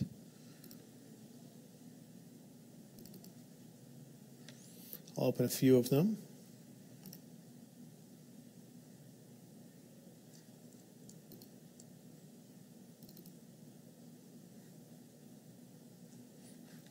So I'm just opening some pictures to look at what I did to them. And this is where I've probably been a little bit more careful with my masking, because whenever I'm giving a seminar, the screen is, I don't know if you can see on the video how far away the screen is from my head. Being precise when the screen's that far away and when you're using one of these things is not something that I look forward to doing. So here I'm a little bit more basic with things. When I open finished images that I did, in my office, then usually the masking's a little better because I spent more time on it and I had the screen much closer to me and I was thinking about it more. So let's take a look at what I might have done on a few images. So with this image, let's see what the original looked like. This is a stitched panorama, and when I was done stitching the panorama, this is what I ended up seeing in Photoshop. And here's what the end result looked like after I was done adjusting it. So you see that right side of the photo felt a bit bright over here, and I wanted it to feel more like its surroundings, and I think I ended up accomplishing that. And then I wanted your eye to be drawn right here a little bit. And so I ended up adding some contrast and brightening that, so you see that change, and some other things. So let's click through the layers to see what the heck's in there and what the masks look like. So you can see there's a total of 1, 2, 3, 4, 5 adjustments. They're all curves adjustments. I can see that from the icon. And I'm just going to turn on the first one. It's doing the left side of the photograph. Let's click on the layer for it. Double click so we can see the adjustment. And I'm actually going to move my adjustment so that it doesn't cover up my picture. I'll put it up here so it will be above my layers. All I did was click on the name of the tab that contained it and dragged it up on top of the layers. Make this a little smaller. See if I can arrange this where we can see both layers and that.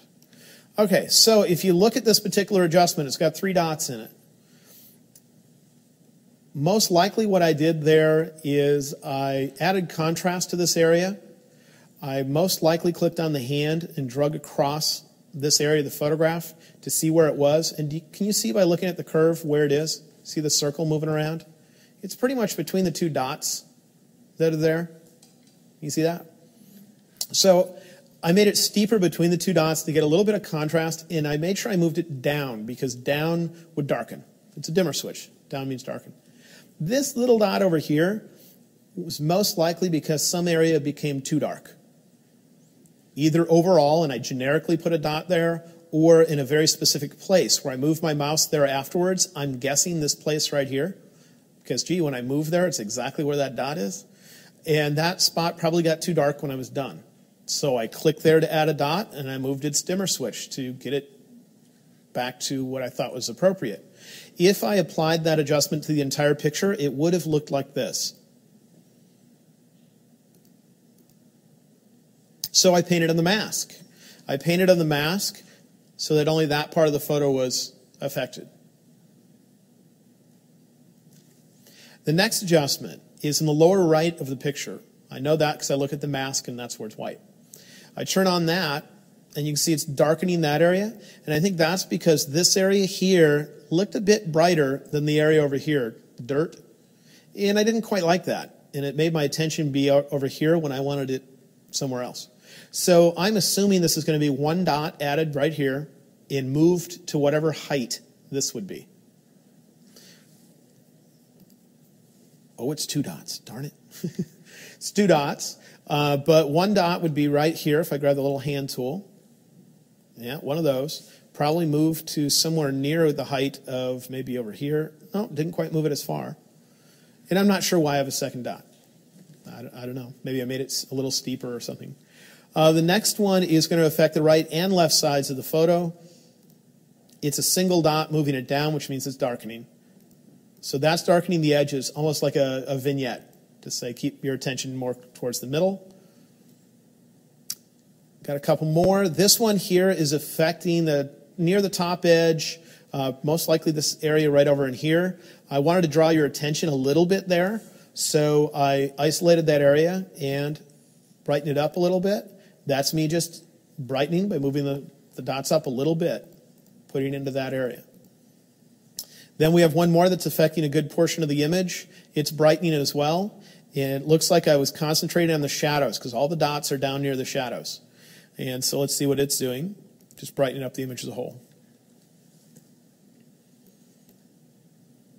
And so oftentimes that's what it's like when I'm adjusting a picture. End up with 5 of them or whatever. But they're usually created in rapid fire succession and they don't have to take a lot of time.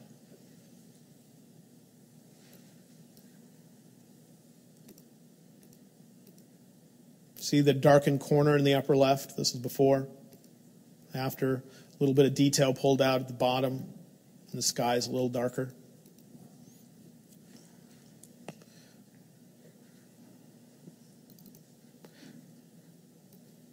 The original on this one looked like this. It's quite different. You notice all the telephone lines are out of there? We'll show you how to do that very soon. So here is my retouching on one layer. That got rid of all my telephone lines. We'll talk about how to do that later. We have curves. In this case, I just pick areas that bother me. And in this image, if you look close at it, do you see right here there's some lens flare, that greenish stuff? If I take this color and make it look like that color, I can get rid of that lens flare. Just grab the numbers from right over here and force them into there, paint it in. There was a little area over here somewhere I didn't like. I think one of these adjustments is doing. Yeah, it's just darkening that area. Here's lens flare removal. Yeah, right there. Another lens flare up here, if you can see it. That's the same thing. Grab the numbers from over here where there's no lens flare and adjust this area to make that become that. Paint it in.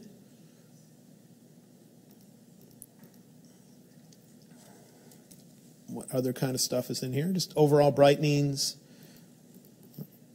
That's darkening an area and a tiny area under the caboose. And I just build up these adjustment layers. I'm making the logo or the sign on the building stick out. You see it? That's make the curve steeper. Steeper brings out detail. And then paint it into the sign. This is doing something on the left. It's getting rid of bright highlights on the left. See the bright highlights? It's add a dot on the bright highlights, make it the same brightness as something next to it, which just means add a dot and just hover your mouse to the right where you don't have a bright highlight, just to see how high you need to move it or low you need to move it, and then put it to that height and then paint it in. If the color shifted, then instead I'll have to do the thing where you write down the RGB numbers. But I'm just using the same techniques over and over again, and that's all I'm doing. So once you get used to the basic techniques, I don't know what that layer is, but once you get used to the basic techniques, it's a matter of thinking about where are they really needed. And oftentimes with me, I'm doing really small, isolated areas with my adjustments where when I turn these eyeballs on and off, it might be really hard to tell where they're happening. And I have to do the / key to see an overlay to say, oh, okay, that's under the eaves of the building. So that's where I need to look when I turn this off and on.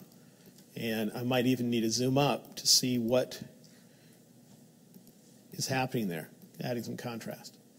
So I get all picky like that and just keep working them. Okay?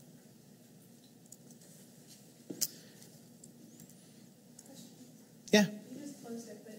Was there a way to remove that halo around the building? Yeah, there is. Why don't we do it? This image was processed as an HDR image with earlier HDR software where it was more likely to get halos around the edges of things. So let's go and see if I can get to a point where the halo's pretty obvious. I think just on the base layer, I'm just going to get rid of just some retouching here. So this is the image we'll work on. To simplify things, I'll delete the other layers so we don't get confused by them. If I go to the side menu of the Layers panel, there's a choice called Delete Hidden Layers. I'll just throw them away. Okay, and now let's see how we might come in here and tackle this kind of glow that's around the edge of the building, right? So there's a couple things. We're going to need a selection, and the selection is going to make sure we don't get overspray on the building. So to make the selection, I might use the Quick Selection tool and just paint across the sky. Try to get the entirety of the blue sky selected. If it selects too much, like here it dipped down on the building, you can hold down certain keys to take away from or add to your selection, or you can click on the various icons that are found up here. Take away would be the -1, plus is the add. Usually you hold Shift to add to something, and you hold Option, which is Alt and Windows to take away. So if you don't feel like going up here to the icons. So I'm holding on Option right now, and I'll take away from that building. Okay. And anyway, I would continue to do that until I had a good selection of the sky. I'm not going to spend the time because it's just not fun to watch, but I'd go through here and add that. I'd go right there and add it. I'd take away from other areas and make sure it was close to what I needed. So for now, we'll call that good enough. I'm going to save that selection so I can get back later. To save a selection, you go to the Select menu, and you choose Save Selection. And I'll just call it.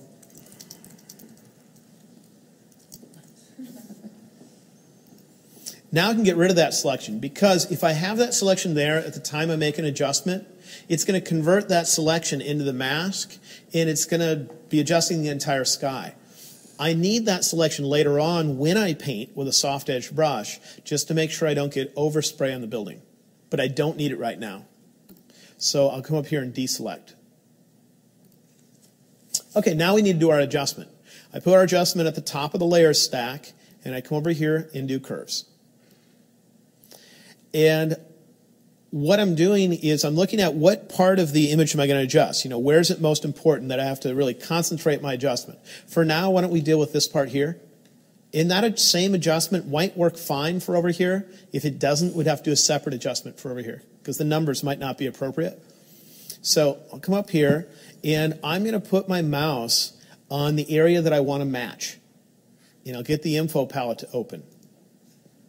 So you think the glow ends by here? I think so. So I'm going to write down the numbers. 30, 56, 106.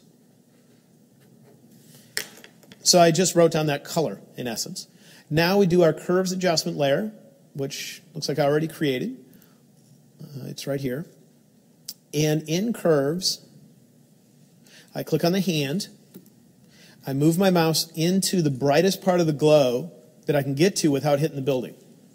So I move my mouse right up in, let's just say about there maybe. And there were two keys that I had to hold down. Don't know if you remember or not, but to get the dots on each curve, it's Shift and Command on a Mac. That's Shift and Control on Windows. So I have them held down right now. And I'm going to click. All right, so it just wrote down the numbers within curves for me. I go to curves and I go to red. And for output, I type in what I have written down, 30. Make sure, just glance at the curve. Make sure it didn't top out or bottom out.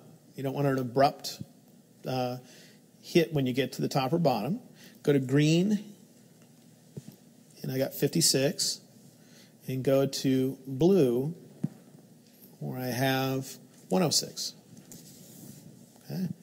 And I didn't see any of those bottom out or top out, so I don't have to worry about that. Now what we need to do is make sure that that change only happens where the glow was.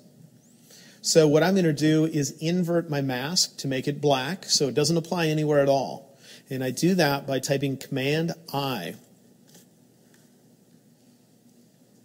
If when you first type Command-I it doesn't work, the reason why it might not work when you first type it is because you had the output field selected. You had just typed in a number, and it thinks you're trying to type where that number is.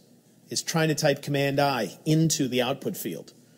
And so you can hit Return to say accept that number, or you can click on the mask or something else if it doesn't work when you type Command-I. Okay? So now it's not applying anywhere at all. The mask is black.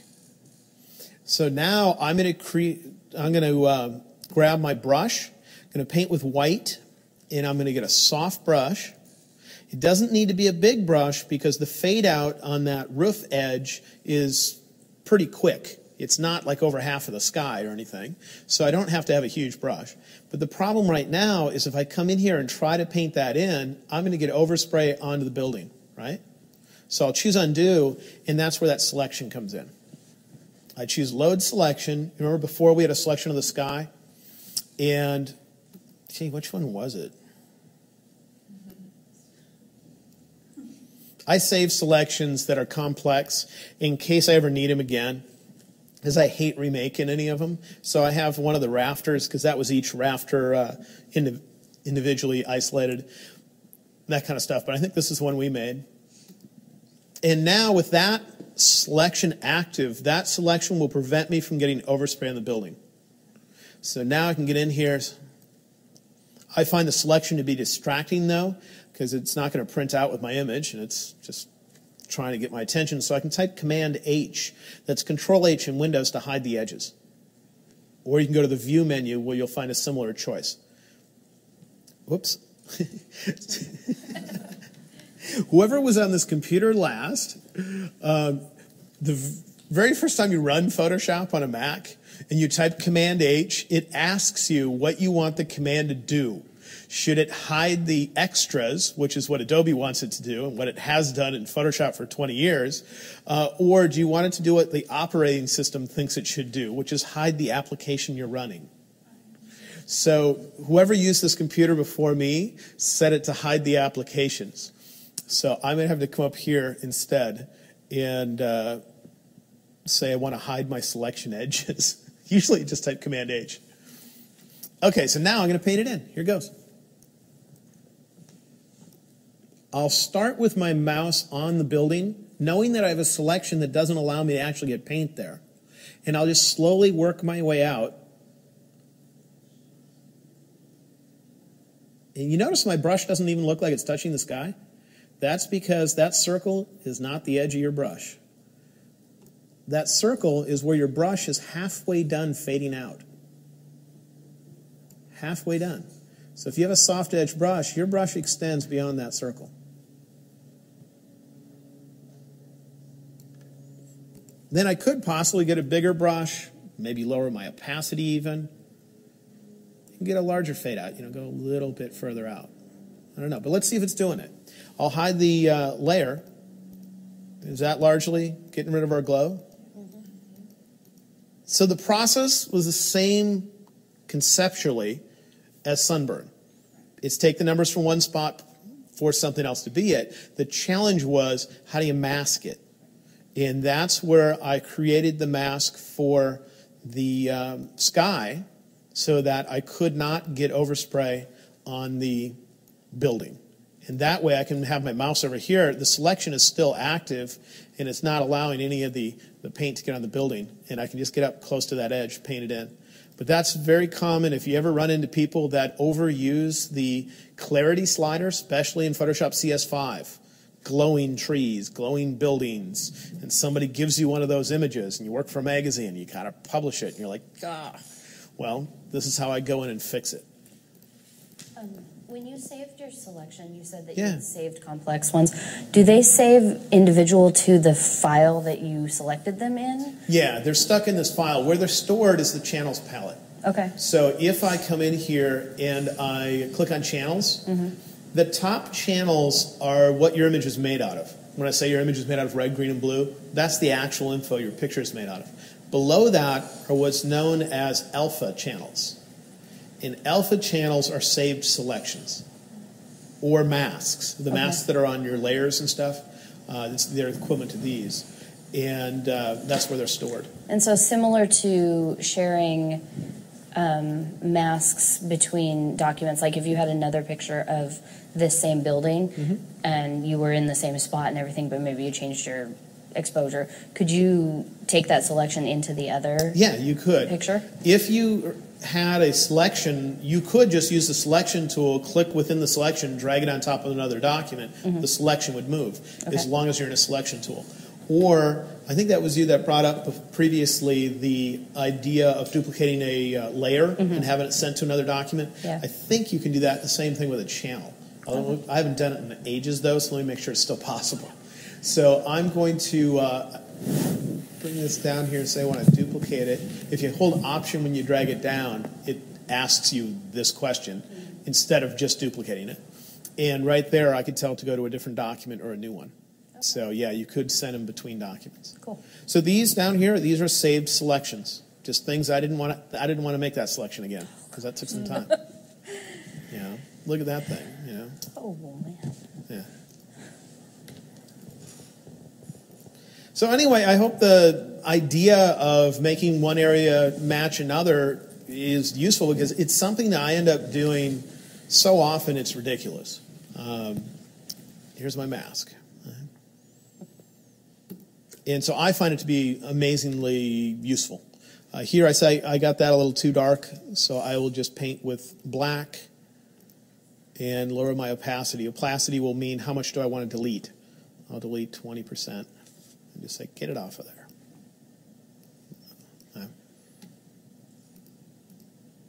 All right.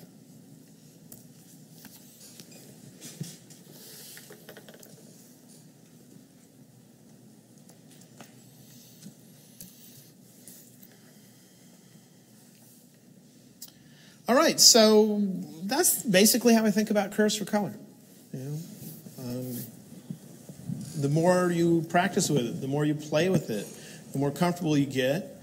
And just like when you adjust curves for tonality, if you make the curve go perfectly flat, where you used to have a variation in color, you're going to have less of a variation. It won't be no variation, though, because you'd have to make all three of the curves, red, green, and blue, flat, to get absolutely no variation. If you make the curve go downhill as you go from left to right, you're going to get weird shifts in the colors. So usually try to avoid that. In all that. So but it's just a general way of thinking, remembering that it might list red, green, and blue, but they might as well also list the opposites of cyan, magenta, and yellow, because you can also shift things towards that. Can we ask a couple questions? Yeah. Awesome. The question was from Love My Picks. When you made a selection of the sky and saved, is there a way to make an inverse of that selection and save? Sure. Just before you save it, go to the Select menu and choose Inverse. Or after you save it, click on the channel in the Channels palette and type Command-I for Invert, and it would make a negative of itself, and that would be the equivalent. Great. So, yes, you can. Awesome. Also, when you load a selection, there might be. I can't load a selection in this one because there's none saved, but let me look. Save selection.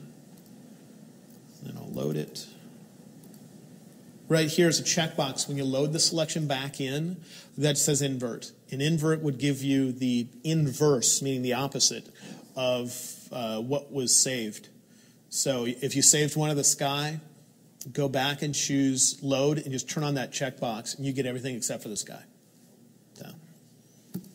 Another question from Birth Express. Sometimes when I create mask layers, I want to go back after making other adjustments and work more on that mask. Yeah. And it will paint black instead of masking. How can I prevent this if that made sense to... Okay, if it ever paints black instead of masking, it means that your mask is not active.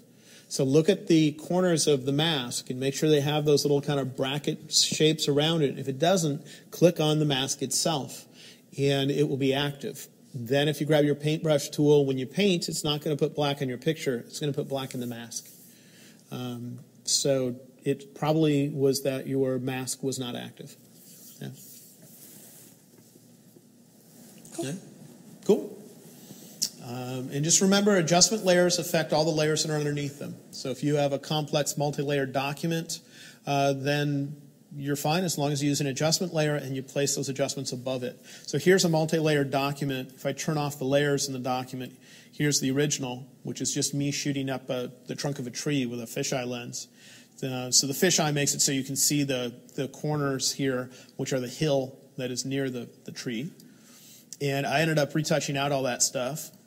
And then I took the result, duplicated it, and flipped it horizontally and made that thing. And I think it looks like a praying mantis's head here. So, but if I wanted to adjust this stuff, I got to be careful. I got to make sure the top layer is active. When I come in here and apply any kind of adjustment,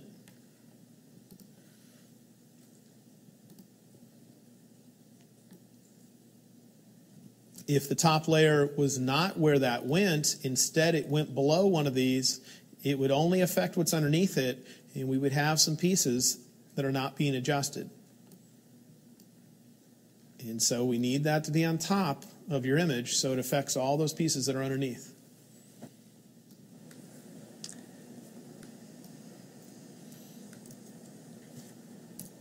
Ben, can I ask you a favor? Yeah. Could you turn mouse pose back on? Oh, sure. Thank you. Yeah, just sometimes it gets in the way.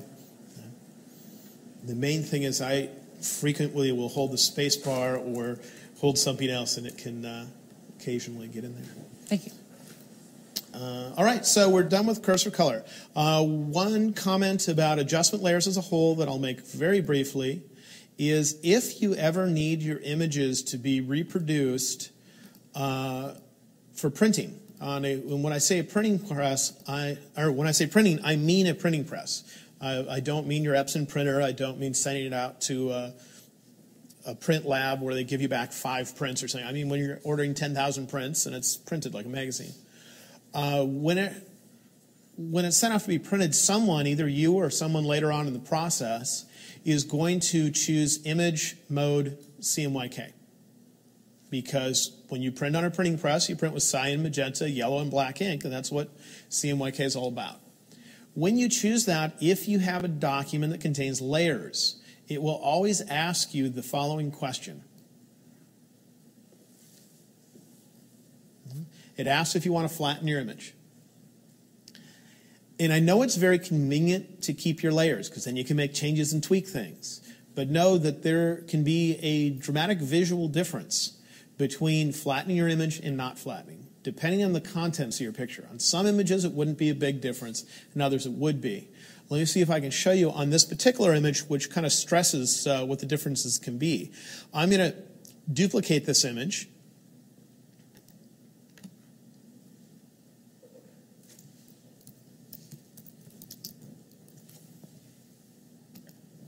And then there's a choice in here where I can show your images side by side, so you can see them both. So the one on the right, I'm going to convert to CMYK mode. And when it asks me, I'm going to say, no, I don't want to flatten it. I like my layers. I'm just going to click OK here just to get it to convert. Can you see a difference between the two images right now? The one on the left is still in RGB mode. A lot of people complain about those kinds of changes when you go to CMYK. They're like, ugh, my image went bad. Well, now I'm going to go to the image on the left, and I'm going to convert it to CMYK. And when it asks me, I'm going to tell it to flatten it. And I get this little warning. I'll just click OK. Now they're both in CMYK mode. I like the one on the left a lot better. The one on the left looks a lot more like what I had originally, right? If I take the one on the right and I choose undo, well, it looks like I have to take two undos. There we go. This is before and after. Do you see how big of a change? Then let's look at the one on the left. I can't even tell if I undid because it's pretty much identical, isn't it? This one, I got to, come on, there. So both of them are in CMYK mode. So whenever it asks you if you want to flatten your image when you're going to CMYK mode, unless there's some critical reason to keep those layers, flatten your image, because there's the potential of having it look more like it did when it was in RGB mode. It all depends what kind of layers you have in your picture, though. If you ever have any vibrant colors fading to black, you're going to notice quite a difference if you don't flatten the image. If those vibrant colors are in two different layers, like a black layer down here, vibrant color fading out. So I just want to mention that briefly, because a lot of people aren't aware of it.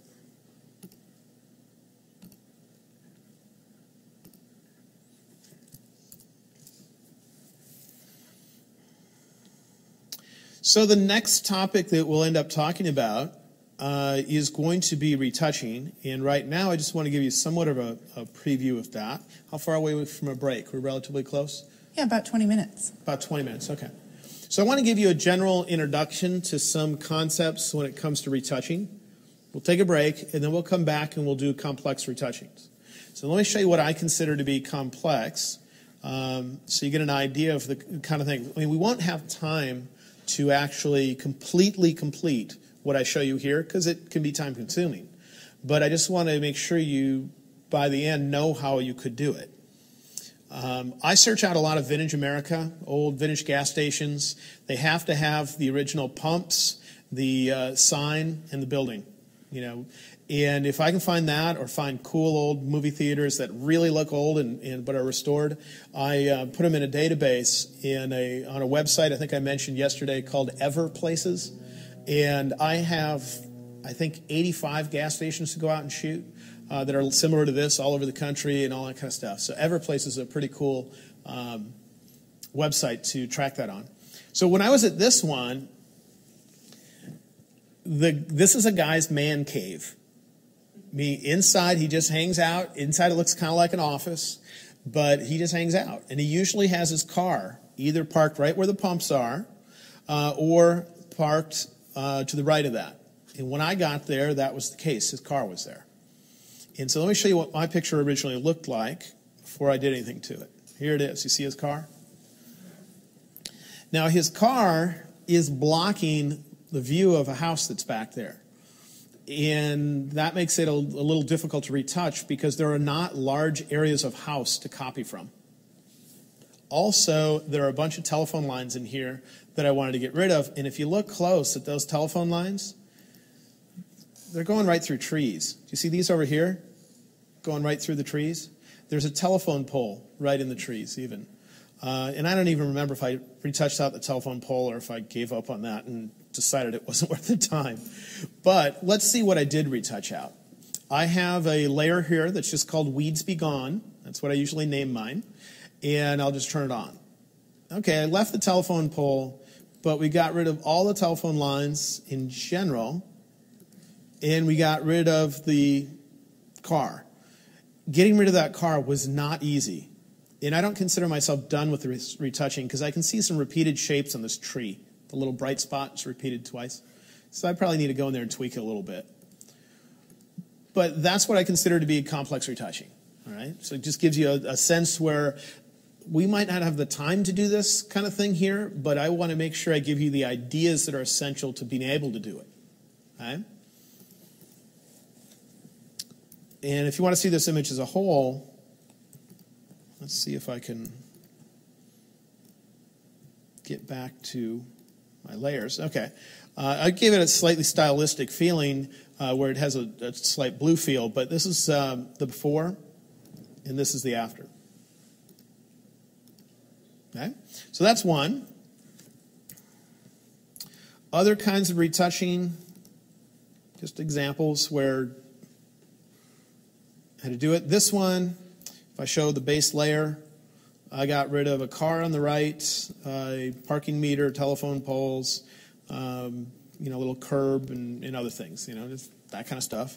This is just the kind of retouching I have to do on a very regular basis.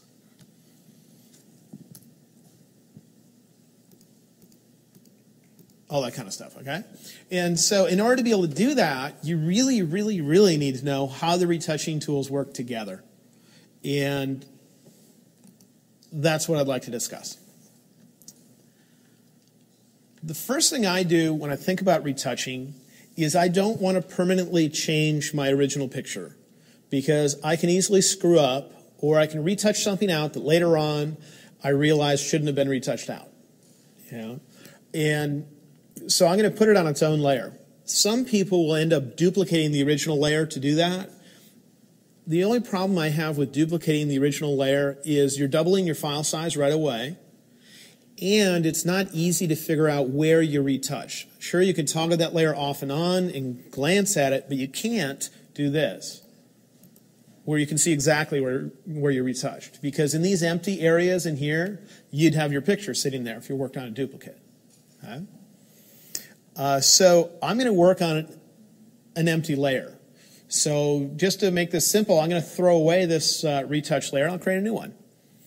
So I'll just create a new empty layer, which is the icon that's to the left of the trash can. Just out of habit, call mine Weeds Be Gone. I think of retouching as pulling weeds in your garden. And then, in order to have your retouching tools work properly on an empty layer, there's some settings we have to change. There are three main retouching tools we'll be using, and that will be the clone stamp tool, which a lot of people refer to as rubber stamp tool, the healing brush, and the spot healing brush. Those are the three that we'll concentrate on. And I'm going to go to each one of those tools now in my tool palette. I'm going to click on first the clone stamp tool, and at the top of my screen is a pop-up menu right up here called Sample. With default settings, it's set to current layer, and that means that it only can copy from the layer that's active. Problem with that is the layer that's active is empty, so it wouldn't do a thing. So I need to change this, and I'm going to change it to current and below. The reason I'm using current and below and not all layers is because sometimes I put other stuff above that. Like you're going to have adjustment layers up there. You don't want it to copy from the result of those adjustment layers and then put it underneath them so it's applied twice, that kind of stuff. You want just the current layer that it would copy from and what's underneath it. Then I'm going to switch over to, in this case, the spot healing brush. With a spot healing brush, there is no pop-up menu where I have multiple choices. There's just a checkbox called Sample All Layers. I'll turn it on. Then I'll click and hold on the spot healing brush, and within the same slot, there's one called the healing brush tool. And I need to change its option as well to current and below. Now that I've done that, all three of those tools will be able to work fine on this empty layer. And so we're set up. I would love to do all my retouching with just the spot healing brush because it does a lot of the work for me. And so let's say I wanted to come in here and get rid of, I don't know, some area. I'm going to just zoom up on my picture. And let's say I want to get rid of this little cone that's right here. With the spot healing brush, the idea is to paint entirely over the object you want to get rid of. It'll just put a black overlay on top of it to show you where you painted. And when you let go, it's going to try to figure out completely what to do. by looking at the surroundings and saying, if this thing wasn't here, how could I make this look more like the surroundings? And it'll copy from various areas of the surroundings and invent some new information. And when I do that and let go, that's almost like magical, that it can do that. And if this was 2 years ago and I did that demo, you guys would all be going like, whoa, but you've seen that one before. I know how that goes. But this brush is not a miracle worker. And there are many times when it's going to have issues. One of the times it'll have issues is when you need to come in and whatever it is you're getting rid of either touches the edge of your document or touches the edge of another object. So if I try to get rid of this, and it might do fine. Sometimes it amazes me. But I come over here, and if I just come up and say, well, I want to get rid of it up to right there. You probably know what's going to happen because you probably used it before, but wow, it almost worked. It messed up just a little bit right there, but otherwise it worked. Let's try a different spot, see if we can get it to mess up. I'm sure it'll mess up.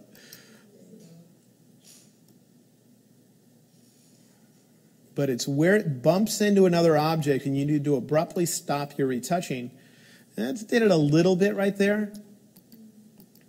Do you see how it took some of the brightness of this and pulled it away from the sign? And that's very typical. The reason for that is any tool that has the word healing attached to it, so healing brush, spot healing brush, always tries to blend in with its surroundings.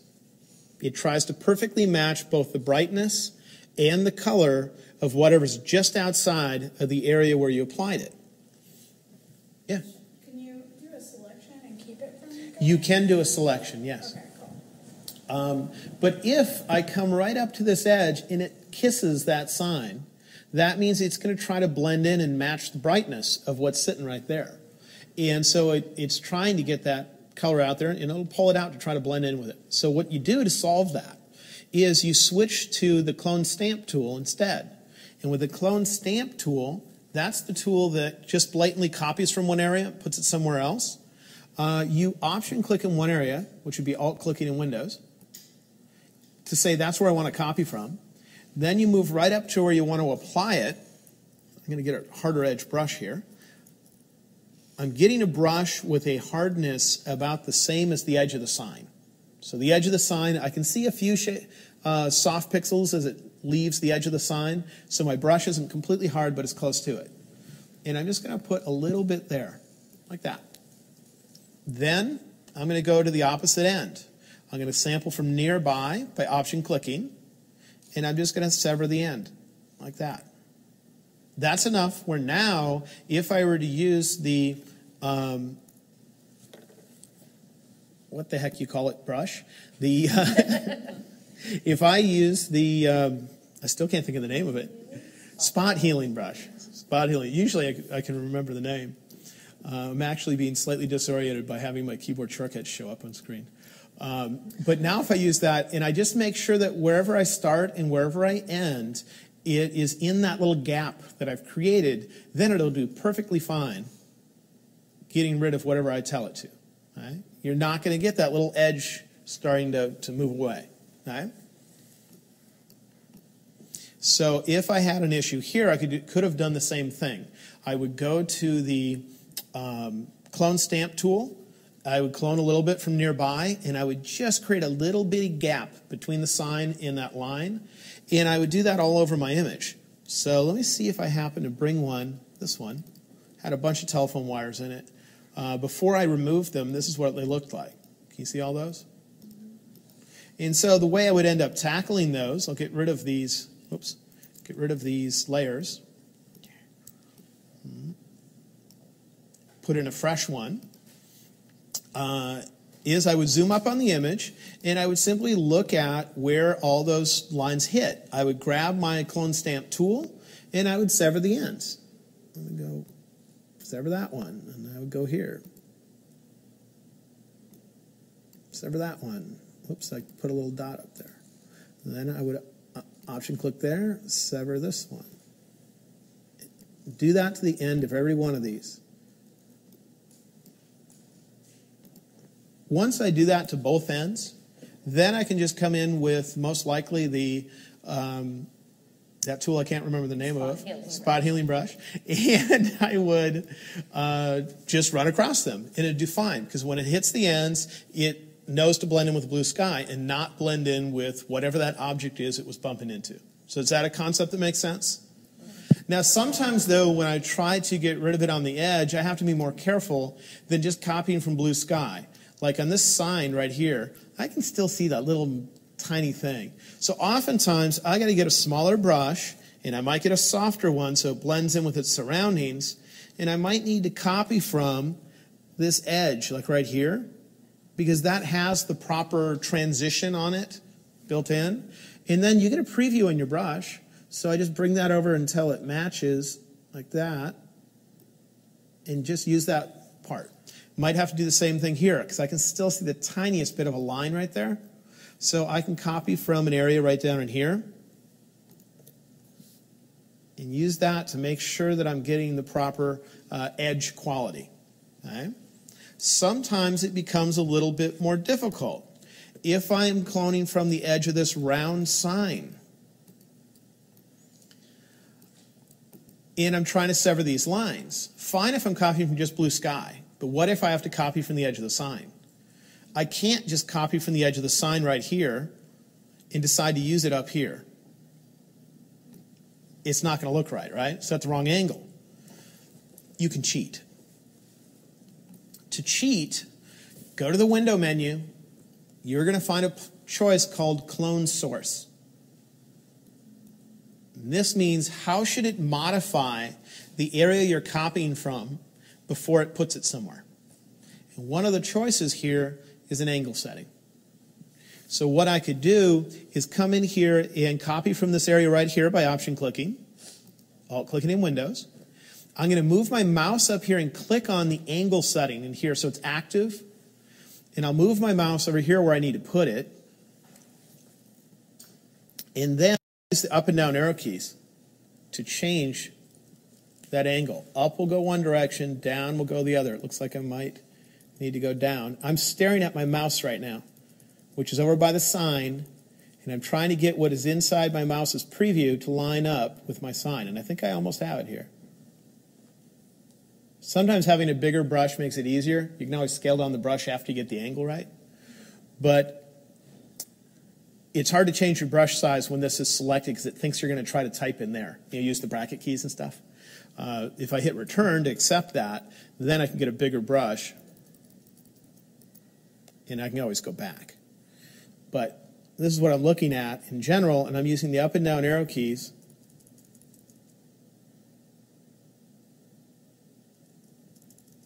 If you add shift, it'll do a bigger change. There we go. And does that seem to have rotated it about right?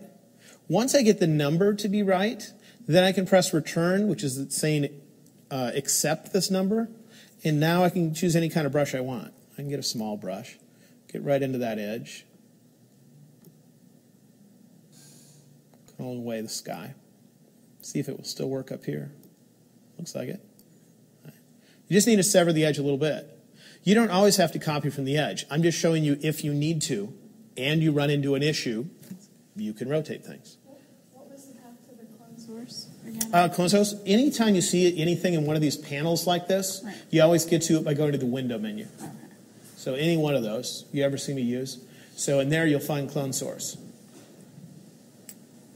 And there are keyboard shortcuts for a lot of these things. Like there most likely is a keyboard shortcut for changing the angle, but it's not every day that I need to use it, so I don't remember it. And I don't expect you to remember it unless you're doing retouching every moment of every day. Then you can read up on what the keyboard shortcuts are for changing some of these things and know them. For me, I just click on the number and I use the up and down arrow keys. And shift is like a turbo button, meaning going more, with each press. Once you're done and you're done cloning those areas, then you can hit this little curved arrow button and it'll reset it. So it doesn't screw you up when you're cloning in other areas. Want to screw up a coworker, does a lot of retouching, but isn't that good at it? Put something like, 6 degrees in there. Every time they clone, it'll be off by the littlest bit. don't do that. So anyway, I can do this a multitude of ways. I'm getting a harder edge brush here, copying from the sky, and sever all these things.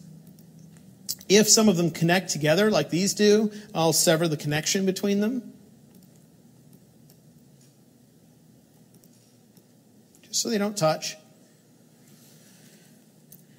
And once both ends are severed, I can start doing my cloning. So I just zooming out to see if I had those. And you can try using the tool with the name that eludes me, Spot Healing Brush. I don't know why it's eluding me. It doesn't usually. You can try that, but if you have a lot of telephone lines nearby, it might decide that naturally what should be in this image in this area would be a telephone line. So we'll see if that happens or not. Don't touch the other telephone line. We'll see. Oh, okay, just one little area it messed up on. We can do that a second time. We can do this. And the main thing is just don't bump into other objects. So right here where I get near that sign, don't touch it. Don't. Okay. And it messed up a little bit there. I probably might have just missed that edge. I'm not sure. Whoa. Now it's thinking that what's nearby when it looks at the image is telephone lines. If that happens, then switch to the normal healing brush. The healing brush doesn't try to make decisions for you. You have to tell it where to copy from. And so I just pick an area of smooth sky. It doesn't matter how bright it is. It does not have to be the same brightness as what goes in here. I could pick from the top of the photo if I wanted to. And just go to a clean area of sky. Option click on it to say you want to copy from there. Alt clicking in Windows. And then you see that's too bright, right? But anything with the word healing attached is always going to blend into its surroundings. So when I let go, it'll perfectly match the sky. Okay? So is that how the healing brush is different from the clone stamp? Yeah. Because Clone the clone stamp. kept the brightness. Clone stamp, it's up to you to pick the right brightness. It's up to you to pick the right edge on your brush and all that. When it comes to the healing brush, I actually always use a hard edge brush. Because if I use a soft edge brush, you're not allowing it to perfectly match on the edge. If it's a hard edge brush, it can go all the way out to that edge and match. So anyway, this is one way of getting rid of telephone lines. Sever the ends, so you got the proper color there. And then great if you can use the Spot Healing Brush, because then you don't have to decide where to copy from. But if it doesn't work all that well, then you switch to the normal healing brush. We want to use something with the word healing on it, because otherwise with a sky, if you copy from just a little ways away, it's going to be a little bit brighter, a little darker, and you'll see it. Okay? So any general questions about telephone lines in the middle of blue sky? I know I haven't covered in the middle of trees yet, but any questions on that, because we're at a simple stage there. Yes, and I know I made a statement that there are many ways to do any single one thing in Photoshop, but several people, including Bruce and Love My Pics and Kobo, are all asking about content aware. Of course they are. So if you could maybe just touch on why you're using this instead of that to do There is a feature in Photoshop called Content Aware Fill, and with Content Aware, what you can do is make a selection. And so I can come in here and select, if I zoom up here, let's say this telephone line right here. And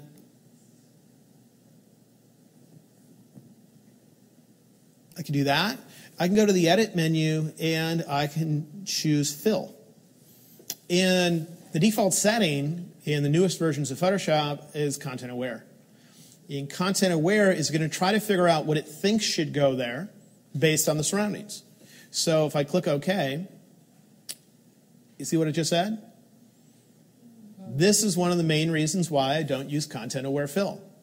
I don't use it because I put my retouching on a separate layer, and that layer is not a duplicate of the original. Content Aware Fill seems to, it can work on an empty layer, but it will often say there's not enough information.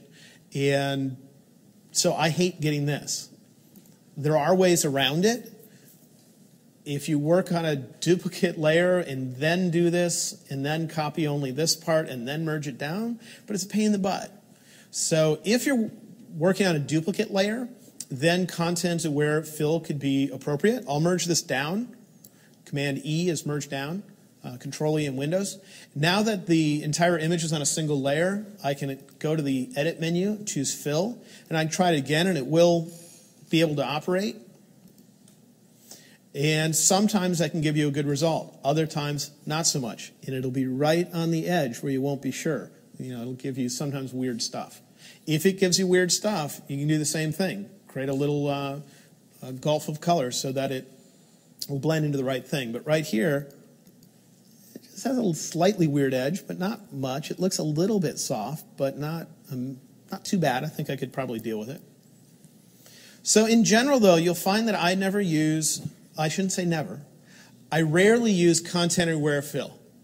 The main time I use it is right after stitching a panorama to fill empty parts. Then it's really nice. Everything's already on its one layer, and I want it to do its magic, and it can do really great magic.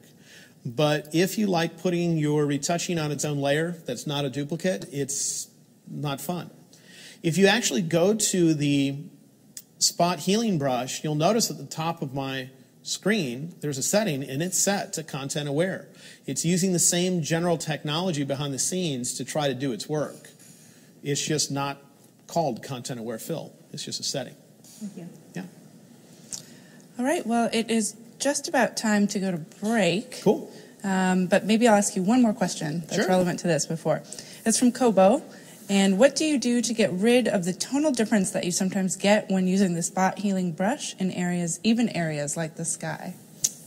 If you find that you're getting that, this is one area where I've noticed to have a difference between an 8-bit picture and a 16-bit.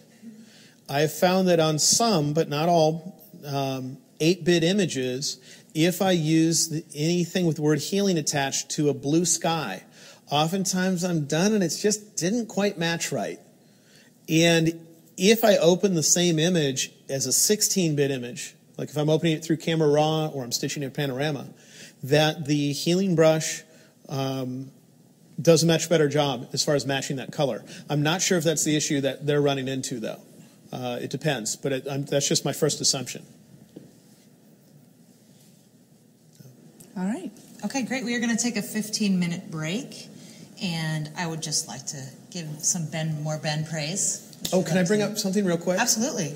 Oh, I got to look at the name of it quick. But there is a project on Kickstarter.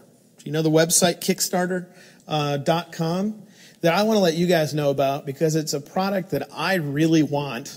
And in order for it to become a product, other people have to know about it and hopefully like it. But what it is when I'm out shooting in the field, I keep my lenses in pouches around a belt instead of in a backpack. And by doing so, I can quickly change my lenses without having to think about where to put a backpack down. I can just reach it out of a pouch, switch lenses, and pop the lens back into the pouch. Well, someone came up with an alternative product that doesn't need a fabric pouch to hold the lens. Instead, it uses the same kind of attachment that holds your lens to the camera itself, the same bayonet kind of mount. And you can take your lens and then put it on a little metal thing that's on your belt, twist it, and it will hang from your belt and hang securely. And you can have multiple of these around your waist, and you can very quickly change your lenses. And it looks like it could be more efficient than the system I've been using. And it's something I really like the idea of. And I just want to make sure you guys know about it. Because if you like the idea of it, and I love the pouch system, so this one I might like even better. Kickstarter is something where you sponsor something, where you say, you commit to spending a certain amount of money. In essence, what you're doing is pre-ordering the product. And only if they meet their funding goal enough to manufacture the product will they release it. And so you're not actually spending money unless they get funded all the way up to the point that they needed, and then they actually make the product. But anyway, if you want to look this up, go to Kickstarter.com and look up the Quick Draw. It's spelled Q-U-I-K-D-R-A-W. So there's no C in the word quick.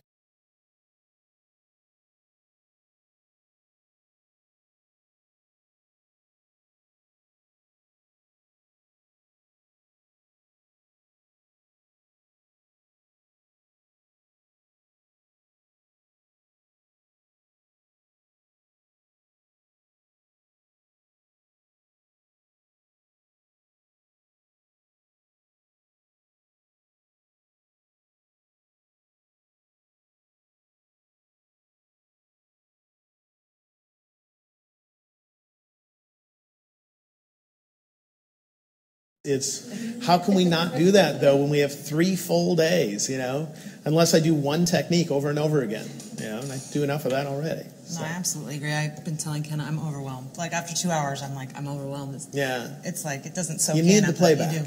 Yeah. Okay, another one from Nick Hunter. You need 2 things for a great image. A, you need the tools, and B, you need the knowledge on and unlocking the magic for me today. Thanks, cool. Ben. So also, we want to do a couple shout outs to our people who actually submitted videos to be in Roberto Valenzuela's workshop. They're going to come and be in our studio audience, or actually they submitted videos to be in our studio audience. Kimberly Whittord and Marilyn Wilson, thank you so much, ladies, for both submitting videos. Awesome. Right? Yes. So we said that you put out the challenge yesterday that we would shout you out online. So there you go. If anyone else gets one in the next hour and a half, we will shout you out as well. So amazing opportunity, as well as the other 2 for Ioana House and Matthew Jordan Smith, which are due tomorrow. So those folks whose quotes you just read out, what you just said, Ben, about the chunking and having to go back, that pretty much is why people purchase this course, why so many people are purchasing this course, is because it really does take that kind of a long time to make it actually integrated into your workflow. And what I love about what you're teaching us and what you'll gain from owning this course is that not just the hows, but the whys beforehand. And here is why I do this, and here is when I do this. So it's that whole complete package. So we're going to take a 15-minute break, which is a great time to scroll down the page and hit the Buy Now button if you haven't already. And you get those over 50 actions in Ben's Action Sampler Pack. So we'll see you back soon.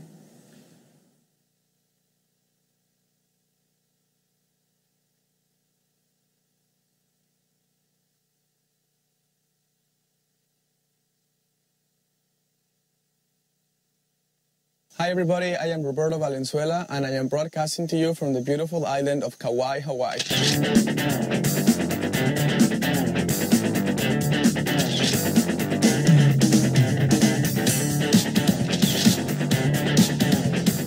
Like you and like everyone else, I had to photograph weddings at less than ideal locations. I remember going outside and just drawing a complete blank about where I was going to take the bride and groom. I wrote a book called Picture Perfect Practice, which is the strategies that I used in order to solve this problem that was just ongoing at every job.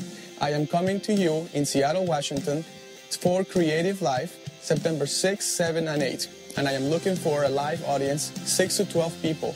I need a video from you. On YouTube, Vimeo, you can record it on any device you want. It does not have to be fancy.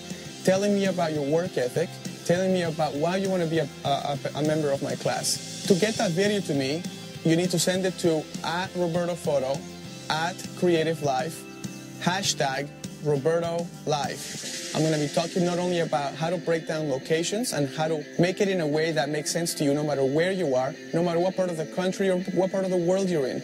And I'm going to also add on how to really get down to simplifying posing to just make them flawless, effortless, seamless, beautiful, and elegant. If you're interested in that, come join me in Creative Live, September 6, 7, and 8. Thank you so much, and I'll see you in September in Seattle. Take care, bye.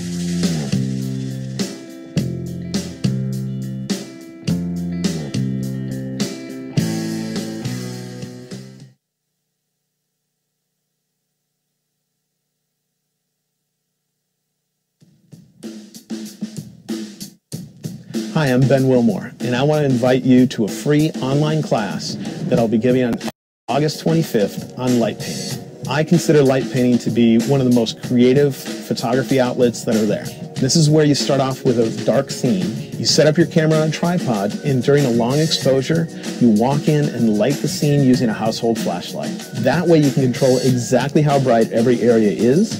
If you want to draw your eye somewhere, you just paint light in there a little longer. It'll be the brightest part. Your eye will be drawn straight to it. You want a boring background to disappear? Don't put any light on it. With this, I'm going to show you how different light sources will produce different results, how you can think about lighting people, because they're special. If they move, they're going to be blurry, that kind of stuff. And I'm going to show you the digital refinements that are essential to creating an amazing looking image. Now, just so you know, you don't have to be Picasso to do light painting. If you can draw a stick figure, you can light paint. So come join me August 25th at creativelive.com for a free class on light painting.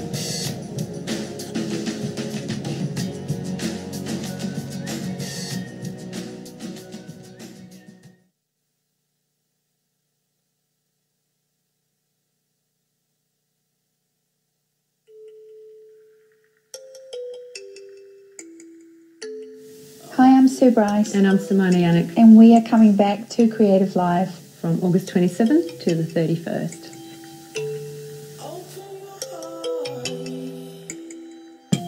Why do I stand alone? We've got 2 days of hair and makeup tuition and 3 days of live shooting. That's 5 whole days packed full of information, and we've also got some amazing giveaways for you. We look forward to seeing you in Seattle. When we are the same, when we are the same.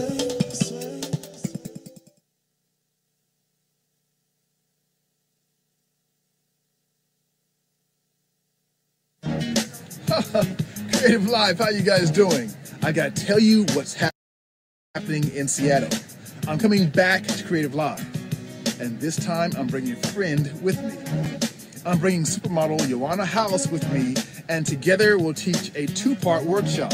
I'm teaching photographers the whole industry of fashion and beauty, and working with models, how you cast models, work with models, the whole 9 yards, and a lot more. So join us in Seattle on September the 11th through the 15th. We're teaching you guys some great stuff. I gotta get back to work, so. I hope to see you soon. I'm Matthew Jordan Smith, signing out.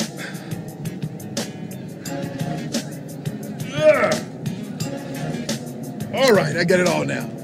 See you soon. I'm Matthew Jordan Smith. See you in Seattle.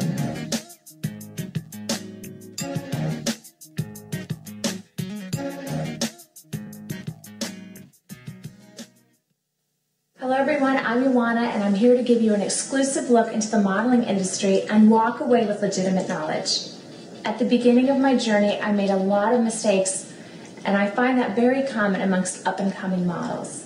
As I progressed through my career, I was able to learn from these mistakes, develop my skills, and work my way to the top. I'm so excited to be partnering up with Creative Live and celebrity photographer Matthew Jordan Smith. Through the course, I'll be giving you pointers to increase your chances of being discovered and possibly signing with an elite agency. All right, so let me tell you what's going to be happening during this course. On September 11th and the 12th, I will be working single-handedly with each of the models. On the 13th and the 15th, Matthew will be working with young photographers, and I'll be using the models who I've taught and trained to put their skills to the test by working in front of the camera with Matthew and his photographers. All you have to do is log on to creativelive.com. The class is free to watch live online from anywhere in the world. I'm inviting models to submit a video of themselves to be a part of our live studio audience. Make a video telling us why you want to come learn in person and what you hope to get out of the workshop. Models need to be available all 5 days, September 11th through the 15th. Upload the video to Vimeo or YouTube and tweet the link to @CreativeLive with the hashtag YoannaLive. All right, the deadline for the student submissions is August 20th, so hurry up, upload your videos, and I look forward to seeing what you send.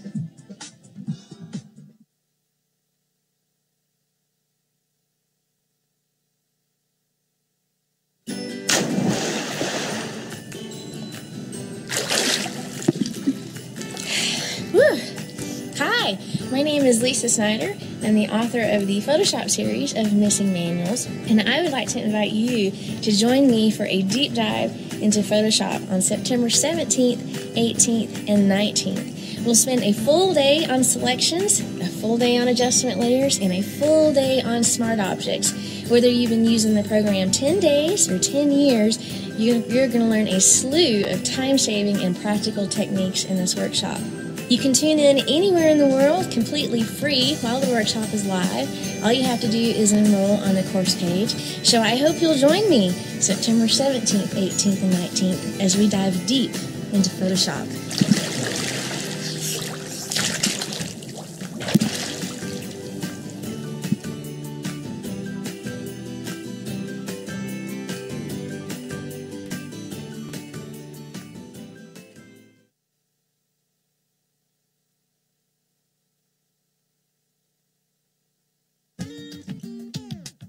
Hey friends, it's Kevin Kubota, and I'm going to be with you live on Creative Live, September 20th, 21st, and 22nd. And you can watch the whole thing for free for 3 days. All you got to do is log on and register on Creative Live. Now I'm going to be talking about location lighting. We're going to talk about using lightweight, easy to port around tools like speed lights. Not really studio lighting, but this is location lighting. Things that you probably have in your camera bag or inexpensive equipment you can get and use just about anywhere. I'm going to pull a lot of great stuff from my latest book, The Lighting Notebook. Then we're going to take those images, enhance them in Photoshop, do a little post-processing magic, and make them ready to present. So you'll see my entire workflow from shoot to present. Now, if you want to be there live with me in the small, select, hand-picked studio audience, all you got to do is send in a video with why you want to be on Creative Live. Let's put that video on your blog, on Vimeo, maybe on YouTube, and tweet a link to that video, and make sure to send it to @CreativeLive. And put the hashtag KevinLive. I hope to see you there. Don't forget the deadline to get your videos in is August 28th. And we're going to have some fun on Creative Live. So I'll see you there. Let's light it up.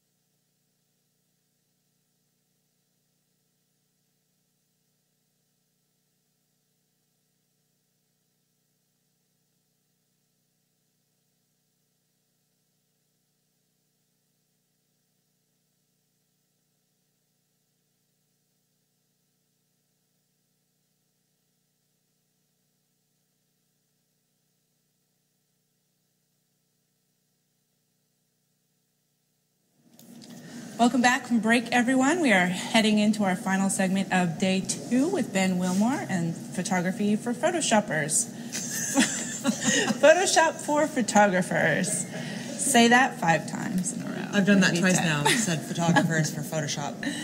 You get the picture. Anyhow. Okay, the prize. We're giving away a prize. The prize this afternoon is a gift certificate to Lens Baby. Very cool. I would love to have a Lens Baby. And that is a $100 gift certificate.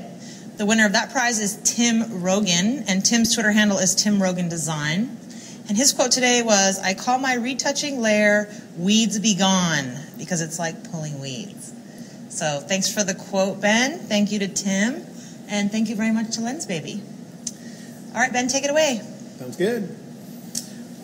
Here I just happen to open another image that's a complex retouch. I'll just show you by turning on the layers what kind of work needed to be done here. I actually own this vintage bus that's here, and this is what will eventually be my home once it has an interior installed. So I cruise around searching out vintage America. I figured it would be fun to do so in a vintage vehicle. So eventually that'll be my home.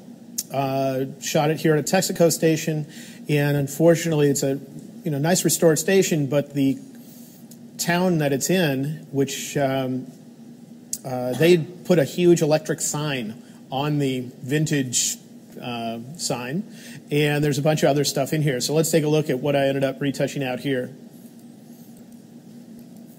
So here again you can see I have telephone lines that have to go through trees over on the left side, and I got a telephone pole going through complex trees. There's also all the building gunk on the right side.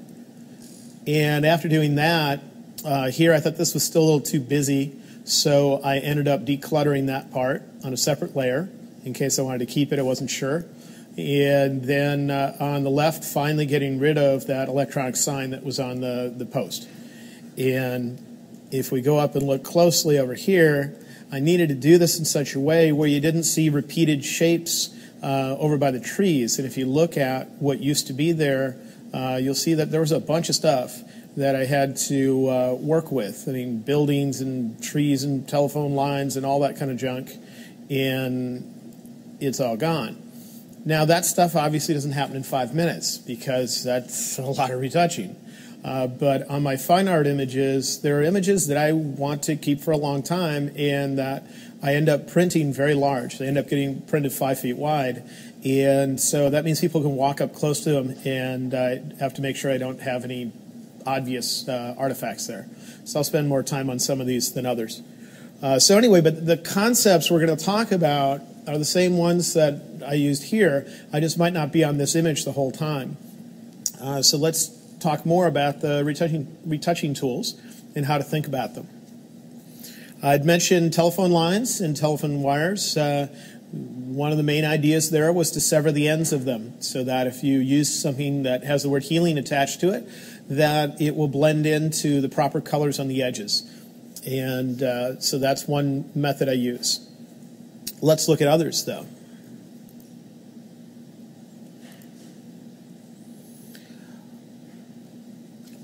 In fact, let me see this one.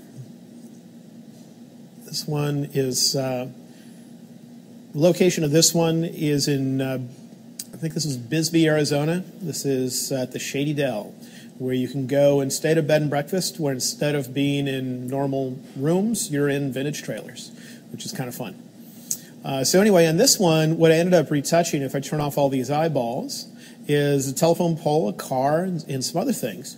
And this image has some unique features that will make it a little easier to describe how some of the tools work. So that's why we're going to be looking at it. I'm just going to zoom up here where this telephone, or not telephone pole, the parking meter is. And let's take a look. I mentioned that anything that has the word healing attached to it will end up trying to blend in with its surroundings. It'll match the brightness and the color of whatever is in the surroundings. So I'm going to create a new layer here, and I'm going to use the healing brush tool. And I'll just show you that if I copy from this red area that's right here, option clicking, alt clicking in Windows, and I use that to get rid of some little dots that are on the side of the building. You'd think this would be a completely wrong area to copy from because the color and the brightness is not at all what I want. But when I apply it over here, and then let go, it works just fine. And that's because the healing brush does not directly copy the color and brightness of what it is you are copying from. What it's really copying is the texture of that area, the variation in brightness of that area. So that means that if I come down here to the rocks and I option click on it to copy from that area, and then I use it to apply up here, it's way too dark, it's a little bit blue, and it has the wrong texture. But when I let go, the only thing that's really going to be left behind is the texture. The brightness and the color does not come from the area you're copying from. It comes from the surroundings of where you apply it. And it takes a little while to get your brain around that concept. And so that means I can use an area from the silver area up here, and I can use it to apply it down here in the red area, as long as it has the proper texture, like the texture of metal or of fabric or of something else that would be appropriate for that spot. Okay? But it does copy the variation in brightness. So if I attempt to copy from this area and I apply it here, you see we have a dark area down here, we have a bright area up there, and if I try to go across it like this, it's not going to know that it needs that horizontal kind of line that's within that texture. You see the horizontal line that's in the texture? And instead, it's going to be copying the brightness from where I did over on the left. It's going to try to make it look just as smooth as that. And when I let go, I'm going to kind of see it. It kind of moved it up in this direction. I don't know if you can see that all that well, but it doesn't look as good. If I try to copy across this line right here, I can't just copy from anywhere. If I copy from here and try to fix something that's on that line, it's going to try to blend them together, make it just as smooth as this is.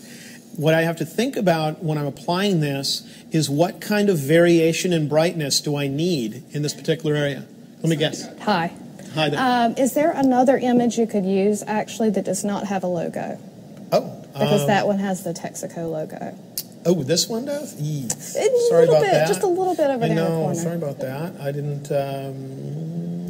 yeah, I'll come up with something else. The only problem is Texaco, Sinclair, Texaco. Could you maybe use that one cropped? Which one? This one? Yeah.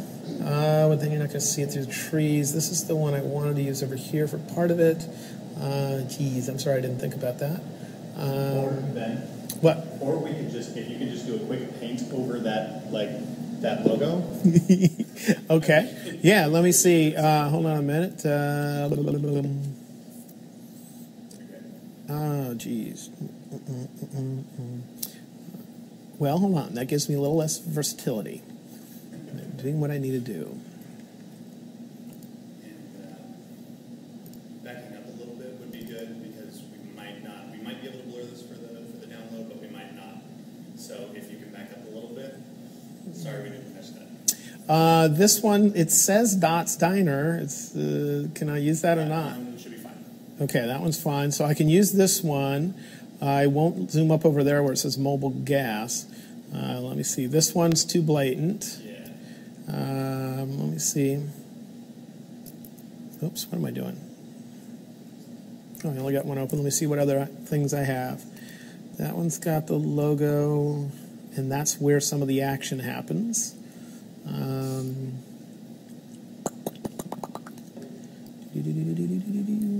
can do something here.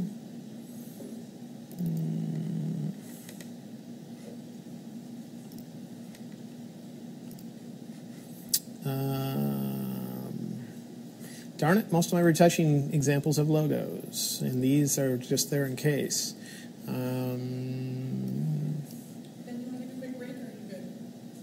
I might want to take a quick 5-minute. Yeah.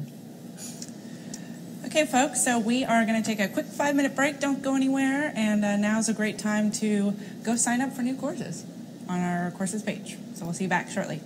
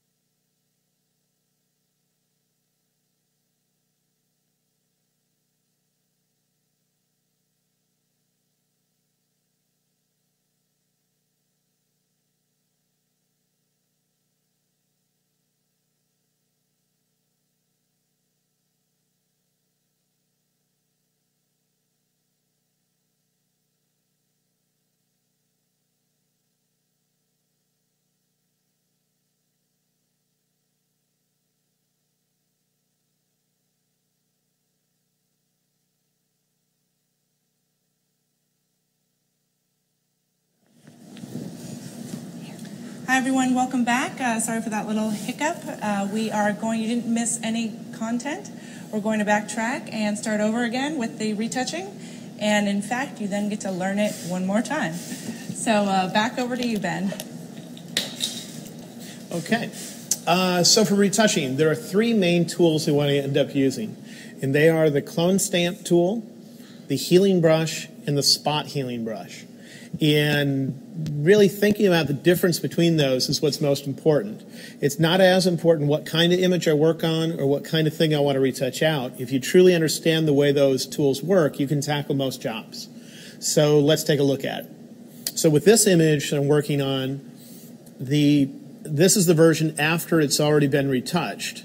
And what I want to do is just show you what it looks like before and after retouching. So if you look at my screen and do this, we can progress with it. So if I turn off the Weeds Be Gone layer, which is what I typically name my retouching layer, this is what the image looked like without retouching. Got rid of some telephone poles off on the right, a parking meter, and a car. And we'll get rid of some of those things, and then we'll move on to a different image. Whenever it is, we need a different image to learn a new feature. So let's start this over. I'm going to create a brand new empty layer. So for now, I'll hide all these layers, or at least maybe delete them to get them out of our way. I'll just use delete hidden layers to kind of get a clean looking file, so we're not distracted by them. And to create a new layer, I just click the icon just to the left of the trash can. Now, I usually double click on that layer and call it Weeds Be Gone. If I can type. Because I think of retouching as pulling the weeds out of my document. And because it's all those things that people might get distracted by that I want to get rid of. It really depends on what you're going to use your images for. If they're used for like news reporting, I'm not going to be retouching anything out. But if it's a fine art image, which is what I typically create, then I've free reign as far as what I can do to them. And let's take a peek. I'm going to zoom up on this. And before we start using our retouching tools, we have to make sure that they're set up properly to work on an empty layer. And just in case someone else has already set up the tools here, I'm going to reset their settings so you know what they look like with defaults. If you ever want to reset all your tools to their default settings, you can go up to the icon for whichever tool is currently active near the upper left of your screen. And if you press the right mouse button when you're on top of that, or you control click if you only have one mouse button, you'll find a choice to reset just the tool you're working with or to reset them all. And I'm going to reset them all just so that we make sure we're at defaults. Now let's go to each of the retouching tools. We'll start with the clone stamp tool. And the problem with the clone stamp tool is if you're working on an empty layer, at the top of your screen is a setting that'll get in your way. That setting is called sample, and it's set to current layer. That means that this would only be able to copy from the layer that's currently active. Well, the layer that's currently active is empty, so it wouldn't copy anything. The tool wouldn't work at all. I need to change that from current layer to current and below. Once I've chosen that, it's going to be able to copy from the layer that contains our retouching. There's no retouching in it yet, but it will be able to, and what's below it, so it'll work just fine. Now I need to switch over to another one of my retouching tools. I'm going to go to, if I can find it, the healing brush tool. And with the healing brush tool, it has the same setting at the top of your screen. I need to change it again from current layer to current and below. Then I'm going to switch to the spot healing brush. So I just click on the normal healing brush and hold down so I see the other tools that are in the same slot. Go for my spot healing brush. And it doesn't have a pop-up menu. It just has a checkbox to sample all layers. I'll turn that on. That's going to make it so all of our retouching tools will be able to work on an empty layer. Now, ideally, I would like to be able to use the spot healing brush to do all my retouching because it does most of the work for me. Here I'm going to get a larger brush, and I'm going to get rid of this parking meter. I'm simply going to paint across the entirety of the parking meter. And as I do, the spot healing brush will put a black overlay over the image. And when I let go, it's going to look at the surrounding image to try to figure out what it think would be there if this meter wasn't there. And so it will guesstimate and invent some new material. Here goes.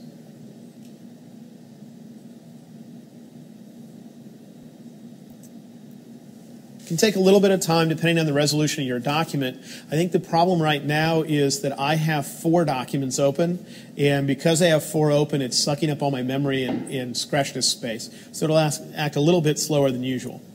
But it did an okay job of getting rid of that. It did have some issues down at the bottom. I'm going to zoom up, and I can see where the rocks are. It started putting in parts of the building. Like there's a seam from the building right there. And it's going to run into some issues like that on occasion. In general with this tool, I usually give it 3 chances, and then I switch to a different tool. So if it messed up on an area, I'll just paint over that area again and see if it does a better job. And it did there. And each time I give it 3 chances, I try to use a smaller brush with each chance to only cover the area that had a problem. And so I'll go into another area. I cover the entirety of that problem area and let go. Sometimes it'll do much better. Other times it will be finicky and will continue to mess up.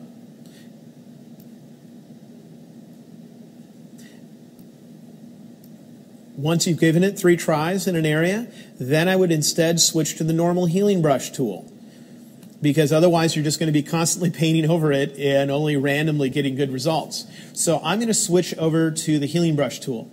The difference is the spot healing brush tries to figure out what to copy from on its own, whereas the healing brush forces you to tell it where to copy from. And so I know it can do a better job if I can find an appropriate area. So in this area right up in here, we need the transition from painted concrete to rocks. And I have that same transition over here. So I'll just move my mouse over that transition area right here. I'll option click, that would be clicking in Windows to tell it to copy from that area. And then I'll move this over to right where that transition should be, and I'll apply it. Trying to cover all of the problem, at least all the continuous area of the problem. And let go, and it'll blend in with its surroundings. There's a problem right here, it's just a little bit blurry. So copy from over there and just cover that up. But you should be aware that the healing brush will always try to match the brightness of its surroundings, which means I could try to copy from this area that's out in the sunny rocks and use that in here in the shady area. Even though the brightness is completely wrong, it's going to try to match its surroundings. You notice how it got darker, got bluer and all that? But since the sun was hitting that and it had much darker shadows, it didn't quite look right. Let me show you how it might really try to match the surroundings, though, even though you're using radically different colors. For instance, here, there are little holes, little marks on the building. I want to get rid of them, and I'm going to copy from this red area down here. I'm not saying that's the best area to copy from. I just want to show you that it's not really going to copy the color of this area. And I'm going to apply it up here. You see how it worked just fine to get rid of those little dots? That's because any tool that has the word healing attached always will blend into its surroundings. So it's more about where you applied it, and it's going to match the brightness and the color of those surroundings. So what I'm going to do is come in here and look at where that parking meter used to be and look for areas where it messed up. And right here it looks like a small earthquake happened. So I can try using the spot healing brush again and just give it a second chance. Remember, I give it about 3 chances in each area, working on a smaller area each time if it's messing up in smaller areas, and sometimes it does just fine. If it doesn't, then I switch to the normal healing brush where I have to tell it where to copy from. Once I'm done working in an area like that, I look for duplicate shapes, because it's not uncommon to have like the same rock. Sorry, I'm not used to this overlay. The same rock might show up more than once, that kind of thing. So I'll just search the area and look for any obvious duplicates. If I find obvious duplicates, I'll use my spot healing brush and cover up one of the 2 duplicates, just because it's easy for your eye to pick up on those duplicates. Here I'm not seeing a lot of duplicates. One doesn't pop to my eye. But in the past, I've retouched this image, and this little rock in this area was found again over on the side. So look out for those things. You do have to be careful, though, anytime you're trying to retouch something out and you need to bump into the edge of your document or you need to bump into the edge of any object. And I think I'm going to run into that issue in the lower left of this document. When I was in Camera Raw with this image, I corrected the perspective so that vertical lines would remain vertical even though I had my camera tilted up a little bit. We did that earlier, I think yesterday or early today when we were in Camera Raw. There was a slider called vertical and it bent a building like this or like that. I think we might have done it both yesterday and today. And I'd done that and I didn't feel like cropping a lot of the image out, so I have this little extra area of gray. Now if I try to use the spot healing brush on that, I think it's going to run into an issue because it always tries to blend in with the colors that surround it. And once you hit the edge of your document, there's nothing beyond that for it to look at and try to match. So it's going to try to blend in with what's right on the edge of my document. So I'll come over here and try to cover this up.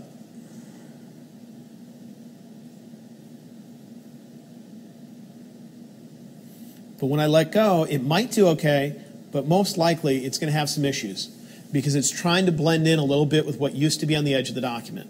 I'll choose Undo. In order to prevent that from happening, I'll switch to the Clone Stamp tool. The Clone Stamp tool is the tool that's been in Photoshop the longest, and it makes you manually do all retouching. All it does is blatantly copy from one area and put it somewhere else. So I'm going to copy from one area by option clicking, and I'm going to apply it on the edge of my document. It doesn't try to blend in with anything at all, and it's just going to blatantly put that information in there. But after doing that, now if I switch back to my spot healing brush and I heal that area again, it shouldn't have a problem because it's going to find the proper colors on the edge of the document when it hits that left side. And so it shouldn't look overly dark. It might still mess up a little bit. If so, just go over it a second time. Give it 3 tries in each area. Let's try that again in the upper right of this photo. Telephone poles and telephone lines are notorious for having those kinds of issues. If I end up trying to completely get rid of this area, the problem will be when I have to come down here and it touches the building. Just kind of kiss the edge of the building like that, come down here, and right there where it touches. I'll go out here, get rid of these lines, come down where it just touches. Wherever it just touched an object or the edge of the document, when I let go, I'm guessing I might end up with an issue. Usually the color of that object gets pulled out away from the object. And in fact, it actually didn't mess up that much here. It just put in the wrong stuff. But if you ever used these tools in the past, you find that oftentimes if you come up and just touch the edge of an object, the color of that object gets pulled up into the retouched area. It didn't do it here, which I was surprised about. But let me show you how you solve it, just in case it does happen. You do the same thing we did at the edge of the document. You switch to the Clone Stamp tool. I'll get a smaller brush, and I'm going to get the edge of my brush to match the edge quality of this building. So because the edge of the building is not blurry, I don't want a soft brush. I want a brush that has this hard of an edge. If you hold down the Shift key and use the same square bracket keys that I use to change the size of my brush, we get a harder edge brush out of it. I'll copy from the sky that's close by option clicking, and then I'll come down here and just try to sever the end of right where that line touches the building. And I'll do the same thing right in this area. Copy from right in between here where the brightness would be okay, and then put it in right there. Down here at the bottom, I'll do the same thing. I can try to copy from the sky, but there's not a clean area until up to about here. And it might be difficult for me to reproduce the exact transition that I need from sky to building. So the other thing that I commonly will do is copy from another part of the building. I'll choose Undo there and zoom up. I'll get a smaller brush, usually with a softer edge so it can blend in with its surroundings a little bit. And I'm just going to copy from this area here and possibly a little further over. Let's first sever off this little line, option clicking right on this edge. apply it right there. Oh, I put it back in right next to it. I'll choose undo for a moment. Option click, use maybe a smaller brush. Option click right there.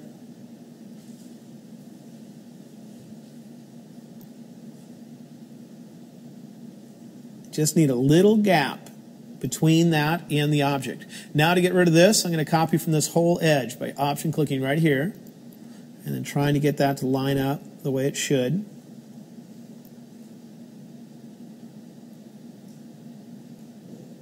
All the way across there. So I have this little gap of sky. Then I might copy from part of the sky there just to get the color right to fill in that one little spot. The other thing that I might do is if I zoom out, Command minus is supposed to zoom out. Oh. Okay. I'm going to sever this where it hits the edge of the document. I'll just copy from an area nearby and just cut off the edge. Copy from an area nearby, cut off the edge. Like that. And wherever any of these connect. So they're all independent little pieces. Let's see if I've done that up above. Since this is a huge object, I will sever the very end where it touches the edge of the document, and I just might break it off right in there. So now I can treat those all separately. And now is when I can go to my spot healing brush and go over those areas.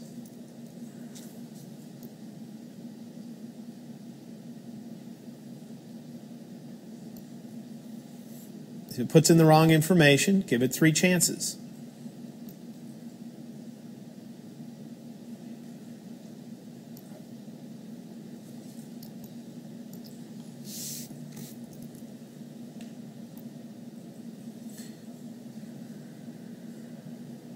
But I always cover the entire problem area with one paint stroke, because otherwise, if you let go halfway up this telephone pole, anything with the word healing attached to it tries to blend in with its surroundings. And what's going to be its surrounding directly above where you stopped? It'll be some of that pole left over, and it'll try to blend in with the colors of it. It won't look right. That's why I have to cover up the whole thing.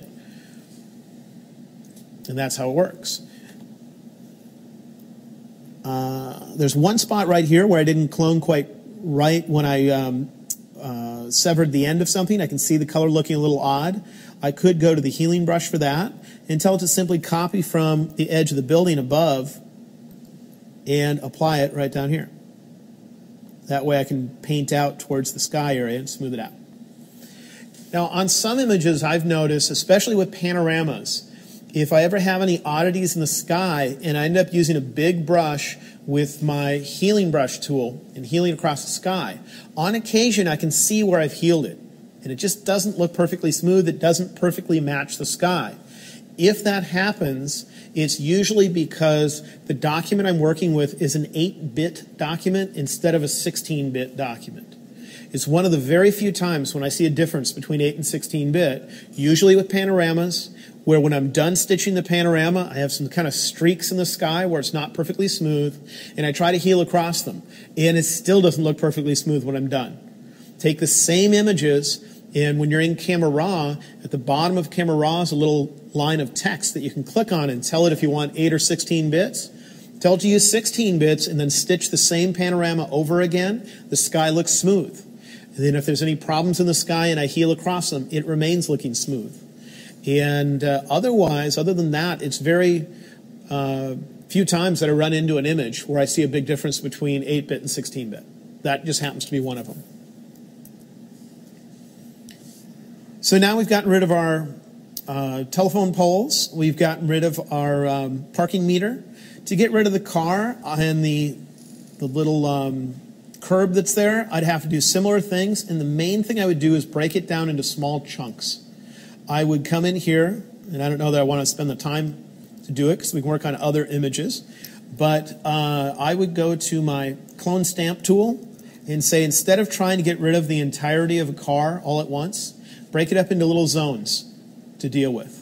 So I'll copy from the painted concrete that's down here, Option click, get a bigger brush, and just paint it across here to say, all right, now we have the zone that is above that and the zone that's below it, and I can deal with that zone separately. I need to have the proper color on the edge of my document, so I try to find an area of it, maybe right in here, and get that proper color on the edge of the document.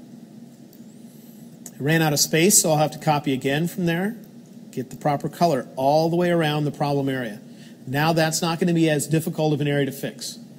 Below that, I need the transition from shaded gravel to painted concrete here. So I'll find that transition and Option click on it, and I'll put that transition in all the way to the edge of the document. At some point down here, the sunny rocks would hit the shaded rocks. So I'm going to copy from one of those transitions over on the left by Option clicking. I'll decide where would that happen. Let's say it would happen, I don't know, here, I'm guessing. Get it up there. And down here at the bottom, I need sunny rocks. So I'll copy from the sunny rocks on the left side, and I'll fill it in. So now all the way around this chunk, we have the proper stuff that it should match. Does that make any sense? It still might be too big of a zone, though. It's a pretty huge chunk to fix. We could cut it in half again, work it on two separate pieces, but we can try it. I'm going to go over here and use my spot healing brush, and let's just see what it does.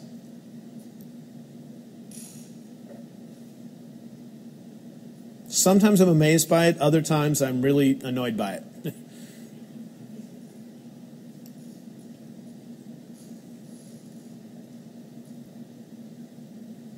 Not terrible. There's a couple little areas where it messed up, though, where it put in more of the texture of painted concrete than it did rocks. And so I'll just give those areas, total of 3 chances, each time trying to work on a slightly smaller area of it. It doesn't look like it's going to do it. Let's try this area. And if it doesn't, that's when I switch to the normal healing brush. And I say, okay, fine, where's the right texture to copy from? It's all over here, so I'll Option click there to copy, and I'll do each little isolated chunk separately. Each time Option clicking from a slightly different area so we don't get the exact same rocks.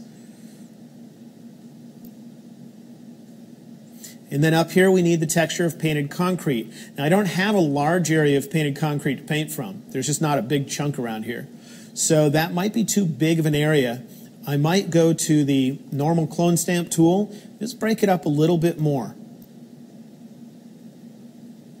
Oops, I got part of the building in there, so I'll have to get rid of that. And that was a little too bright too. Get a smaller brush. I just need to get rid of the wrong color that's in there. Okay, I brought that down to a small area. I'll go back to my spot healing brush and say, okay, hopefully you can deal with that. Hopefully you can deal with that. All right, we got rid of a car. You know, I could spend more time fine-tuning that, but it gives you an idea of how I think about it. Big chunk, break it down into smaller portions, surround them with the proper color and brightness, texture you can think of, so that when you use anything with the word healing attached, it's going to blend into the proper stuff. And just break it down, make it less complicated to deal with. So here's what we've done with that one. Let's see what else we can come up with. In this image, this was a really complex retouching. I have my Weeds Be Gone layer here. I'll turn it off so you can see before and after. What happened is the guy that owns this gas station parked his car over here, and he wasn't overly into moving it. And so he could have moved it in a matter of 30 seconds time, but instead it took me quite a while to completely get rid of his car, because look at how much of the building is available behind it to copy from. Not much at all. And then I got rid of a bunch of telephone lines that are going directly through trees, that kind of thing. So that's not an easy thing to do. Let's look at a few of the ideas that were used there. I'm going to hide all the other layers and just delete them. So we can start with a simple document. I'll create a brand new retouching layer by clicking on the new layer icon. And we can zoom up on an area.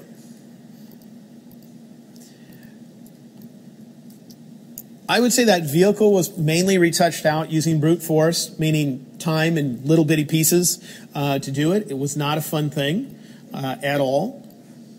But in general, what I ended up doing was I copied a very small portion of this roof line, Option clicked on it, and I said, where would that continue on to be once it hit the other side of the tree? Maybe it was about there, and I put a little bit in until I ran into something that wasn't the building, which would be about there. Can you see this part of a tree showing up? And then I did it again.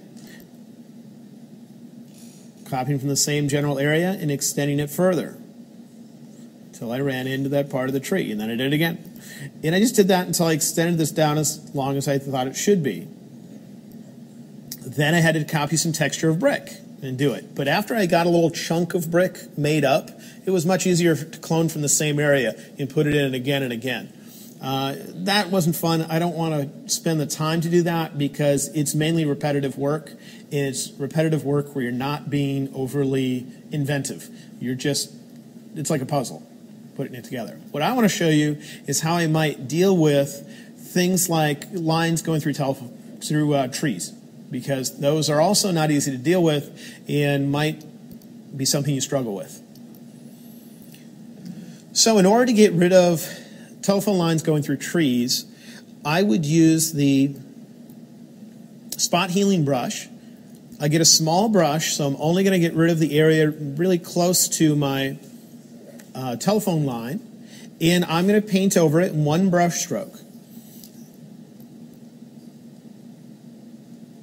just to have it do something to get rid of that line. I'll make this only go over to this first branch, and the rest is just repeating the same concept. And then I'll let go. And it'll do some work to try to get rid of that. I'll go through then and look at any other areas that don't look quite right where it did this and try them again just to see if it can do anything better. But I'll try not to expand that area very far. The main problem with going through trees is that branches become disconnected from each other. And it makes it so it looks completely unnatural because branches will just be hanging all by themselves. So what I'll end up doing is I'll go to the normal clone stamp tool, the one that just blatantly copies from things. I'll get a small brush and I'll try to find a nice clean branch to copy from. For instance, right here there's a branch that just stops abruptly and then it goes to kind of blurry space, you could say. Same thing is happening here. Well, I can find another branch, like right up in this area. Option click on it, and here's the little key. If I were to just apply that branch in here to try to extend and connect some of these together, the problem then is we're going to disconnect the branches going the other directions because we're completely replacing things. What I need to do instead is change a menu that's found at the top of my screen. It's usually set to normal. I need to set it to darken. By doing so, now the only thing this tool can do is darken my photograph. And what that means is that it can put a branch in without removing any branches. Because the only way that you're going to end up removing a branch is to lighten the photograph. If it's set to darken mode and that's all it can do, when we put in something, it can only add to what's there. So let's see if I can use that. I don't remember if I was copying from right here, let's say. And then I can come over here to another branch and I want to extend this. And I can go right over these other branches and it can act like that extending without breaking through them all, without getting rid of more branches. And so I need to find a few clean areas to copy from and extend these branches again to get it so it can look like they're continuous. It's a laborious process, but if you have to get things from within trees, it can be very useful. Sometimes, though, when you try to copy from a branch, it's not at the proper angle to connect one branch with an upper part. If there's a lower part of the branch and an upper part, what do you call it? The telephone line went right through it. You're going to have a break in it. You need to find another branch that's at the same angle. Well, if you can't find a branch that's at the same angle, here's what you do. Find any branch that looks like it's in a relatively clean area. Option click on it. Then go to the window menu where you will find a choice that is called Clone Source. And under Clone Source, there is a setting in here for rotation. or angle. I would get a big brush so you can get a big preview of what you're about to put in, and click on that angle setting so you can change it. Then move your mouse over the area you're thinking of and use the up and down arrow keys. The up and down arrow keys will be changing the angle setting. If you add shift, you'll change it in larger amounts. If you stare at where my brush is, you might be able to see it rotating.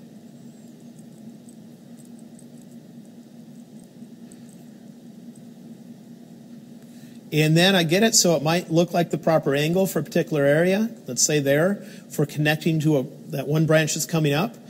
Then I will press the return key. The return key will accept the value that I have typed in for angle. And then I will get a smaller brush because I only need that piece to go in for one little short distance, wherever it needs to connect a couple different objects. And I can do that. And I'm just picking a random branch. I'm not being overly precise with this. So anyway, what I do is first I go through with just full force trying to get rid of the branch. And one trick you can use if they're straight, straight telephone lines, is you can make straight lines with these tools. If you click in one spot like here, and then hold down the shift key and click somewhere else, it can connect the dots. So if you have a telephone line going through a long area of tree, you can find an area outside the tree to click on to start with. Get a brush just the tiniest bit taller than your telephone line. Go to another area of the same telephone line that's outside the tree on the opposite end. Hold shift and click on it. It will connect the dots between the two areas and only retouch out the tiniest amount. Then you need to go through and look for any major branches where those major branches are being cut. They don't look continuous.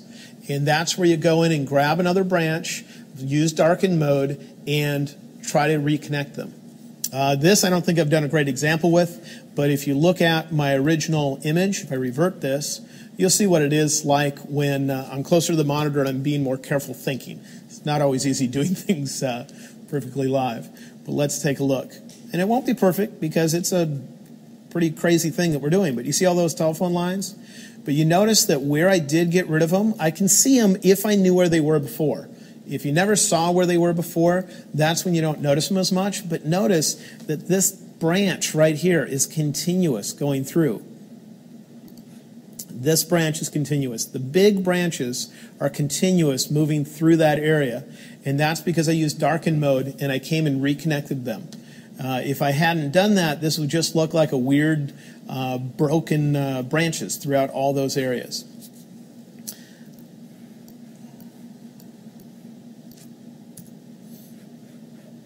So that was not a fun retouching. I still have some areas to tweak, but I wanted to share with you the general ideas that I might have used there. All right. Let's get rid of that one. This one I just want to show you a quick idea, which is you don't have to clone from the same document. You can clone from other documents. Sometimes I have overly complex ones, like this one here, let's say. Here I needed to get rid of a large sign that was over here, and I had a whole bunch of other stuff. Let me turn off some retouching that's here. You can see the telephone lines that used to be there. You can see the big electronic sign. And if I turn on my retouching layers, you can see that all that stuff goes away. The problem with trying to get rid of large areas like that is that it's very easy to see duplicate content if it's used close together. And so what I ended up doing is when I shot in this area, I didn't take just one photograph. I knew I was going to retouch out that sign because it annoyed me when I pulled up. I was like, why did they do that? They put this huge sign on this otherwise beautiful gas station. And so not only did I take this shot, but I walked about 1.5 feet to my right, and I took another shot with the exact same exposure settings. And then when I processed this image, I made sure I processed both files with the exact same settings. So if you're doing camera raw, same settings. Or if you're doing HDR, same settings. That way I could open up that secondary image, and if I had walked 1.5 feet towards the right, then the sign relative to the background would have shifted, and I could get other parts of the tree that were behind it. And then I can copy from those and use them in here to cover up what's needed. So that's another idea that I use. So let me show you how you can go between two documents in kind of an unusual way. Here I want to get rid of these corner areas. The problem is, where is there a large enough area of smooth sky to do that? Where could you clone from? There just isn't a big enough chunk. So we're going to invent our own sky. I'm going to go to the File menu here. I'm going to create a new document. And when you create a new document, you can type in various sizes. I'm going to just tell it here to, let's see here, use the name of this document. And what that's going to do is type in the width and height of that document, so that we're going to make a new document the exact same size. Click OK. And this document is just going to look like this. It's going to be white. I'm going to use the healing brush, and I'm going to option click in the middle of it to say clone from here. That's going to be our source for cloning. Kind of weird, isn't it? You're like, wait, we don't need white in the sky. We don't need that. Well, if you think about anything with the word healing attached, where does it actually get its color from? The surroundings of where you apply it. And what does it actually copy? Variation in brightness, which is texture. What do you need in the sky? Blue sky? What kind of texture do you need? Nothing, really. So that will be our texture right there. What it's going to cause it to do is try to make the transition across the area that we clone to be just as consistent as this. But if the edge of our document, let's say, is a little darker than where I end my retouching, it's just going to try to smooth it so it looks as close as it can get to this smooth. And it's going to give us a nice smooth sky. So let's go over to our image. The problem we're going to have, though, is if I just apply it over the corner here, it blends into its surroundings, doesn't it? And what's the color on the edge of the document? It's the old stuff that was there, so when I do this, it doesn't look right. Choose Undo. All I need to do, though, is grab the paintbrush tool. And with the paintbrush tool, I can hold down the Option key, Alt in Windows, and all that does is give you the eyedropper tool for a moment. The eyedropper tool allows you to click on your document to choose a color to paint with. So I'll hold down the Option key, and I'll click near the edge of the document, right here. Then I'll just paint that color over to the edge. I'll do the same thing over here. Option click to grab whatever color is there and just paint it over to the edge. Now if I use the tool with the word healing attached, it has the right color to blend into on the edge of the document, right? So if I grab my healing brush, I'll come over here and I'll just cover up that entire area, and it'll try to make it look as smooth as this white that I'm putting in when it comes to variation in brightness. But it's going to use the surrounding colors all the way around. It's kind of weird. Watch what happens. Boom. We got it. Let's do the other corners. I'll grab the paintbrush. Option click on the edge, so I grab the proper color and just paint it over. Option click the edge here, paint it over. I also need to do that wherever this stuff touches the tree. Because otherwise, if I come in with my healing brush and I come up and touch the tree, it'll grab the edge of the tree and pull that color over. So I'll just use the Option key, Option click near, and just create a little gap wherever that stuff touches the tree. I might as well do the lower right too.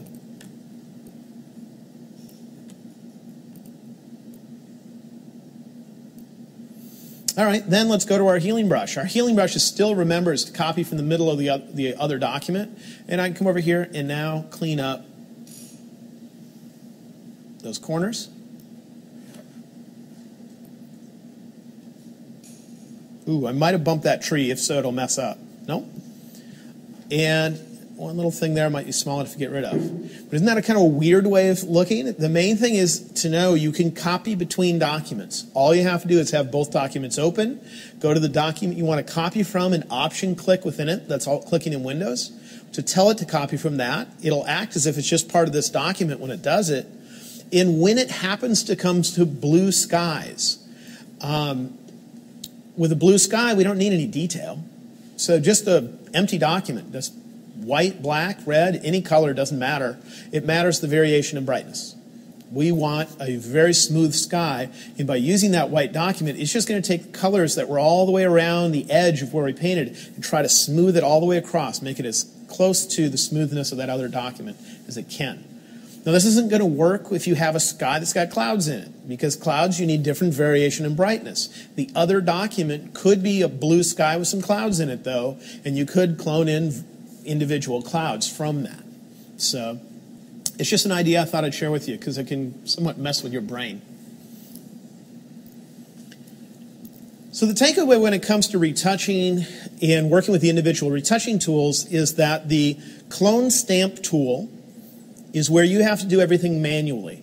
You have to make sure the area you're copying from is the right brightness, the right color, the right texture, and you have to make sure your brush has the right kind of edge on it, soft edge versus hard edge, because it's all up to you to make it fit. And it's very easy to screw it up because if the color's off just a little bit, you can see it. Anything with the word healing attached, on the other hand, is going to blend in with its surroundings. Makes things much easier because I can clone from any colored area. It matters just the variation in brightness, the texture we might have in there. And so it will make it so we can copy from areas that are much brighter or much darker than what you'd usually think of. We just have to make sure that the surroundings of where we're going to stop our retouching are the proper colors. Sometimes we have to put that stuff in manually, especially if it's the edge of our document or if our retouching will end right up against something. Then on occasion, when I do retouching, I need to use darken mode. If I need to copy a branch and have it go across an area without breaking up branches that are already there, I want it to kind of overlay on it. If all I can do is darken the picture, it can't remove branches that are already there, because in order to remove a branch, it would have to brighten it. And so sometimes I need to use darken mode to reconnect little branches. And I don't think my example I showed you here was an amazing one, but hopefully you got the concept of it with that. I think of that as the first step in directing the viewer's eye into a picture. And that is pulling the weeds out so they're not distracted by them. Because you would be amazed at how much stuff people look at that you think they're going to ignore because it wasn't important to you in the shot. But if somebody's into something, some interest that you don't have, they're going to look at your image completely differently. And so I try to pull the weeds and get rid of all the distractions I can think of. And this is one example. General questions before I show a little more about the idea of pulling weeds or of directing the viewer's eye? The questions are, Trini Latino says, you keep saying 3 chances to get it right. Yeah, when I use the spot healing brush. Okay. Try it once. If it doesn't work, try it again. But after 3 tries, give up on it. Switch to the normal healing brush or the clone stamp tool because the spot healing brush isn't doing it. Okay. Yeah. Thank you. Cool. Well, I think since of the time factor, maybe if you got more content, let's keep going. Sure. Thank you. Let's talk about directing the viewer's eye a bit. So the first step in directing the viewer's eye is to pull weeds. Get rid of the stuff that isn't going to help. The second step is to try to influence where they look in a picture. And I find that your brain is attracted to color and is attracted to bright areas. And so I'm going to try to make sure that color is being used to my advantage and that bright areas or contrasty areas are being used to my advantage. So here's an image that I captured in the Galapagos Islands. And it was pretty cool. There's all these, the shore area with all these rocks, and there were hundreds of iguanas. I mean, they were like on top of each other. There were so many of them. And these guys spit all the time. I guess they get salt water or something in them, and they need to get the salt out or something and spit. I don't know. I'm probably wrong on why they do it, but something like that. So anyway, here I got a fisheye lens. I got down on my stomach, and I got as close to him as it was practical. And I liked the way we had this circular area, and then the fisheye gave us the curve of the earth, plus his tail curving around. Thought it all went together. But I really find that when I look at the picture and when I show it to other people, Sure, they look at the iguana that's there, but then their eye jumps around and looks at everything else. I want you to be kind of pulled to the iguana and can't help kind of look at it. So there's one thing I've done ahead of time with this image, and that is I've made a selection of the iguana that I saved in the file. Because that can take a little bit of time, and I don't want to waste our time right now doing that because we're not talking about selections. We're talking about what can I do to get somebody's eye to look at that. So to get that selection, I'll go to the Select menu and choose Load Selection. And it's called the dude. So I'll just click OK, and it will load it in for me. The first thing I'm thinking about doing is trying to use color to my advantage. What I'm going to do is select inverse. That means give me the opposite. So I'm going to have everything except for the iguana. And with that, I'm going to make an adjustment layer. And that adjustment layer is going to be hue and saturation. Or I could use vibrance. Vibrance just gives you two sliders, vibrance and saturation, just like you have in Camera Raw. Either one of those would do it. And what I'm going to do is make the area surrounding the iguana to be less colorful. So I can come in here and bring down saturation if I want. And you notice I'm sticking out already, just coming out a little bit compared to the way it used to be. If I turn off the eyeball here, there's just a little bit less blue competing directly above him. I might bring it further down. I'm going to try to bring it the furthest down I can bring it before somebody would say, you did something. You know, and so I'll bring it down all the way, and I'll slowly bring it up to say if I'd never seen the shot before, where I might I be able to get away with it. And maybe for me around here. The only thing is the sky is looking pretty mellow for a blue sky. So that's when I'll grab my brush tool. I'll paint with black because black on an adjustment layer will remove the adjustment, and I'll just paint over the sky. Say bring that back. So now with just that adjustment, I'll turn it off and let's see the difference. Before, a lot of color to compete. After, a little bit less above the iguana and surrounding it. Right? But now let's try to get the iguana to stand out a little bit. I'm going to load that selection again. The dude. And this time I might go and do another vibrance adjustment layer and do the opposite to the iguana.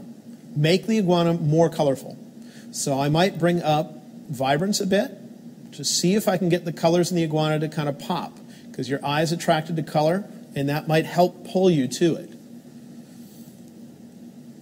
I want to adjust the exact same area again, because this time I want to use curves.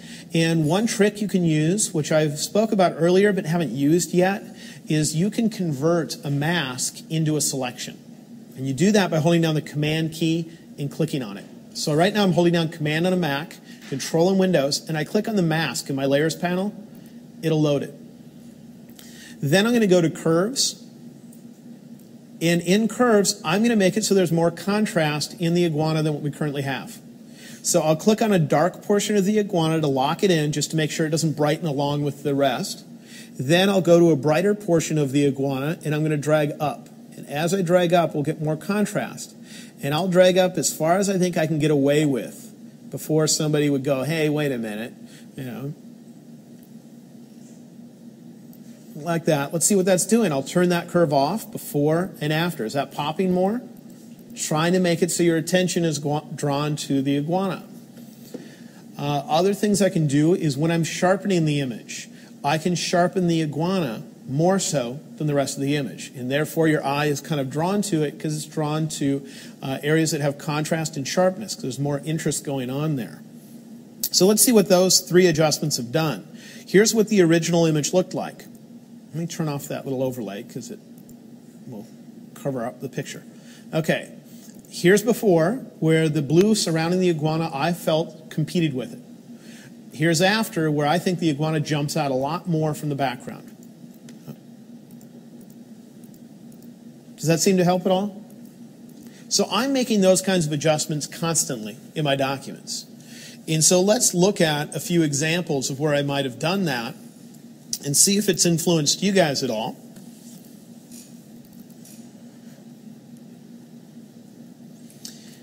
Let's take a look at this one.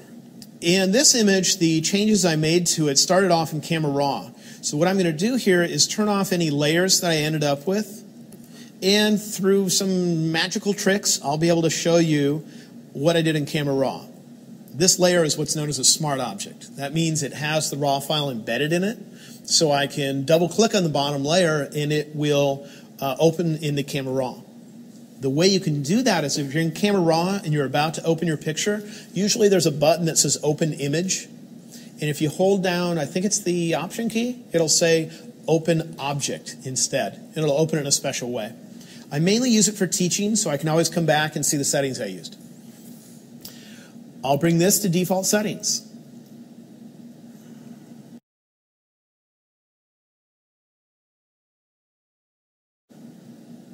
Okay, here is my original. This is a temple that was all dried out. The wood was, I just really wished I could have soaked it down with water because it would have darkened it, but I wasn't able to do it.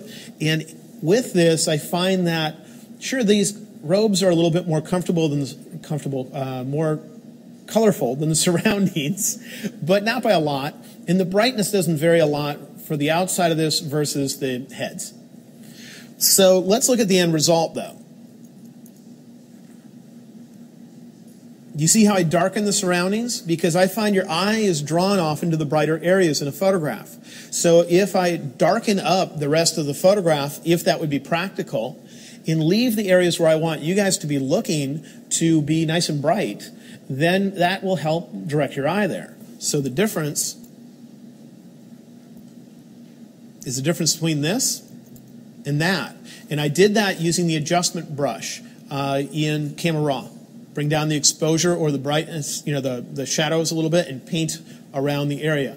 Once I got it into Photoshop, I did some further adjustment. I darkened the top edge of the picture, just trying to get rid of the yellowish color that's there because I didn't want that color to compete with the rest of the image. And I darkened the edges here so that you would stick in here where the detail is and not start investigating the edge that's there. And then I just darkened the very top edge of the picture a little bit. I don't like having detail on the edges of my pictures because then you might explore the edge and go look at some other picture next to it.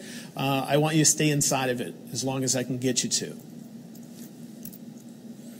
Sometimes I also go for more of a stylistic treatment to things, and that's an example here. Here I'm just going to go through Liquilment to a slideshow to show you what I did. This is an HDR image, and I ended up with kind of a stylistic end result. But I found when you look at the original, my eye would explore the broken glass that's out here and the interior just as much. So I came in and first I darkened some things and made them less colorful on the dashboard. Can you see that? Because your eye is drawn to color, I didn't want your eye drawn there so much. Then I made the glass actually tinted black and white. Because I find if I take out the variation in color you might have had before, your eye has less to explore. And so it might glance at the glass, but it'll quickly leave it and be pulled to where the color varies more. Then I darkened a few areas that I didn't like because your eye is drawn to bright things. I darkened that up. I didn't want you exploring the area underneath the seat that was in there where you could easily see detail, so I darkened it. And then I did vignetting on the edge to darken the edge and try to keep you within the frame. So the difference is this versus that. It's not always dramatic. Sometimes it's subtle. Sometimes it is dramatic. But I find that one thing that I do very commonly is I will apply a tinted black and white to an image. I'll do that very quickly on this one because we have a selection.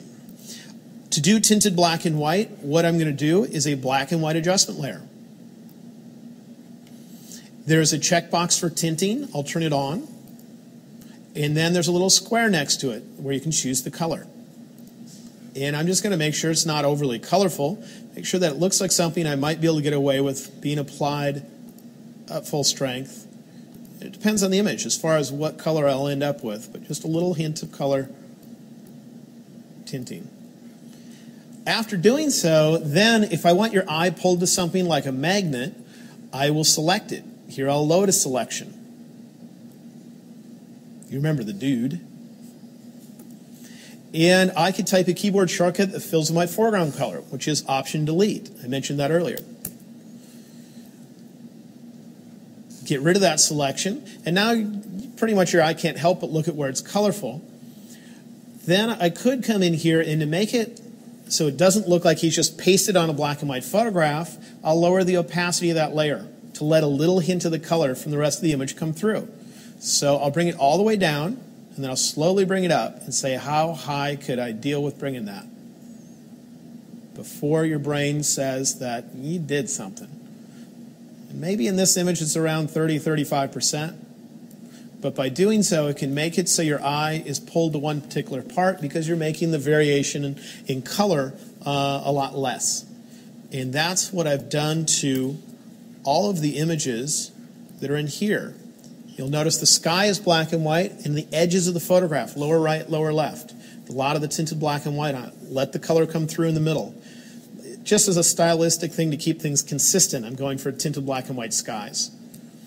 But all of these have tinted black and white applied. These are early HDR images, so they're kind of crude, but there's tinted black and white applied in many areas. And if you look on the edge of the photo on this thing, do you see it's almost all black all the way around? Didn't used to be. You can see the edge of the door frame here and other details. Also, I find if I brighten things, it feels like they come towards me, so I brighten the steering wheel, make it feel like it comes towards me. If I darken things, it makes it feel like they go away. So I darken the floorboard so that it gives it more of a three-dimensional feel. And I made sure that the areas where it's most colorful is where I want your eye to explore. So it's most colorful right by these dash gauges, a lot less colorful over here where I don't want your eye to be as long. Okay? So it's just some of the things I think about, and I do it using the tools we've already talked about, using the hue and saturation layers, using curves, and all the other stuff. So that's what I think about when I think about directing the viewer's eye. Think about where you want them to look, and that's where you should think about having the most contrast or brightness or saturation. Think about the areas you don't want them to look at, and that's where you want the opposite of those things. And consider putting in those adjustments to really get those areas to separate so your eye can be kind of attracted to certain areas, sometimes without knowing you're being influenced.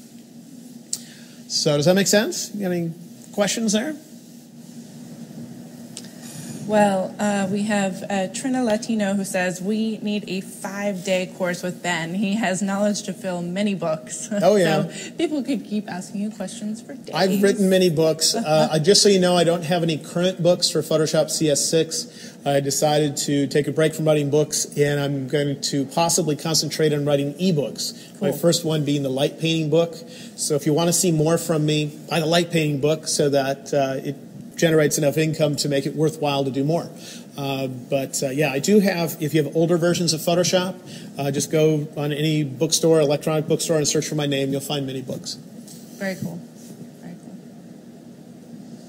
You guys have any questions in the audience? Feeling Your overwhelmed? brain's pretty fried by now, I'm sure. On the topic of Photoshop, would there any be need if we have CS5 to get CS6? Or I guess, would you stay with one or upgrade to the other? Or is there that much of a change? So the general question is, should you upgrade? There's a couple things about that. First off, if you own Lightroom, so that you have the adjustments that we have in Camera Raw here, the new ones, that are dramatically better, then there's less of a immediate need to upgrade. If you do a lot of HDR, being able to do the merging of the HDR and then processing it is an advantage, but you could use something else like Photomatix to do the merging, and you could still send it through Lightroom to do the processing. So that takes out that advantage. If you shoot a lot of panoramas, there are some new tools that we'll hopefully get into tomorrow that will allow you to more easily align the end result, because oftentimes they can look a little bent and that kind of stuff.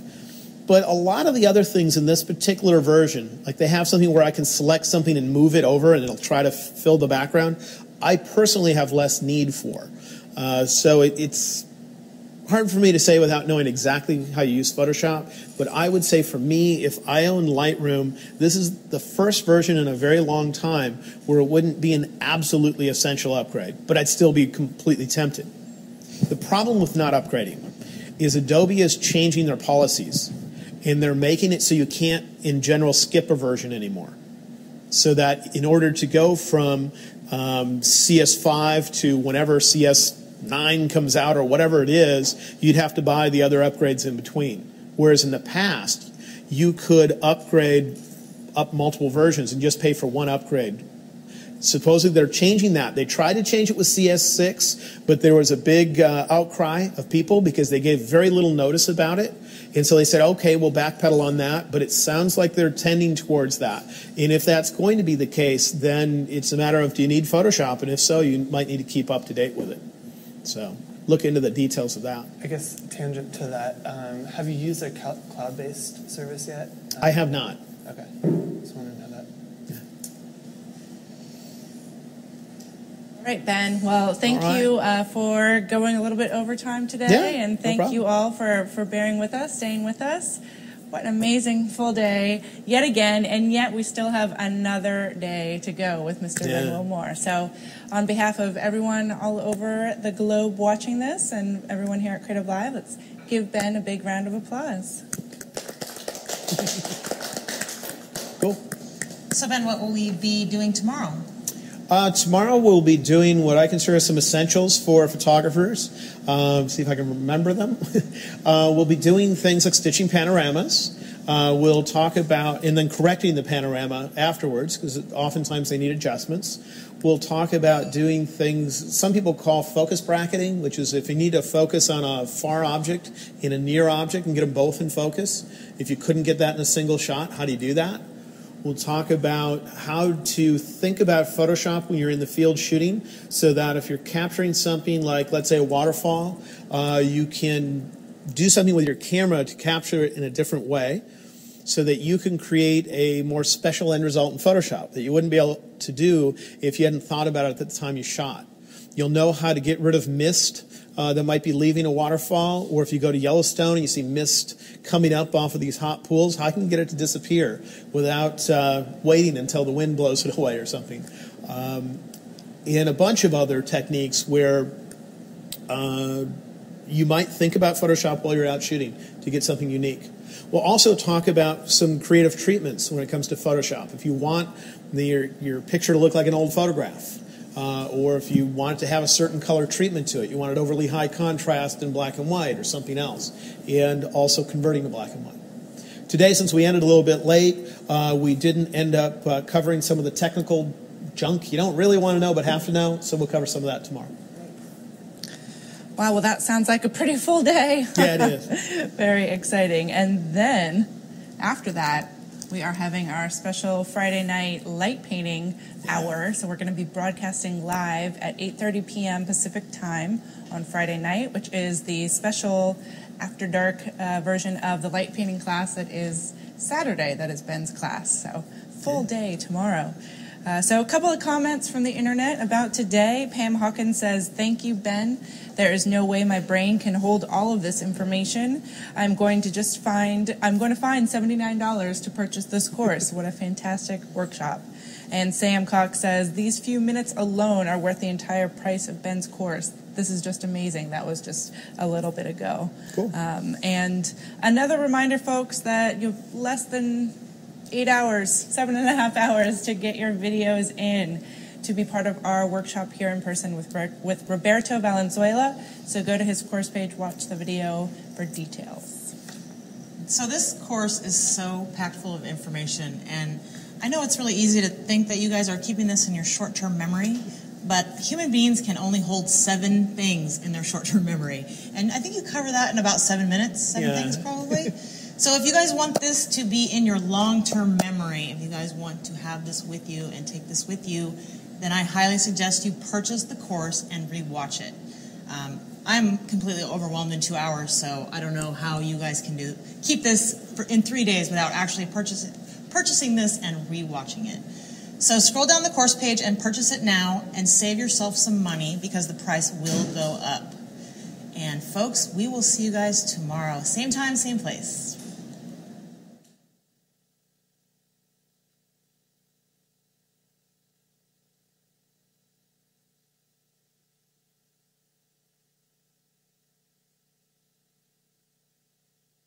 Hi everybody, I am Roberto Valenzuela and I am broadcasting to you from the beautiful island of Kauai, Hawaii.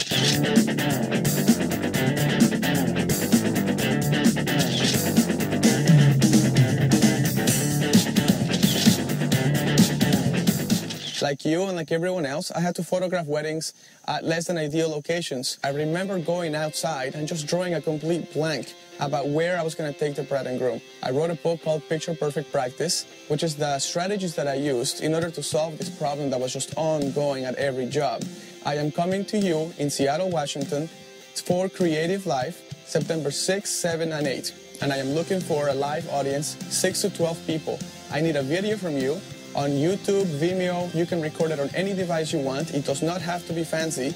Telling me about your work ethic, telling me about why you want to be a member of my class. To get that video to me, you need to send it to @RobertoPhoto, @CreativeLive, #RobertoLive. I'm going to be talking not only about how to break down locations and how to make it in a way that makes sense to you no matter where you are, no matter what part of the country or what part of the world you're in. And I'm going to also add on how to really get down to simplifying posing to just make them flawless, effortless, seamless, beautiful, and elegant. If you're interested in that, come join me in Creative Live, September 6, 7, and 8. Thank you so much, and I'll see you in September in Seattle. Take care, bye.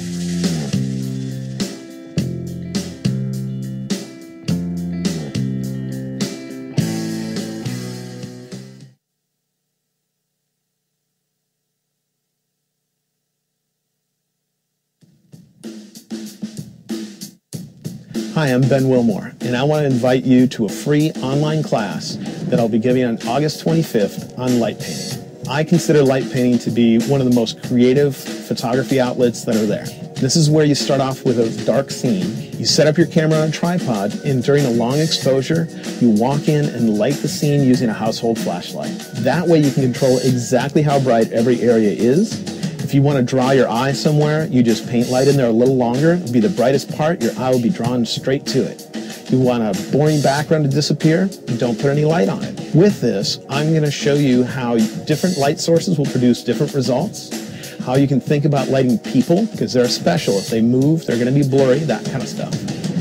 And I'm going to show you the digital refinements that are essential to creating an amazing looking image. Now, just so you know, you don't have to be Picasso to do light painting. If you can draw a stick figure, you can light paint. So come join me August 25th at creativelive.com for a free class on light painting.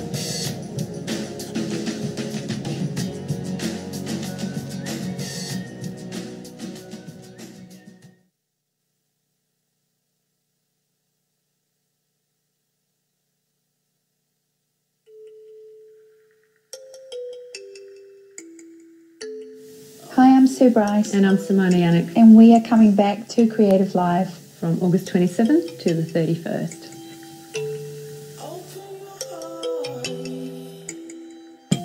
Why do I stand alone?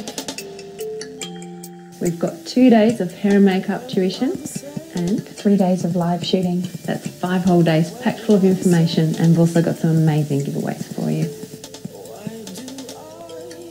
We look forward to seeing you in Seattle. When we are the same, when we are the same.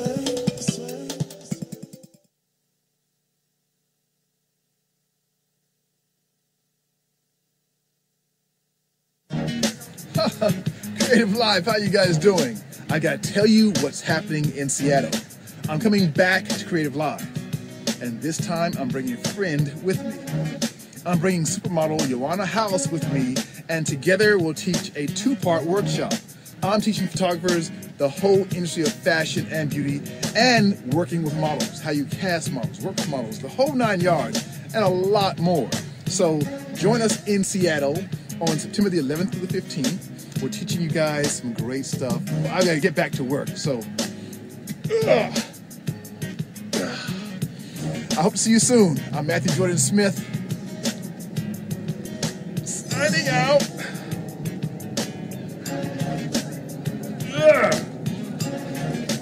All right, I got it all now. See you soon. I'm Matthew Jordan Smith. See you in Seattle.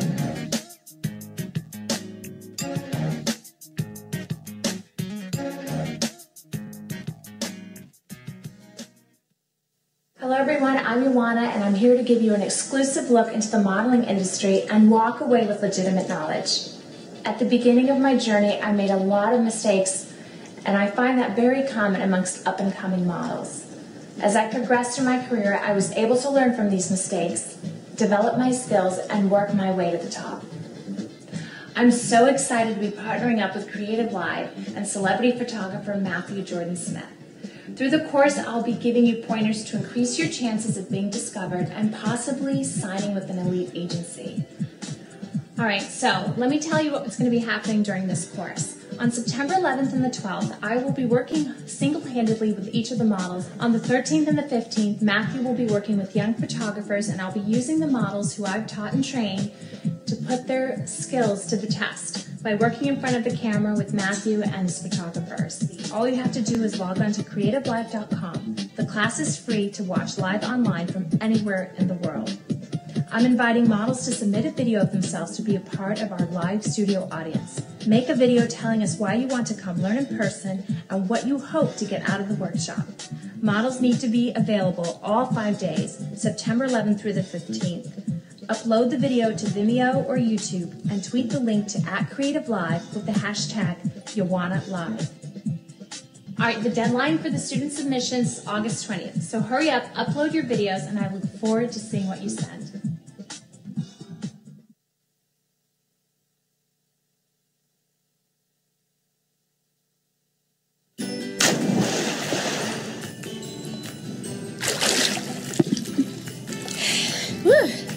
Hi, my name is Lisa Snyder. I'm the author of the Photoshop series of Missing Manuals, and I would like to invite you to join me for a deep dive into Photoshop on September 17th, 18th, and 19th. We'll spend a full day on selections, a full day on adjustment layers, and a full day on smart objects. Whether you've been using the program 10 days or 10 years, you're going to learn a slew of time-saving and practical techniques in this workshop.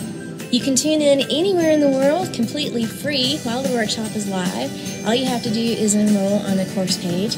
So I hope you'll join me September 17th, 18th, and 19th as we dive deep into Photoshop.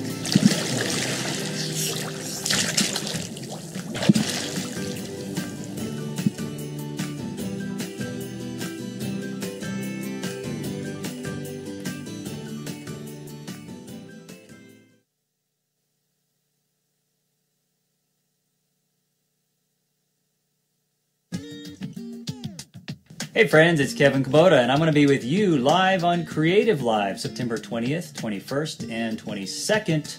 And you can watch the whole thing for free for 3 days. All you got to do is log on and register on Creative Live. Now I'm going to be talking about location lighting. We're going to talk about using lightweight, easy to pour around tools like speed lights. Not really studio lighting, but this is location lighting. Things that you probably have in your camera bag or inexpensive equipment you can get and use just about anywhere. I'm going to pull a lot of great stuff from my latest book, The Lighting Notebook. Then we're going to take those images, enhance them in Photoshop, do a little post-processing magic, and make them ready to present. So you'll see my entire workflow from shoot to present. Now, if you want to be there live with me in the small, select, hand-picked studio audience, all you got to do is send in a video with why you want to be on Creative Live. Put that video on your blog, on Vimeo, maybe on YouTube, and tweet a link to that video, and make sure to send it to @CreativeLive. And put the hashtag KevinLive. I hope to see you there. Don't forget the deadline to get your videos in is August 28th.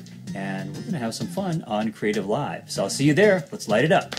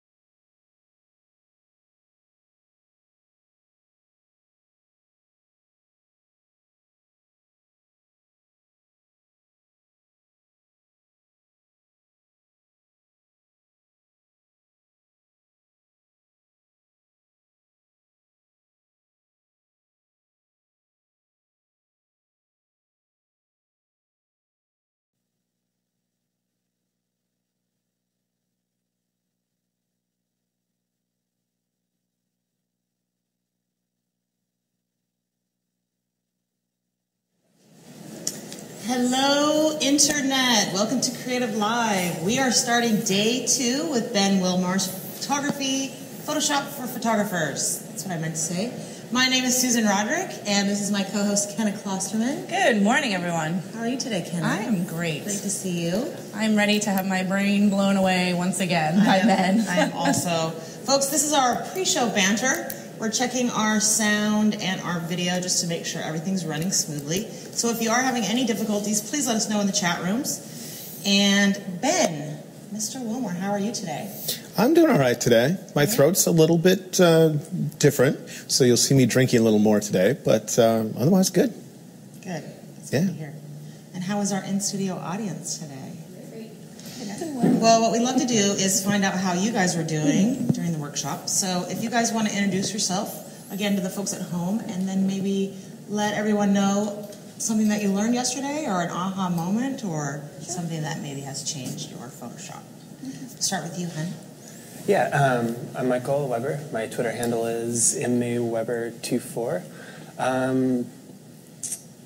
I think there's a lot of aha moments, but the one that I really enjoyed your basic understanding of the histogram. The way you laid it out made more sense. Like I had an inkling of what it was, but you kind of cleared the fog on it, so I really appreciated that.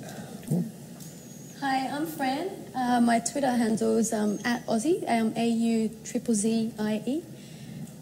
In terms of aha moment, I was thinking about it, and I think the entire day for me was like a big aha moment, because after the workshop, I seriously felt like my brain was fried, and I just couldn't absorb any more information. Just the simplicity in the teaching, but such depth. I'm really, really excited for today. Hi, I'm Iris.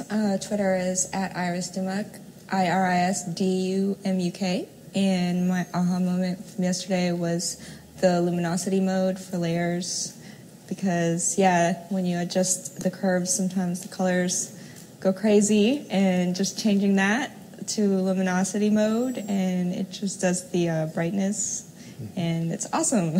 Never knew that. Hi, I'm Melissa. My Twitter handle is at PureWhimsyPhoto, and my aha moment from yesterday was unfortunately, was one of those people that just kind of grabbed the curves and pulled.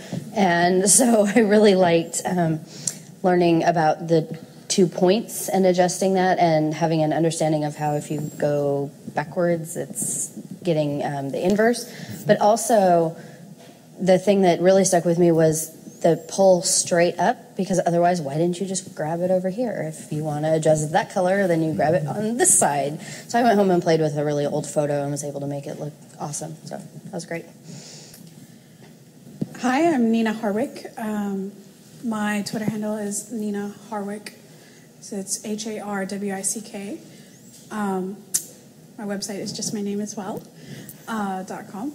And my aha moment is I didn't really know about the lens correction, the chromatic aberration button, and that just rocked my world.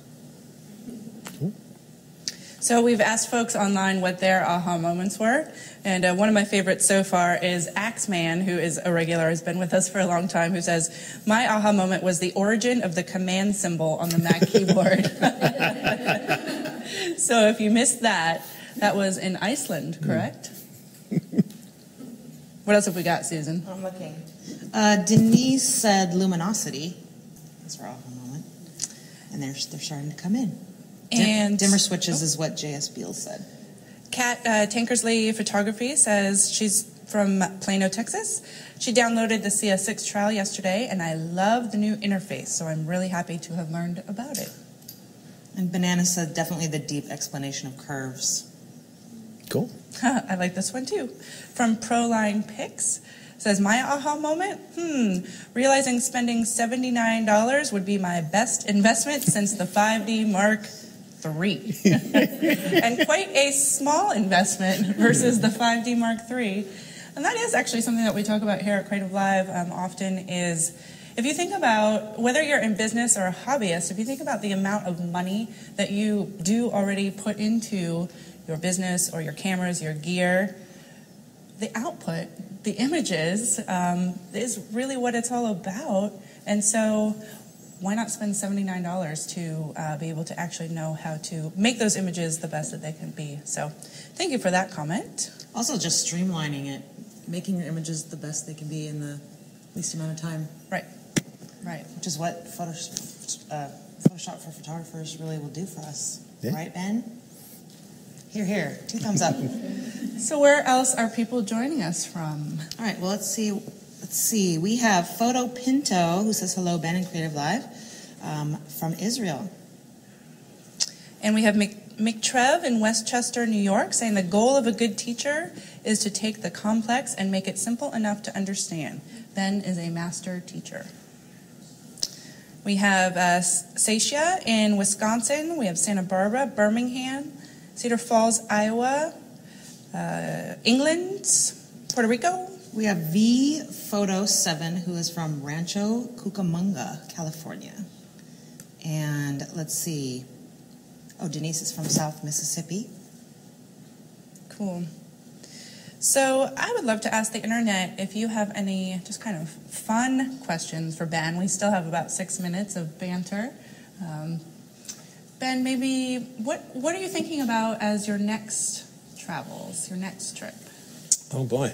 Well, right now, my next trip is a little different than usual. Usually, we're just trying to decide what part of the country we're in and where's the weather/temperature going to be appropriate and what we want to see. But I have a project that is starting up near Eugene, Oregon, and that's going to make it so we're going to spend a good amount of time there for a few months. I have a vintage bus that I'm having restored and that I will eventually live on. And if you ever saw the movie RV with Robin Williams, in that movie was a red and white vintage bus, and it's the same type of bus as that.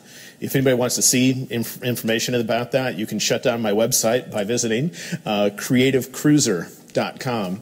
Would have details about that. But the interior is going to be done in Eugene, and that's going to make it, or near Eugene, so that's going to make it so we're going to spend a good amount of time there. If we have any free time around that, I would like to head over to Glacier National Park. And in general there, my fiancée Karen hasn't been to certain states. I don't think she's been to Idaho, Montana, Wyoming. And I'd like to take her through those areas because I love the West in general. So, yeah. That's fantastic. I want to give what were you going to say? Oh, no, I'm just checking out the Creative Cruiser. Really cool. So today and yesterday, I'm chatting with a guy named Kevin who is from Mauritius. I'm not really sure how to say that, but it is an island off the coast of Madagascar, which I would love to go visit. Cool. It's just so far away, and he's watching Creative Live. It's very cool. Yeah, I mean, Madagascar itself is like pretty remote, and then it's this little tiny island off of that. It's very cool. So hello, Kevin. Welcome to Creative Live. Mauritius. Is that how you say it? That is what GL Vieira is saying. One thing is, I think somebody mentioned we might want to bring up a few details about the actions during the beginning. I don't know if you want to do that now. Let's do that. Yeah. If you purchase the course, along with the course, you get a set of actions. And if you're not used to using actions, it can be a little bit confusing when you get them. If you get action files, you can, at least on a Mac, I'm not certain on Windows, but I'm assuming it would work the same, just double-click on the files to install them in Photoshop. But when you do that, all Photoshop does is come to the front. It doesn't like Bing and say, hey, you just loaded something.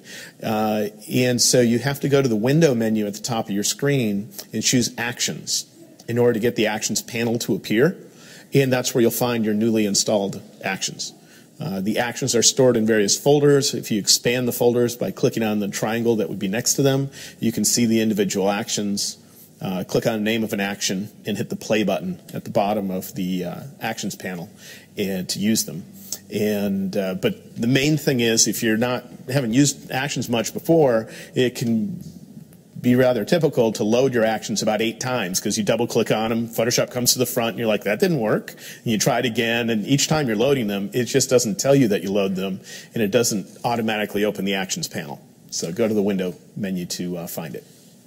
So, yeah. Thank you for that. That answers a lot of people's questions about that. And I love this question from Bob Dell. Have you ever thought about writing about life on the road and living with minimal possessions? Kind of, but not really. I don't know. I'm just not sure how many people would buy that story as far as that goes compared to the amount of time it would take to put into telling it. And so instead what we do right now is I update our blog once a week. Every Sunday night, Monday morning, there's a new post about what we've been up to for the week, and on occasion we'll give details about that kind of thing. And that's what we're doing right now. But who knows, one day. Question from, we're just going to start asking you questions. Questions from Ranjan in India. It's a fun question. Hi, Ben. Do you see the Photoshop interface when you close your eyes to sleep at night? No, but sometimes I might fall asleep while being in front of Photoshop. But I've been using Photoshop for over 20 years, so it's like using your toaster or something. It's just something you use. Using your toaster, Michael. I'm curious, how did you meet your fiance? I've been speaking at a conference for many years called Photoshop World, and she'd been attending that for many years, and we didn't know of each other. She knew of me because she'd see me speak, and Karen friended me on Facebook, and she had questions about living a mobile lifestyle. She wanted to pull an Airstream trailer behind a Mini Cooper, though, and a Mini Cooper can't pull anything as far as weight goes. So anyway, we got more and more serious about talking about mobile lifestyle, and met up at another Photoshop World to have dinner and drinks with a group, and then hung out for a week, actually, to see if we connected, because we seemed to have a lot of things in common. And we did, and she's great. So, cool. Yeah. Oh, yeah. Okay, Ben, one more question before we get started. Icon Studios says, do you mind telling us what type of actions are in the package? I'll have to look, because I don't think of it, but let me see if I have them loaded yet. I'm not certain here.